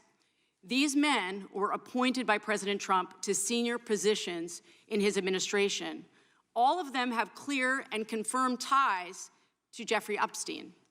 Attorney General Bondi, yes or no, has the Justice Department asked Secretary Lutnick about his ties to Epstein? Excuse me. Secretary Lutnick has addressed those ties himself. I'm asking you, has the Justice Department specifically asked Secretary Lutnick about his ties to Jeffrey Epstein? He has addressed those ties himself. Has the DOJ asked Secretary Phelan about his ties to Jeffrey Epstein? I don't know whether he has addressed those or not. Has the Deputy Secretary Feinberg talked to the Department of Justice about his ties to Jeffrey Epstein? Yes or no? Has the Department of Justice talked to Deputy Secretary Feinberg about his ties to Jeffrey Epstein, which are clearly spelled out in the files? It's a very simple question. It's not a trick question. I'm just asking you. Yeah, I'm stunned that you want to continue talking about Oh my gosh. Epstein Okay, I'm reclaiming my time. I'm asking you not a trick question, a simple question. Okay, so what is clear is we have evidence. Do you know who Chris Malin is? We have evidence that 3 senior officials within the Trump administration have ties to Jeffrey Epstein. And what I can conclude from what you are saying that you have not talked to them. What does ties mean? I think Americans would be shocked to learn that you are not interested in talking with these officials who have ties to Jeffrey Epstein. What does across ties the mean? world, Can you define that? across the world, Can you prominent define men ties? who've been exposed in the files have resigned their jobs in disgrace, and that's a good first start. And that same Disgrace is standard, not saying the word Chris Malin. standard should apply here. And Americans want accountability. Who is Chris Malin? Was the president aware? Please stop talking. It is not your time to ask questions. It is not your time. I'm reclaiming my time, Mr. Chair. Time belongs to the gentlelady from Vermont. Was the president aware of Secretary Lutnick's ties to Epstein when he chose him to lead the Department of Commerce? Was he aware? Chris Malin was a Border Patrol agent. Okay, so I'm going to conclude that the president, in fact, did know about his ties because he was the next door neighbor. Shame on you. Oh, for goodness sakes. This is pathetic. This is pathetic, Mr. Chair. Will be in order. I am not asking trick questions here. The American people have a right to know the answers to this. These are senior officials in the Trump administration. This is not a game, Secretary.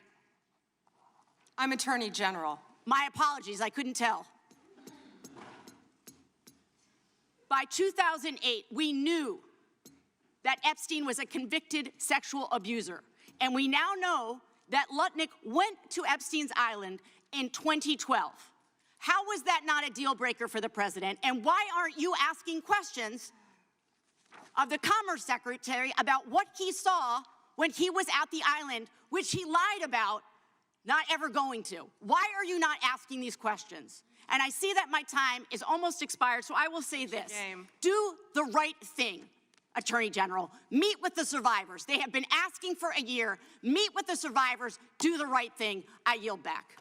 Gentlelady yields back. The gentleman from South Carolina is recognized for 5 minutes. May I have 20 seconds of his time? That'll be up to the gentleman, but. Absolutely, Madam Thank you. Thank you. I was curious if you, Congresswoman, asked Bill Clinton that.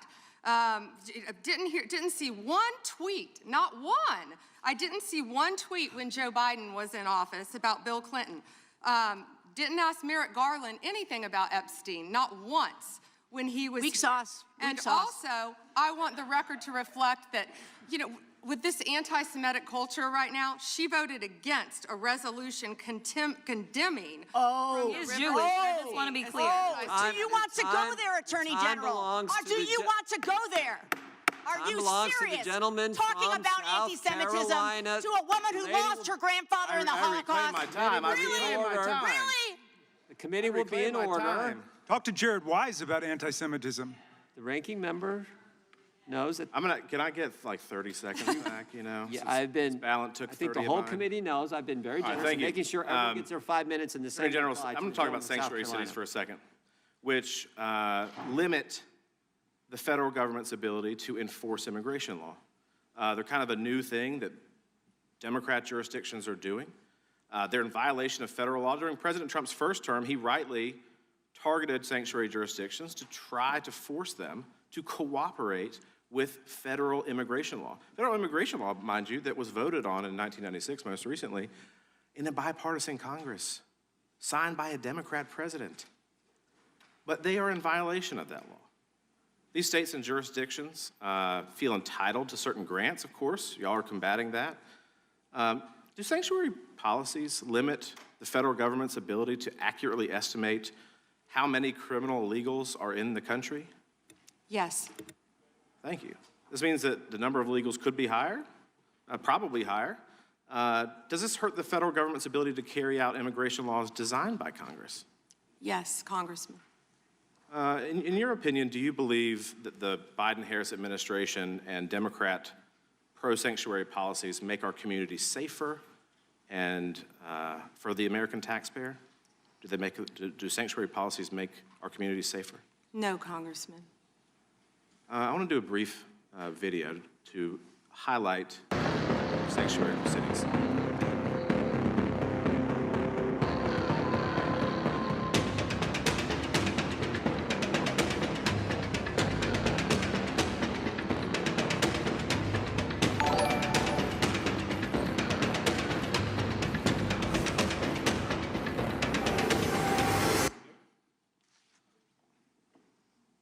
So what's strange to me, if you look at this board behind me, in New York, there are 7,000 criminal illegal aliens since January 20th of last year that have been released into the public because New York is not honoring detainers requested by ICE. California, similarly, has released 4,500 criminal illegal aliens. There are 33,000 under detainer in California alone. And of the people released, I think it's remarkable that those released in New York, 29 homicides, 2,500 assaults, almost 200 burglaries. These are people that are released into our community by these states that refuse to cooperate. Last August, Michael Jordan Castellano Fonseca, a criminal illegal alien with ties to Tren de Agua, shot 2 people in front of 5 children in the sanctuary state of Colorado. DHS lodged a detainer on him. He's awaiting trial, but the question is whether Colorado's sanctuary policies will prevent him from being removed from the country. Yes or no? Do you think that sanctuary jurisdictions, if they cooperated with ICE, those illegals in custody could be transferred to ICE properly instead of being held in taxpayer-funded jails and then released into our community? Yes, Congressman. Wouldn't it be more efficient and safer then if Democrats simply cooperated with the federal government, these sanctuary jurisdictions cooperated with the federal government and honored ICE detainers? And why? Why do you think? Of course, because so many criminals are running to sanctuary jurisdictions. Many of your colleagues across the aisle who we've seen speaking today about Epstein don't want to talk about the illegal criminals in their own jurisdiction for that reason. And yes, we need to do everything we can to work together to make America safer, and they're not doing that. This is not a partisan issue. People want to feel safe in their communities. Nobody wants a criminal illegal alien released into the street. I think that the thing that maybe the American people don't quite understand is that when you do not honor a detainer, as we've seen, an illegal is released into the public, and now it's up to ICE to maybe apprehend them, rather than behind the courtroom passing them off from one law enforcement to the next. Is that true? Absolutely. What do you think what is the Department of Justice doing right now to combat sanctuary policies in our country? We're doing everything in our power, obviously, to combat that. Donald Trump is doing everything he can because we are going to make America safe. We are going to get illegal criminal aliens out of this country. We're going to get the gangs out, TDA, MS-13, all of the gangs in this country. We're going to get the drug dealers out and the drugs, and that's what we've been fighting to do. And I wish we could do it on a bipartisan basis, but they just can't do it. And the decrease in numbers speak for themselves. Thank you for your work. Gentleman's time Mr. is... Chairman, we have some UCs, if that's okay. That is okay. Mr. Cohen. Thank you. You see on the National Institute of Justice's study on undocumented immigrants having an offender rate lower than U.S.-born citizens. I'd like to enter this in the record from 2024. Without objection. And I have several myself, Mr. Chairman. The Guardian, January 26, 2026, why is Trump granting clemency to convicted fraudsters? Objection. January 20, 2026, NBC, Trump's pardons forgive financial crimes that came with hundreds of millions of dollars in punishment. Objection.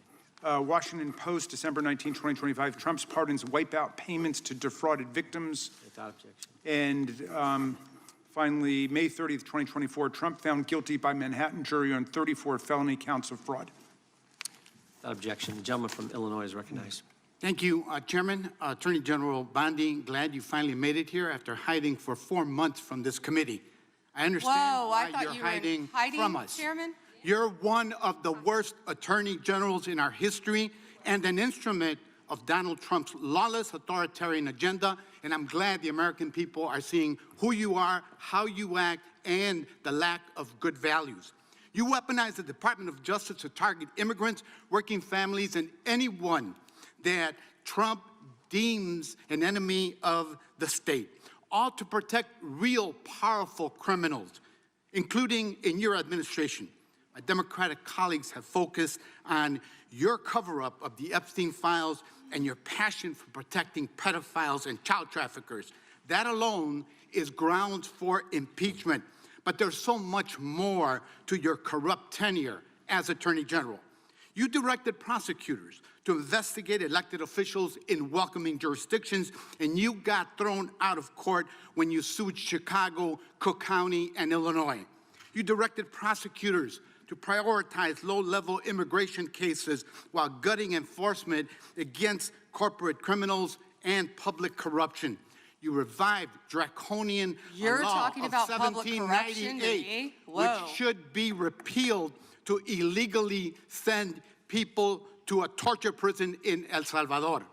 You fired over 100 immigration judges, including the assistant chief immigration judge in Chicago, without cause, and installed unqualified military judges whom you instructed to deny asylum in violation of the law. You prosecute the president's enemies like Jim Comey and Tish James while giving impunity to federal agents who are murdering and brutalizing and terrorizing constituents, including in Chicagoland, in my neighborhood. I saw it last year firsthand.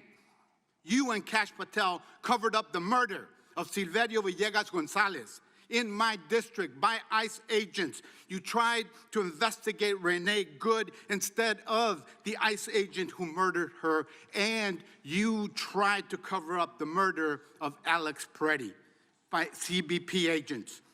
You bring fake charges against protesters like the Broadview Six and Marimar Martinez, whom your administration labeled a domestic terrorist. This is the Montessori teacher who lives in my district, while protecting thugs who terrorize us and DHS authority. That's what you do. Protect and enable the criminals who are plundering our society and destroying what's left of democracy and the rule of law. Epstein accomplices, mass DHS thugs, corporate criminals, Tom Homan, Eric Adams, insurrectionists, the list goes on. And you talk about fighting crime, but you protect any criminal who helps you and Trump turn our country into an authoritarian gangster state. And after all this, nobody supports you. I'm not talking about Democrats, I'm talking about conservative judges who are condemning the rampant lawlessness at DOJ under your leadership. Your prosecutors are quitting in droves over being forced to prosecute low-level immigration cases, including in Chicagoland. Your MAGA base despises you because you're covering up the Epstein file. How ironic. And even your own boss has repeatedly complained to your staff about you, calling you weak and ineffective. Weak and ineffective. That's what Donald Trump thinks of you already. You will not win, however. Chicagoland rejects you. The American people reject you. Our communities have demonstrated our strength and resilience in the face of cruelty and cowardice. Democrats must impeach and remove lawless officials like you and Kristi Noem and impose accountability for every criminal action. But you can spare yourself more humiliation. Resign now and submit yourself to accountability by the American people. Mr. Chairman, before I yield back, I ask unanimous consent to submit for the record this Wall Street Journal article dated January 12, 2026, entitled, "Trump has complained about Pam Bondi repeatedly to aides." Thank you, and I yield back. Objection. Gentleman yields back. The gentleman from Texas is recognized. I thank the chairman. May I have 20 seconds, please? Yes, ma'am. Thank you. Let's hear the opposition research. Thank you. That's absolutely right, that they're not running for, he's not running for office again because, well, I don't know why you're not running for office again, but after the filing deadline, you publicly announced you would not run when your chief of staff, Patty Garcia, announced and took your seat. That's a state matter. That isn't a federal matter. You should investigate crimes. Time belongs You should investigate to the gentleman violations from of the law. Texas. The time belongs to the gentleman from Texas. And a little flexibility on the time. I appreciate the chairman. Madam Attorney General, am I correct that under your leadership, the Department of Justice has prosecuted cases of non-citizen voting? So it's false, as some of my Democratic colleagues have claimed, that it doesn't happen. Yes. I ask that today because we're voting on the Save America Act today to enact common sense policies to ensure only American citizens vote in American elections and enact federal voter ID laws.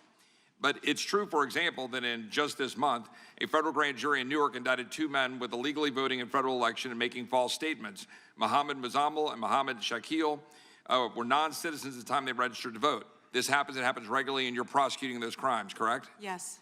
But does that prosecution of those criminals overturn their previously cast votes? That's all pending. But it does not overturn votes that they've cast, right? So passing the Save no, America Congressman. Act would help deal with that problem. Yes, Congressman. Second question. As Attorney General, you're in charge of the Executive Office of Immigration Review, correct? Yes, Congressman. The Biden-Mayorkas regime caused the immigration court case backlog to explode, correct? Explode. Does that sound about right, that in September of 2020, 4 months before President Biden took office, there was a backlog of 1.5 million cases, but by the time President Biden left office, the backlog reached nearly 4.2 million cases? It sounds about right, but I don't have the exact numbers. It would be accurate to say that most individuals who file for asylum have a meritless or fraudulent claim?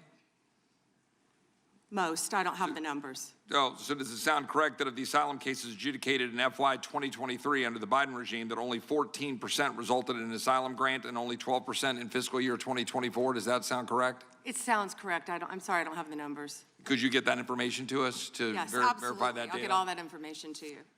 Under the Trump administration, immigration judges complete an average of 65,000 cases per month, the highest average completion rate in at least a decade. Does that sound correct? That sounds correct. Ms. Bondi, how many new cases under EOIR received in fiscal year 2025 have you all had? And of those, what percentage have been granted asylum? Do you know?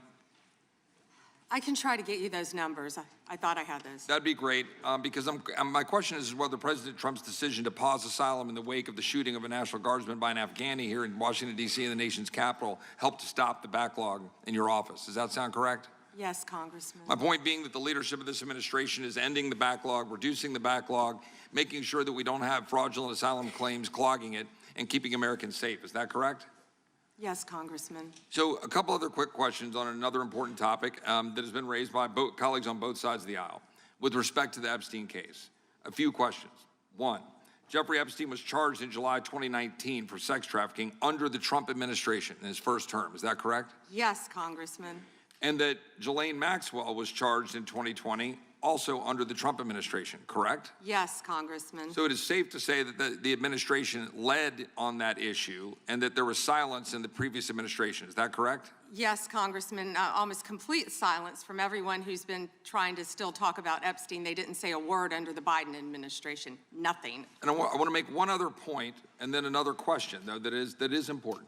I want to make one observation, and that is that we've heard the information today, which is troubling, that Jane Doe's, that victims' information was made public and was unredacted in the files that were released on Friday. So my question is, some of us had argued when we were dealing with the discharge petition in Congress that when Congress inserted itself into the process, that we needed to be very careful to ensure that we were protecting victims. So a question that is both, I just want to make that clear that some of us were fighting for that here and we didn't get a chance to amend it or change it. So that was concerning. But a question a little more pointed, I have to say, is why, though, were the victims' names released that shouldn't have been? That there were names in the files, that these Jane Does, that their names shouldn't have been made public when there were some accusers whose names were redacted? That's question one. Mm-hmm. And question two was that Ghislaine Maxwell was put in jail for trafficking minors. Rightly so, and you properly said here at this table, you hope she dies in jail. Well, I want to know, will anyone besides her or Epstein, which I congratulate President Trump's previous administration and this Department of Justice for continuing all of that, but that they were indicted, but will anyone else be indicted and prosecuted under this, given the information that's in front of us? So 2 questions. Thank you for letting me answer that. They didn't want to hear my answer on the other side. Yes, given the tight time frame of 30 days, I believe we got everything released within a little over 60 days. I'm talking as fast as I can. My time is up. We did the best we could immediately. If everyone's been coming to view the documents, if someone's name should not have been redacted, we're releasing it. If someone's name was redacted, we said right away, was not redacted and should have been, meaning a victim. We went back and redacted it. We're doing everything we can based on the tight time frame and over 3 million pages that we released that Donald Trump signed for pure transparency. Second, what was your second question? About whether another individual will be indicted. Oh, absolutely. Thank you for asking that. And they never wanted to hear the answer to that. We have pending investigations in our office. Time of the gentleman has expired. Unanimous consent request from the gentleman from Pennsylvania. Thank you. I have several UCs as receipts. I'd like to have unanimous consent to introduce the National Security Presidential Memorandum 7 dated September 25th, 25. Without objection. The Bondi Department of Justice memo dated December 4th, 2025. Without objection. An article from Newsweek entitled DOJ Deletes Study Alleging Rise in Far-Right Terrorism dated September 18th, 2025. Without objection. Notice article from October 3rd, 2025. Trump's directive on organized political violence could lead to increased surveillance of his critics. Without objection. Washington Post article, September 25th, 2025. Trump targets domestic terrorists but only mentions the radical left. Without objection. Idaho Capital Sun, October 18th, 2025. Rest easy, Idahoans. The No King demonstrators are American patriots. Without objection. Attacks on freedom of speech, what nonprofits need to know, published by the National Council of Nonprofits, the largest network of nonprofits in America. Without objection. The Freedom from Religious Foundation warns that Bondi memo weaponizes federal law enforcement against non-Christians and dissenting viewpoints. Without objection. A Ken Klipperstein blog from January 28th, 26, ICE's secret watch lists of Americans. Without objection. And an Intercept article from February 2nd, 26, Trump calls his enemies terrorists. Does that mean he can kill them? Without objection, the gentleman from Florida is recognized. Thank you, Mr. Chairman. Good morning, Attorney General Bondi. Good afternoon.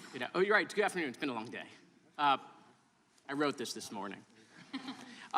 We've known each other a long time, and I'll always be appreciative for your assistance when you were Attorney General in Florida after the shooting at my high school at Marjory Stoneman Douglas in my hometown of Parkland when we passed a bipartisan bill, the Marjory Stoneman Douglas School Safety Act, which was the largest policy response to a school shooting in American history.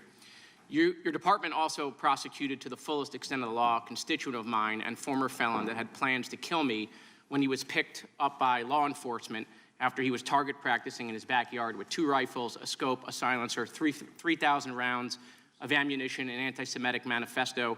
My name was the only name on their target list, and my kids found out about this from their friends at school. So thank you. However, the most transparent administration in American history. Before Trump, we didn't know the word transparency, apparently. It's been 12 months since you gave Republican influencers part 1 of the Epstein files. You said the list was on your desk. Then a memo came out and said that there was no list. Phase 2 of the binders never happened. The President of the United States says the Epstein thing is a hoax. He blasts his own base for wanting the release of the files. He blamed Barack Obama. Republicans voted against the release of the files in the Rules Committee. Then they refused to even return to the Rules Committee until they could be protected from future votes on the release. Speaker Johnson sends Congress home a day early before break. They sent the Deputy Attorney General to meet with Maxwell. She says something favorable about the president. Miraculously, she gets transferred to a minimum security facility. No one can explain why. Miraculously, the leaks to the Wall Street Journal stop. We come back from break. We have the Massey discharge petition. Republicans drop a rule, a non-binding resolution trying to kill the Massey discharge petition. The White House says passing the Massey discharge petition is a hostile act. Trying to stop the necessary 218 signatures, according to Republican members that signed it, the White House brought them into the Situation Room, you know, the place where the president goes for time of war, promising things like appropriations or maybe even to primary them. People in the room say you were there. It didn't work. We get the 218 signatures. We eventually passed the Massey petition. You guys didn't release the files. You were forced by Congress, every member of the House except one, and the entire Senate.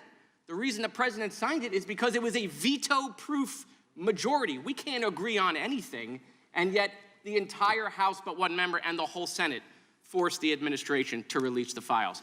Kash Patel under oath said to Senator Kennedy, the FBI is not in possession of any credible evidence that Epstein trafficked girls to anyone but himself. We know now that's not true. According to documents, Epstein had a worldwide sex trafficking ring. Girls from Poland, Czechoslovakia, Russia, Paris, modeling agencies sending him girls. He even had a relationship with a summer camp where he groomed girls at a picnic table. Ghislaine Maxwell says 29 Epstein associates cut secret DOJ deals. Turns out there is a list. 6 names readily available if you unredact them. Co-conspirators named, but we got them when you unredact them. Maxwell recently tells a House Oversight Committee that she wants clemency to release more names.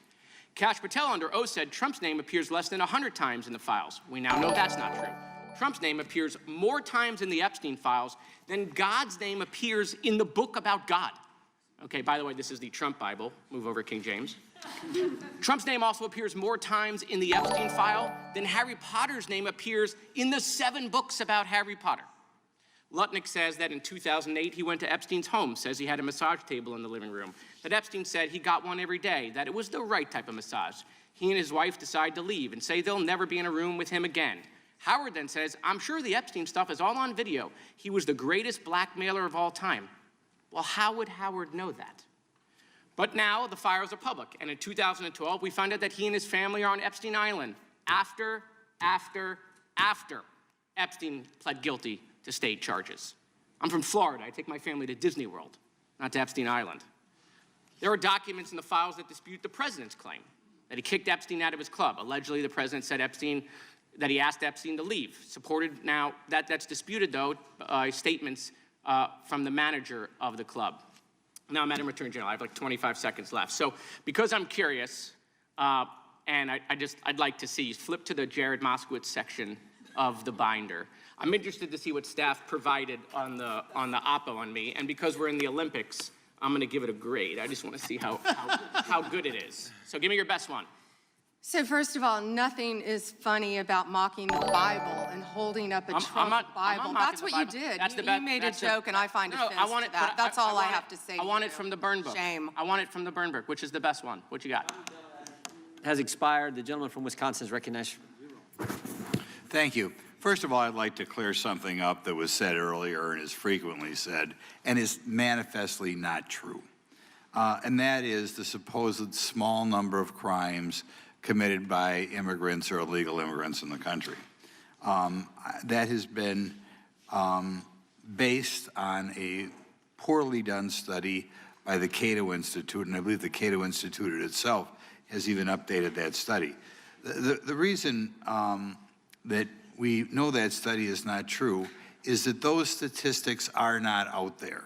For whatever reason, when somebody is arrested, even for very serious crimes, we do not have on the paperwork whether that person is a legal or illegal immigrant, okay? If I go to one of my local sheriffs in Wisconsin and ask them how many illegal immigrants in your jail, they will say, I have no idea.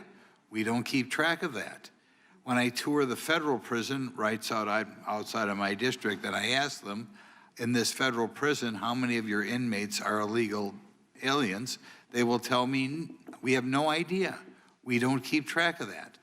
So whenever you hear a Democrat or anybody, or a pundit, say that, oh, there's so few illegals committing crimes, it is based on nothing, because those statistics are not available anywhere. What I would offer in the next round of appropriation bills, if one of my Democrat colleagues wants to help me out, perhaps in appropriations we can get funds to add to all the paperwork whenever anybody is convicted of crime as to whether or not they are citizen or non-citizen. And then we will have the statistics. But otherwise, whenever you hear somebody say on MSNBC or wherever, oh, so few crimes are committed by illegal immigrants, they don't know what they're talking about because nobody has those numbers. Okay, there's the first thing. Now, the next thing I want to point out, we have had what I think is an unprecedented situation in Minnesota in which they are not assisting ICE in dealing with crimes that are going on up there. In other words, ICE is left to its own devices. When I talk to my local sheriffs, they tell me that whenever a federal agency is engaged in work in Wisconsin, they always make themselves available in case that federal agency needs assistance. This could be something like ICE under DEI. It could be drug enforcement. It could be ATF. It could be FBI. It could be Secret Service. It could be the U.S. Marshal. Nobody that I have been able to find, any sheriff in the state of Wisconsin, is aware of any circumstances in which they did not make themselves available to federal law enforcement, either if they need somebody extra to do surveillance, to just park a marked car outside the area, to assist in apprehension of a criminal, if they need assistance with an additional SWAT team, if they need to transport somebody. Local law enforcement is always there. Now, you are not in charge of ICE, but you're in charge of several other agencies. Have you ever heard of anything like what's going on in Minnesota, where the governor or the local mayor refuses to give assistance to federal law enforcement? I have in Portland and some other cities where they weren't cooperating. But as I said, I did spend 4 days in Minnesota. And I believe many of the local law enforcement wish they could work with us to make their city safe. Okay, now we'll switch to something else. And first of all, I'd like to thank you for doing this today. You're obviously very bright, obviously very confident, and something I love. You tolerate fools gladly, so I appreciate that trait. You suffer fools gladly. In hearings like this, we often focus on new initiatives undertaken by the department. Today, I'd like to give you an opportunity to discuss actions implemented under the Biden administration's Department of Justice, such as the Foreign Influence Task Force that you have since terminated. And, you know, it's always rare to see anything in the government terminated. But could you elaborate on those decisions and highlight the accomplishments of your tenure at Justice? Thank you for asking that. We are out of time, but may I answer, Chairman? Go right ahead. Thank you. The Biden administration weaponized the Foreign Corruption Practices Act, and on February 10th, President Trump issued an executive order pausing that for a DOJ review. Under Deputy Attorney General Blanche's supervision, a comprehensive review was led, and the department issued new guidelines protecting all Americans and protecting against the weaponization that happened under the Biden administration. Time of the gentleman has expired. Gentleman yields back. Gentleman from New York is recognized. Thank you, Mr. Chairman. Ms. Bondi, I went over to the department yesterday for a couple of hours to review some of the unredacted materials. And I am looking forward to your detailed explanation for why you have withheld almost half of the documents, which is required by the bill. Now, obviously, there are 3 million documents, so I didn't get through much. But one thing I didn't see was the client list that you said you had on your desk a year ago. I did, however, find a couple of important documents. An 86-page prosecution memo from the Southern District of New York and a draft indictment from Florida against Jeffrey Epstein's co-conspirators. For reasons that I cannot understand nor are permitted by the bill, they were still redacted, even for members of Congress. So, Ms. Bondi, will you commit right here to immediately providing those two documents in unredacted form to members of Congress? Not a complicated question. Well, I guess it is for you because you have a law degree and those are privileged. Okay, they're not privileged, but we will discuss that later.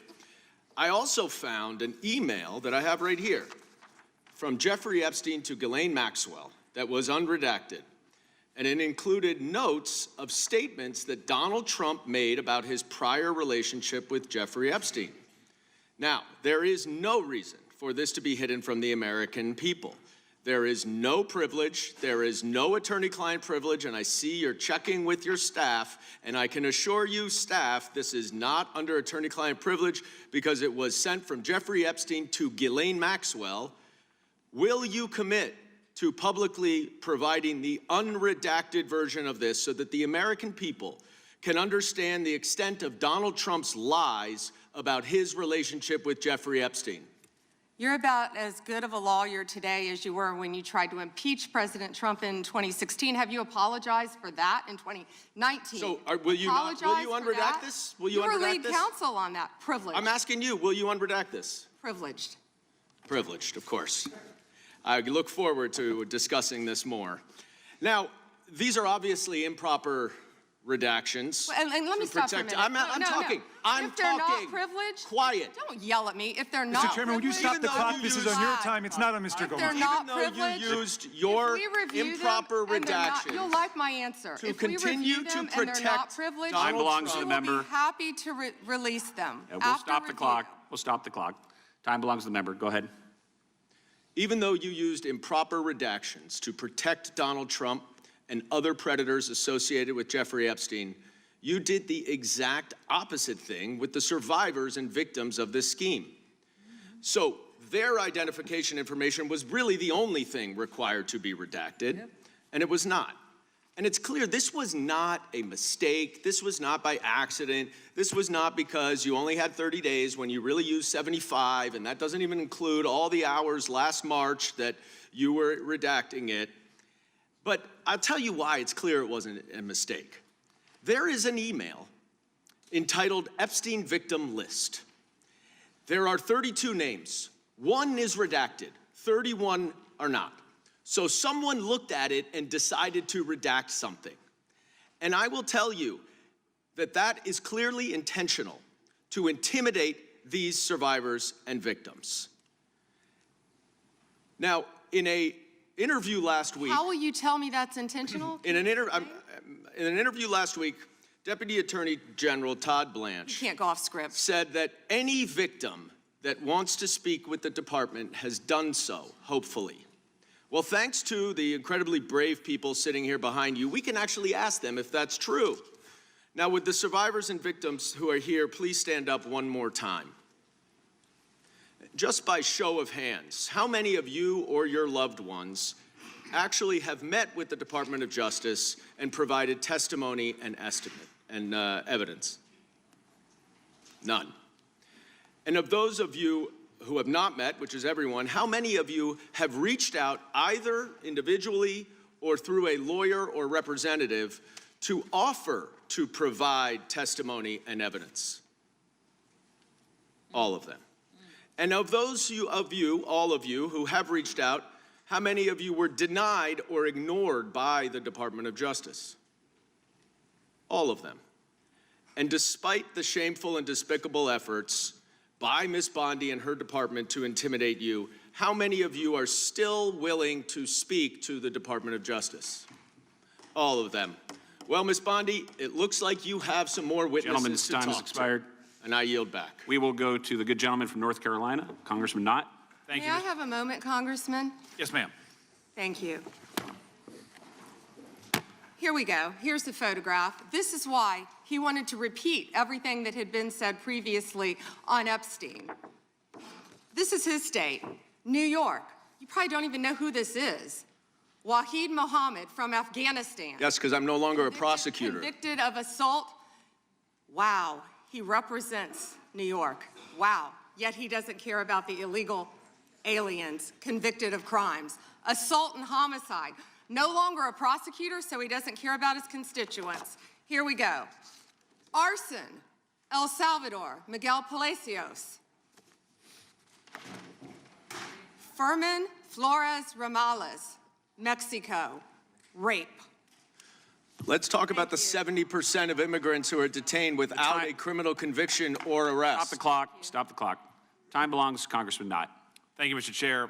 Madam Attorney General, I want to be sure that the American people understand exactly what we're referring to when we talk about sanctuary policies. They are often framed in sort of innocuous terms like, we refuse to take part in immigration law. And when you add up all of the population represented by these cowardly politicians in sanctuary jurisdictions, whether it's a county, city, or state, sanctuary jurisdictions account for roughly 40% of the United States. Now, in reality, it's much more than just a passive exercise. Is that not correct? Yes. It's unbelievably active. And in terms of breaking down these terms, I want to break it down as clearly a term as I can. What is a federal detainer for the American people? Please describe it. A federal detainer is when someone is held in federal custody. Yes. And when a federal detainer is issued to local law enforcement, they are obviously in local or state custody, correct? Yes. And federal officers take note of that apprehension and they say, we want to come and apprehend him or her to deport them. Isn't that correct? Yes. And in these sanctuary jurisdictions, whether it's California, Illinois, New York, or other places, even in North Carolina, there are sanctuary jurisdictions. That federal detainer often prompts not any cooperation, not any assistance, but a release onto the streets. Isn't that correct? Yeah, and Congressman, a federal detainer is federal law. Yes. That people must abide by, yet these jurisdictions, many of these jurisdictions are not abiding by that. And we hear a lot of talk from the other side about victims of violent crimes, sex crimes, murders, whatever it may be. But I want to be very clear. Illegal aliens who have been arrested for committing some of the most heinous crimes, they have been released by sanctuary cities, by sanctuary states, rather than being turned over to the federal government for deportation. Isn't that correct? It is, and it's sad for all Americans that any jurisdiction would do that. These are some of the most violent criminals I think we've all seen. Yes. And despite their best efforts to obstruct you and the president in making us all safer, I just want to go through a quick list again of the accomplishments that you have been in part responsible for achieving. True or false, the country now has the lowest murder rate in 125 years. Yes. True or false, 62 major cities are now reporting rapid decline in murder rates. Yes. True or false, robberies are down nearly 20% over the last year. Yes. True or false, violent crime is down almost 15% over the past year. Yes. True or false, right here in Washington, D.C., violent crime is down almost 30% since President Trump took office. Yes, and the number may be even better than that, but yes. Good. Yes. True or false, the DEA has seized over 200,000 kilograms of cocaine since President Trump took office. I believe so, and 78,500 kilos of meth and more than 260,000 kilos of cocaine. Unbelievable. That's lives saved every day for all of us, for Absolutely. families, for children. And then true or false, the Department of Justice under your leadership has a 92% success rate at the Supreme Court, I believe so. or ballpark. Ballpark. And then true or false, this administration is attacking the waste, fraud, and abuse that we have seen in places like Minnesota that is removing billions of hard-earned tax dollars from this country. Absolutely, and President Trump is committed to doing that in every city in this country. And Madam Attorney General, just to be very brief here, I want to be sure that you know that many on this committee made very serious efforts to try to amend the Epstein petition to give you the resources and the time to protect victims, to go through and to have the necessary runway to thoroughly go through that file. Unfortunately, those requests were met with refusal, and we were unable to make the necessary amendments. But thank you for being here today. Thank you. The good gentleman yields back. We turn to the good lady from California, Congresswoman Kamlager-Dove. Thank you, Mr. Chair, and thank you, Attorney General, for being here today. I want to talk with you about an issue on which there is broad bipartisan agreement: the importance of ensuring trust between the American public and those government officials who wield powerful law enforcement responsibilities. So, Attorney General, would you agree that it is important for law enforcement leaders to be honest? Of course, as well as members of Congress. Thank you. And would you include yourself as a law enforcement leader? Of course. Okay, thank you. Thank you. You know, President Trump has also, he has referred to himself as the chief law enforcement officer of this country. So do you believe that President Trump is honest? He is the commander-in-chief of the United States of America, and not only is he keeping this country safe, he is keeping this world safe. It's a simple question which you didn't answer. Of course I do. He is the commander-in-chief. Last June, Minnesota lawmaker Melissa Hortman, her husband Mark, and their dog were brutally murdered in their home. And your USA's office in Minnesota investigated this crime and obtained a 6-count indictment of the murder suspect, stating that he had intent to kill, injure, harass, and intimidate Minnesota legislators. And I have the copy right here. I read through it.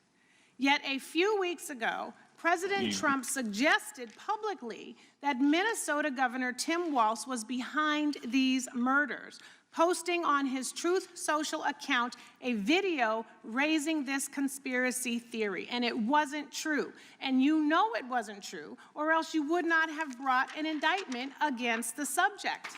Do you know what else Trump has said? He has said he has cut gas prices by 1,400%. False. That he won the 2020 election. Actually, gas is down to $1.99 a gallon, thanks to President Trump. That he didn't know Epstein. Maybe $5 in California. It's my time, Mr. Chair. That he sent water to LA during the wildfires. False. That Governor Westmore of Maryland called him the greatest president of his lifetime. False. So many tales, too many to keep up. But I want to go back to what he said about Tim Walz. Do you agree that President Trump undermined public trust in law enforcement by suggesting that Governor Walz was involved in the Hortman murders? I am not familiar with that statement. Well, that is a disappointing response. And it is also why your office and Donald Trump have zero credibility. Because I know, and you know, it was a right-wing extremist who murdered the Hortmans. And you and the president are being dishonest with the American people. Last fall, after the horrific shooting of Charlie Kirk, President Trump was asked if there were extremists on both the left and the right. And his exact words were, "I'll tell you something that's going to get me in trouble, but I couldn't care less. The radicals on the right oftentimes are radical because they don't want to see crime. The radicals on the left are the problem, and they're vicious, and they're horrible, and they're politically savvy." Do you agree with this statement? You're taking too long, Madam Attorney General. But you know the answer, because your own department has addressed the question. In 24, the DOJ's research arm issued a report on domestic terrorism, stating that the number of far-right attacks continues to outpace all other types of terrorism and domestic violence extremists. The DOJ published the report, and after the president made those comments, the DOJ took the report down. And I sent you a letter asking you a simple question. Why did the Justice Department remove the data that shows right-wing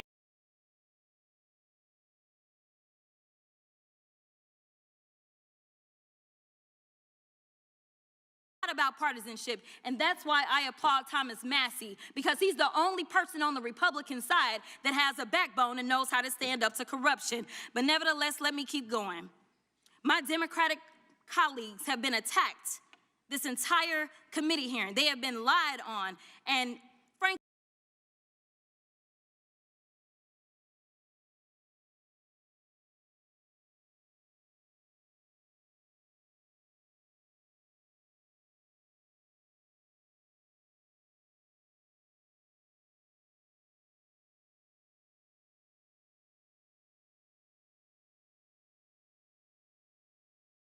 made reference earlier that you're a constitutional office.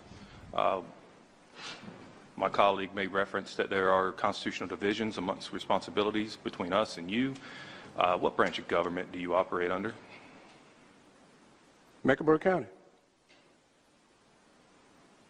What branch of government do you operate under, Sheriff?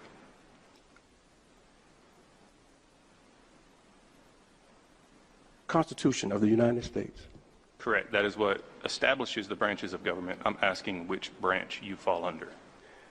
Mecklenburg County. I'm a duly sworn Mecklenburg County Sheriff. We answer to the people of Mecklenburg County.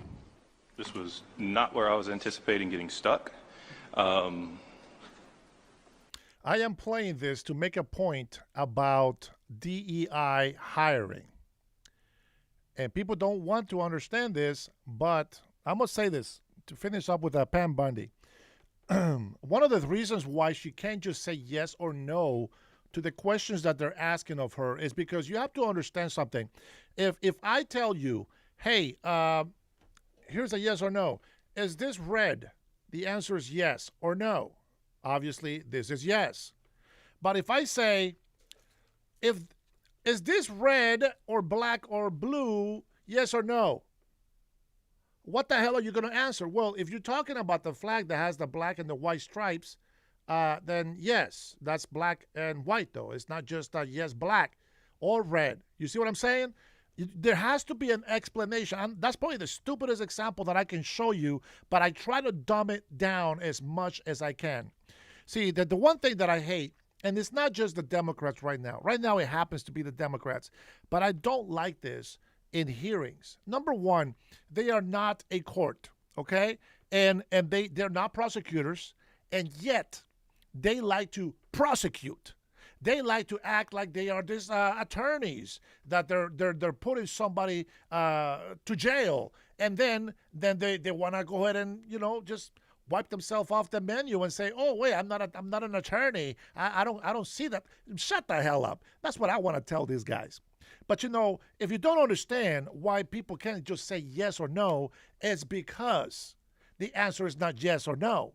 They're obviously trying to get a gotcha moment, which it's hard for me to try to explain it, but my point is Pam Bondi did a good job. People say that she's cooked. you can think, you can have the right to your opinion, but as my friend says, but you don't have the right to your own facts. And the facts are that the President, Donald Trump, and the administration are doing a phenomenal job for the Americans, and not just Americans, but for the world. Now, for later today, we are going to listen to Hallman, and then we're going to listen to our favorite Tampon Tim talking about illegal immigrants being deported, illegal criminal aliens being deported. Let me see. Does anybody have a question? Let me just sit here. One question before we say goodbye. Anybody got questions? Shit kicked some ass, Arnold. I agree 100%. You know, the problem with trying to explain an issue with libtards is, for some reason, it doesn't matter how much we dumb things down. I notice in the chat, they just continue to insult. They don't really want to have a constructive criticism. They just insult. Now, I insult people as well, but I give you my facts. I give you the facts. I give you my opinion, which I am entitled to my own opinion. But people that come into my chat, coming from the left, and just people that want to disagree with Trump, just because they don't like him, I want you to understand something. It's not that I like Trump. It's just I like him more and more because the Democrats keep lying about everything that he's not doing. They're not acknowledging that he's doing anything great. So there's nothing that I can say. You can't explain away a lie. Fred, I wish you would take that advice for yourself. Guys, later today, we're going to go ahead and have a treat. Unless I get five ones, I'll stop the end and I'll give you guys a little bit of the Crime Chef, because I did have that ready for you guys to watch. 5 ones on the chat, and we'll go ahead and watch a Crime Chef countdown. 10, 9, 8, 7. Hey, thank you guys for tuning in to the Dennis Herrera Show. I appreciate you guys' support. Nick, it still counts as a 1. You know what? I am so hungry, and if I didn't have to go pick up my wife, I would watch the Crime Chef. So I owe you guys 1. I forgot. Hey, sorry guys, I'm sorry. I forgot. I just checked the time. I am so sorry. I promise I will deliver later today. All right? I will deliver later today. Thank you guys for your love, support. God bless you. Thank you, MySpeak. Too bad there's no Pollo Campero here in Washington State, but otherwise, my Salvadorian crazy ass, that's exactly what I would have had for lunch. All right, guys, God bless you. God bless your family. God bless the USA. Until next time, we'll see you then.